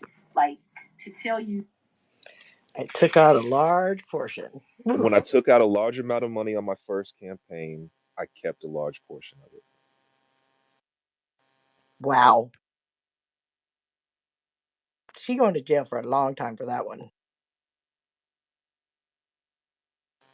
I mean, that's the trash's point. That's why you let him speak. It might sound like filibustering to us, but get it on the Again, record. she marched her happy ass down there. Nobody told her she needed to get up on the stands. She is just wrecking herself. Right. That's why I don't feel bad for her. You're a DA. You should know better.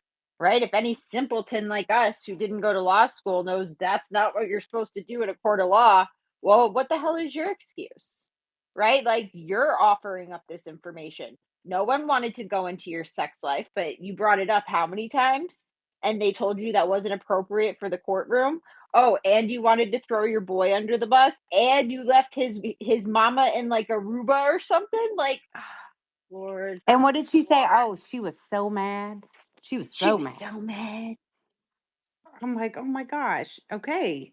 We don't, okay. Well, Sorry, and mom. to Dustin's point, we went to Belize, we went here. Like, it's that freaking Animaniac song. Like, can you pick out where Fannie Willis traveled with her boy? Like, oh my god. Trash has that song on his favorites go to because I use that as Joe Biden's State of the Union, I think was that, Aaron. So, and he's like, oh, yo, I got it right here. So, yes, you're exactly right. Sorry, Oh, Wait, and I came late. Did you guys hear the part where she was asking them where Belize is? What Yeah, she continent? didn't know what continent. She goes, and y'all, and don't think I'm ignorant, but I don't even know what continent that's on.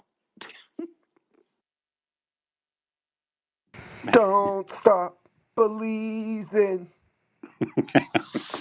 Oh, stop. Oh, please make that. Oh man. They sing that to So you at the airport in Belize. I'm out on the Twitterverse right now while we're talking, and I've seen that clip being shared by Post Millennial, by many other people with platforms like ours. Cernovich, I'm seeing everyone pick up on it. Oh yeah, Post Millennial's got it. Who else has got it? Everybody's got it. It's going. But again, I'd like to reiterate what we heard was just a bunch of her going on and on and on and acting adversarial and being completely pissed off. But I heard zero refutation of any of the evidence. None. Instead, I heard that, oh, maybe I got cash at Publix. Maybe I got cash from here. I put away a bunch of cash from my first campaign. I always keep cash, but don't tell my daddy that I don't have enough. I brought $4,000 to Belize, the same Belize that she was talking about how his mother, Nathan Wade's mother, was not happy. Therefore, they just left her there. The same Belize that she brought $4,000 to give to him for $2,500, obviously for reimbursement on his business credit card, because that's where the funds from Fulton County in this investigation were being sent, a la the entire crux of the case. And they say, okay, so you gave him $2,500 and you have all this cash. Can you give me any bank records to show where you withdrew this money? Oh no, it's just like cash that I had around and this and that and the other. Are you going to give us bank records? No. Oh, okay. All right. That's essentially what just happened here. So not only is she losing this on its face, not only is what I believe in Shipley's saying here is correct, that the judge is protecting the record so he doesn't have to deal with all the headache of anything on appeal because the person didn't have enough time to say anything that they wanted to say, and that now she's going to be facing campaign finance charges, most likely, I would imagine, because there's going to be way too much pressure for her not to. And the fact that she wasn't even supposed to be testifying today, and she bust up in that court because Nathan Wade not only threw her under the bus, but completely wrecked both their cases in his testimony this morning. It's quite the spectacle to watch, guys.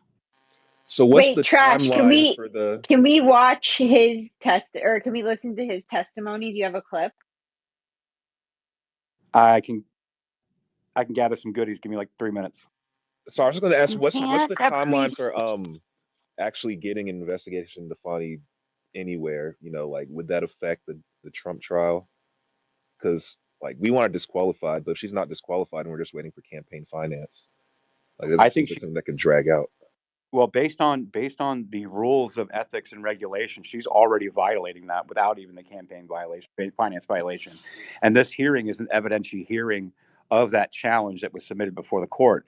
So the court is going to have to decide already what the next course of action is going to be. So, minus even having a further investigation into campaign finance, she's already that's the point I was kind of trying to make between Wade and him, that they're already cooked, and they know it. I will. I will say about the Nathan Wade testimony, you won't be able to fully appreciate it unless you watch it for the facial expressions. 100% They're agree with gold. that. They're they're golden. I even took a screenshot of it and I'm using it for every single troll now. I shall post it in the purple pill. You're welcome. The meme I made with the feathers. Yes. Sorry. I was already posting. Yes. I just came across a clip. Betty Johnson, Fannie Willis suddenly melts down, accuses cross-examining attorney of racism. I'm not going to emasculate a black man. Do you understand? All right, I'll be right back. All Sheila, right. so much information. I mean, there's so much to unpack there. All right, Rick, jump in here. Yeah, I just want to say when I ran for office 4 different times. The first one I didn't win. The second two I did, and then the third one I ran for Congress, won the primary, U.S. Congress. But anyway, she may have a legal or a right to take that money out of her account, because in a campaign you can loan yourself money, and then if you have any left over, you are and can take it out of the account. I don't like her. I think she's a corrupt crook and needs to be kicked out of office. But I just wanted you to know that before y'all go posting something, and people may not believe everything you're saying just because of that one clip. But my understanding, my campaign, I loaned myself like 50 grand in my campaign, and if I had any left over, I could take it out, and I did. So I just want to be clear on that part. So it may not be as sinister as y'all thinking at the moment, but it could be. So that's something to look into. Thanks. And I'll park my truck. Bubble bursted. Thanks for that, Rick. Patriot, jump in here. Hey guys, thank you guys very much for bringing me up. I truly do appreciate it. Real quickly, I had an account and had about 1,000 followers, and I got my account locked for posting a song from 1985 because somebody got butthurt over the song. So I appreciate it. I don't have my blue check anymore.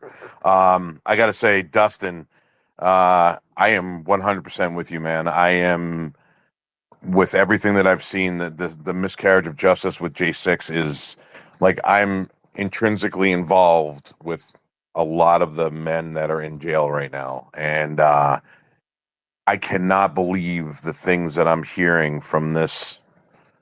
God, I don't want to like this bitch's mouth. I'm sorry, ladies. I don't want to offend anybody, but fuck it. I am almost nuclear over this. I mean, every that we are literally living in a banana republic right now. I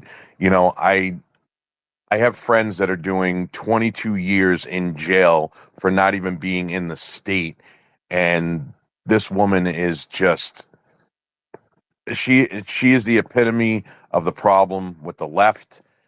It is all about the left can get away with anything they want and do whatever they can to silence us. I am being very, very, very calm right now because normally I'm in Nelson space and I'm not that calm. So, this is a chill-ish room. So I do appreciate it, but I am somebody that like I said, I echo what Dustin said. I want to get a bunch of people together and go down there and just be like, roar. But you see what happens. You saw what happens. We have a psychotic president who is gloating about the fact that he got 800 years for the January 6th. I mean, who does that? What kind of an evil human being does that? That's just. And then, you got a 68-year-old grandmother who's been in jail because she sat on the steps. You got somebody like Owen Schroyer who did 5 months because he was out there being a reporter. You got Jacob Chansley, who got 5 years in jail for thanking the cops for opening up the door for him, praying, and then coming outside and going on a megaphone saying that, hey, President Trump just tweeted, no violence, everybody go home, everybody chill out. And this dude got 5 years in jail. You got somebody like Enrique Tarrio who got 22 years in jail and wasn't even in the state. And then this woman, this God, I'm trying so hard, guys. It's really hard for me sometimes, but you got this thing who's just blatantly violating the rule of law, and she's going to skate. I'm sorry, I sound like I'm black pilled. I hate that I am black pilled, but nothing's going to come of this. I guarantee nothing's going to come of this. I just they're all out for one another. They're all out. They have each other's backs, and unfortunately, it's. I was in a space the other night, and I said like this because everybody was like, "Well, why aren't we standing up to do something about it? Why aren't we standing up to do something about it?" Well, when we did, unfortunately, there's how many people in jail right now?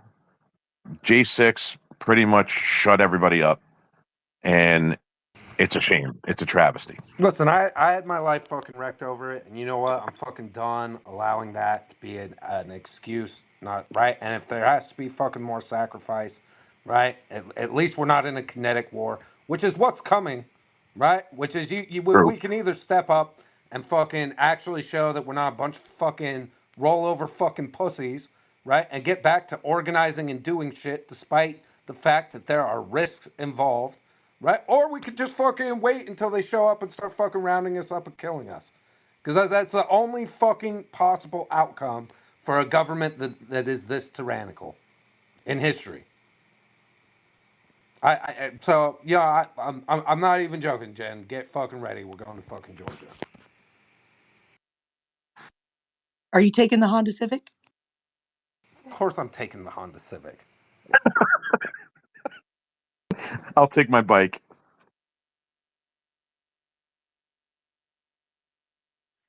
Well, Trash, what do you want to do here? Wait, Bumble has his hand up. You got a few more minutes. Bumble, go ahead.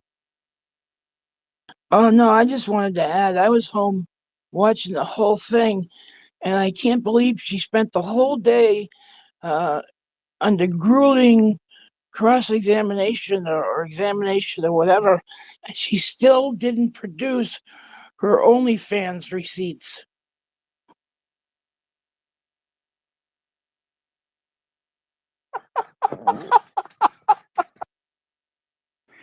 Yeah, Sorry, my Kim, I mic was sent you a on. couple clips if you want to play them. I've got the one where he talks about traveling with Fanny is a task, and the next one is he lied under oath. Wade directly contradicted earlier testimony that his relationship with Fulton County DA Fannie Willis began in 2019, then by testifying that it began in 2022. I will play them in order. Let me say this. Let's take the Belize trip, for example, since you started there. That was a birthday gift to me, so I paid nothing for that trip. Zero. Okay. So the charges that are on your card, she gave you cash for? She did. Okay. So all of the charges. Oh, did you have more? I did. Okay. I wanted to get into the charges on the card because so traveling with her is a task. You can probably imagine the attention that happens. So for safety reasons, she would limit her transactions. I mean, imagine trying to walk through an airport or sit at a restaurant or do anything. So there's no attempt to conceal. It's a credit card. Everything is here. So. And that's not what I asked. Okay. What I asked was the charges for Belize in March 2023 on that credit card.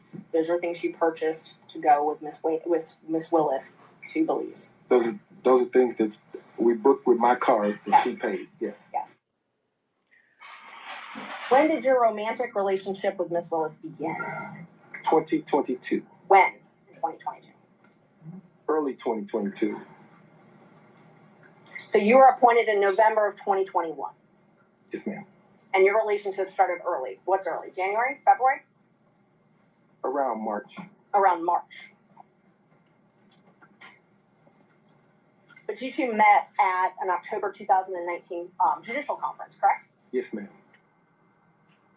That testimony directly contradicts earlier testimony from one of Willis's former good friends who said the relationship began well before Wade testified it did and predated his hearing by the DA. You have no doubt that their romantic relationship was in effect from 2019 until the last time you spoke with her? No doubt. Did you observe them do things that are common among people having a romantic relationship? Yes. Such as, can you give us an example? Hugging, kissing, with affection. All before November 1st of 2021, correct? Yes.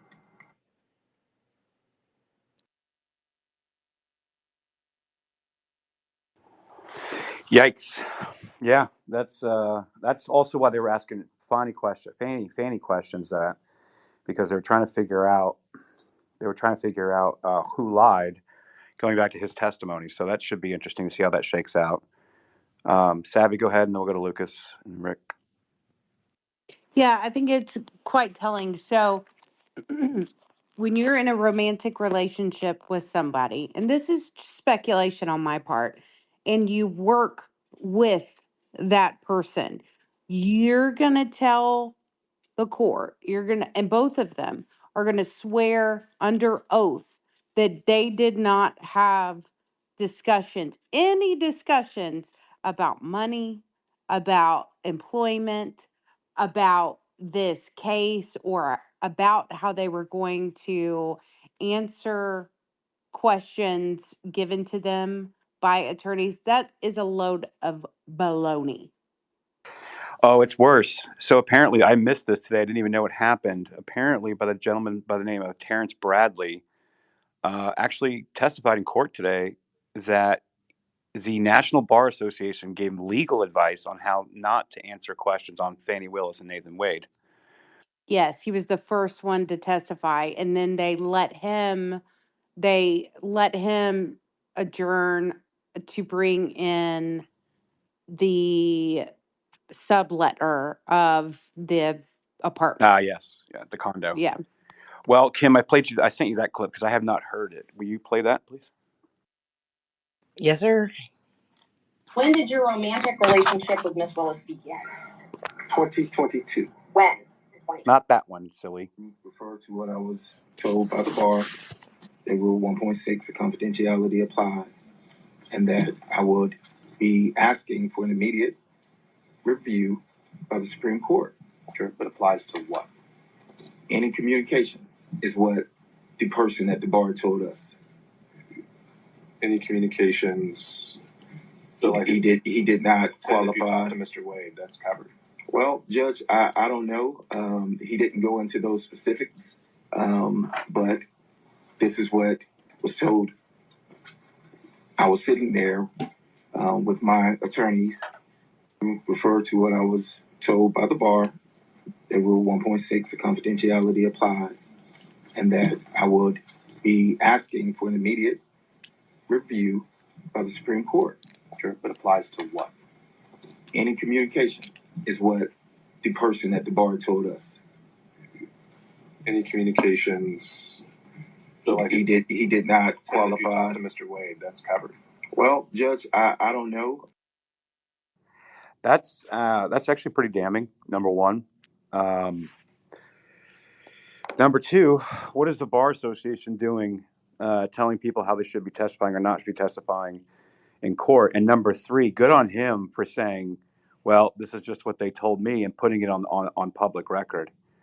Man, dude, this is dirty. I've been saying for months now, why are we not going after the Bar Association? Because they're doing all this stuff with like Norm Eisen and all these guys, Marcus Elias or whatever. 65 Project crew, yes. Yeah, especially the 65 Project. Going along with violations for representing a current sitting president in election challenges, that's a violation of the bar.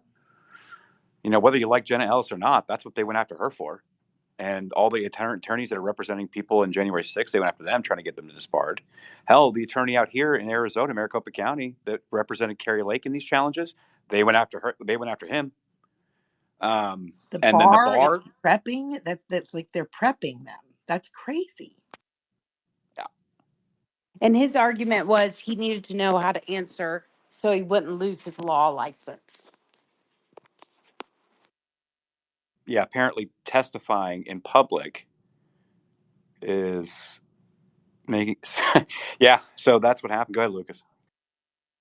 Well, I wanted to tell Dustin, if you go to the courthouse, get a bullhorn and yell nullification. You know, the advocates of our adversarial system have turned it into an inquisitorial system by denying juries the knowledge that they are the ones who hold the power.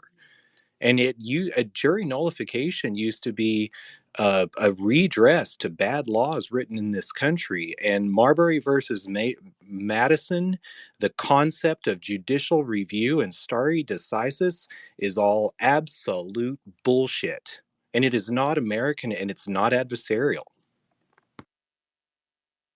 Oh, I'm all about jury nullification.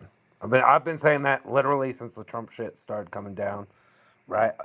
Specifically with the Georgia case, right? You mean tell me you're going to be able to set a jury in Georgia that's going to look at this bullshit and be like, oh, yeah, no, fuck it. RICO. Totally makes sense. Well, the question is, right, do they have new tools and abilities, right, to use AI to filter out potential jury pools, right, to rig that shit too? Like, this system's so fucked, so fucking broken and horseshit that, like, I give zero credit to any of it. And frankly, I don't, I'm at all the way Declaration of Independence mode, right? When the usurpations become unbearable and fucking, right, act against the people constantly, well, what the fuck are we living through right fucking now? This government is so corrupt, so fucking arrogant. Let's send another 70 billion to fucking the cokeheads in fucking Ukraine. Fuck it. Fuck it. Oh yeah, no, go arrest a bunch of people because they fucking participate in the election for the guy you didn't like. Fuck it. Fuck it. Lock them up. Fuck it. The J6. All of it. Fuck these fucking people. Fuck them.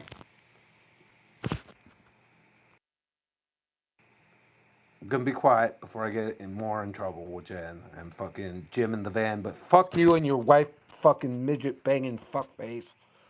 All of you, go fuck yourselves. I don't give a fuck. So Dustin is in a great mood.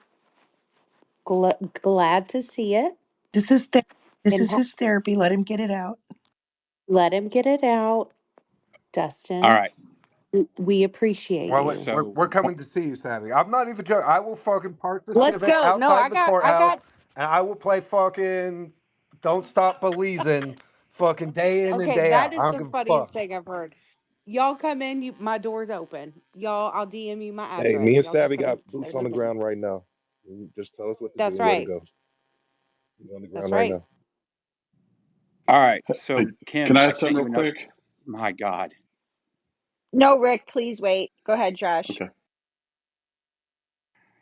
Anyway, I just want to put a button up. You guys can talk about whatever the hell you want to talk about while this space stays open, but I'm just going to button up the entire day with this last clip that I just sent Kimberly. And the crux is this: they have no evidence, no proof to counter any of the claims. They can just yell liar at the attorneys all they want. They can shake papers and snap at judges. They can do all these things.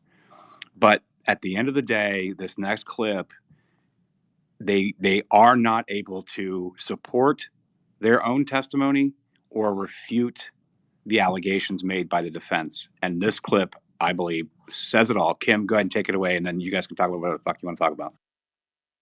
So your office objected to us getting Delta records for flights that you may have taken when Mr. Wade. And well, no. I object to you getting records. You've been intrusive into people's personal lives. You're confused. You think I'm on trial. These people are on trial for trying to steal an election in 2020. I'm not on trial, no matter how hard you try to put me on trial. So your office objected to us getting Delta.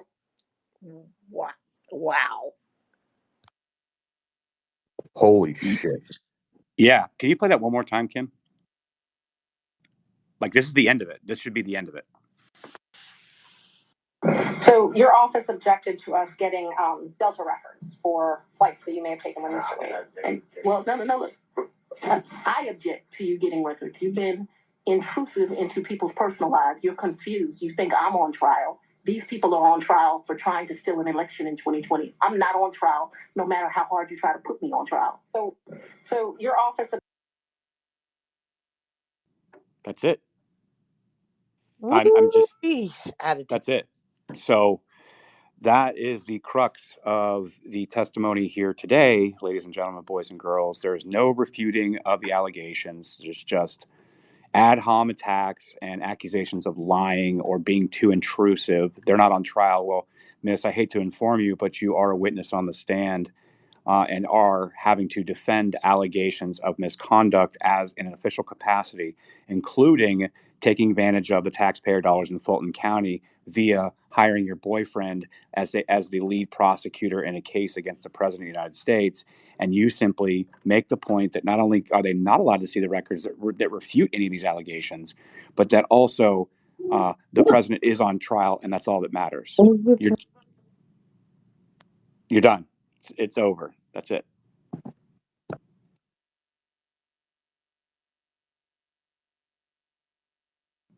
Yeah, Rick, go ahead. Yeah, I was talking earlier about her giving money to her campaign, and she can legally take it out. But there's one thing: if she never, it would show up on her record report that she has to file. So it may be online. If not, you go to the county where she filed her election paperwork at, and if there's no contribution to her own campaign, she's busted because that's other people's money she would be taking. So somebody, I'm not, I don't know that county, but you may there that county may have it online. If you do, that would be a great thing to post up tonight. So I just thought I'd bring that out. Thanks. I'm looking at that right now, and I was just about to ask that question if that was something that she had to disclose, because she said that she contributed like 50,000 of her own money to her campaign. Yeah, it would be under a loan. She would loan her money to herself, is how it should be And showing up. so I was just looking at that online, and I can post the link to her funds, and I didn't know if she would have to post that as well. But I am not seeing any disclosure like that whatsoever.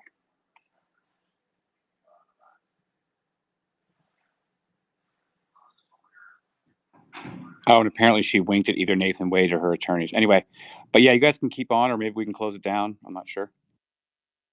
Oh no, she Can started I the ask? whole thing with a wink. That's how I knew it was about to be a shit show. That was the I'd very like to first ask thing a she said. question of the panel if I could, because I was trying to look it up and I could not find anything in our dear censored internet.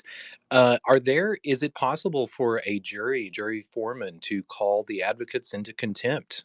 I mean, that would be a beautiful thing. As I sat there listening to the judge interfere with the cross examination of who whatever, I just couldn't believe.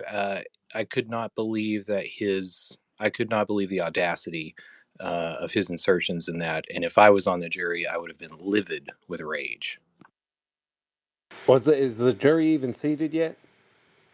I think this was some procedural type hearing. I don't know that I that was believe good. this was just an Yep, evidentiary hearing. correct. So it's going to move forward. Today was supposed to be just a discussion of the nature of the relationship between the two. The judge kept cutting people off and I understood why, because he explained it. He was like, look, there's going to be time for this on this specific instance and this specific argument. We need to be very, very specific about just the nature of the relationship between the two and any kind of financial questions. So that's what they're doing today. It was just an evidentiary hearing. I'm assuming it's going to move forward. But anyway, Savvy. Yeah, tomorrow actually, let's see, recess until tomorrow at 9. Fanny will be cross-examined and then back in the hot seat for redirect. The state says they'll have 3 to 4 witnesses and will take about 4 to 5 hours. So there's that for tomorrow. Okay, I'm in. Well, guys, we've been going for almost 5 hours now, 4 hours or so. Maybe it's probably about time we wrap it up. What do you think? I think so, especially if we get 5 more hours of Fanny tomorrow. I mean, this is What? just the gift that keeps on giving. Oh my God, I can't wait. I am putting out of office, do not disturb on my office tomorrow. Best believe that. Trust and believe. And did we talk? Okay, real quick. I'm sorry, but when she referenced $1,000 as a G, I don't know if y'all talked about that because I was too busy making videos and I posts missed about that. that. What the hell? She did. Oh, yo, she's like, yeah, it's a G, or if he's gonna spot me a G or something, I'm like, really? That's really, you got, you got to She's go like, back and listen, Front I me watch. a had about. kilo. Front me a Yeah, kilo. Let's fucking she's go. like, yo, I mean, it's like when you guys went to Belize. Yeah, I had about four. I had about four or so. For what? Yeah, 4,000. Oh, okay. like Why does the whole I country was have to like, see we're like this? This is so disappointing. oh my gosh. And you know what this reminds me of, y'all? Whenever they interview anyone from the South on the news, they get the most just wrecked people. This was a national display of that today. And I'm like, Lord, help us. All being a lifelong Georgian, okay? Lifelong. We don't all act like that. I promise. Not at all, but we know plenty of people that do. word. Hey, I'm right here, you guys. Like, I fucking act ghetto like that all the fucking time. Oh, I do You kidding too. me? I mean, it's unbecoming, Dustin, right? Of like a district attorney in court. Right. That's what I'm saying. I avoid court like the plague. Right. The only way I end up in court usually is when I'm in handcuffs. Just saying. This is wild. All right, guys. Well, we're probably going to pick up coverage again on this tomorrow, especially if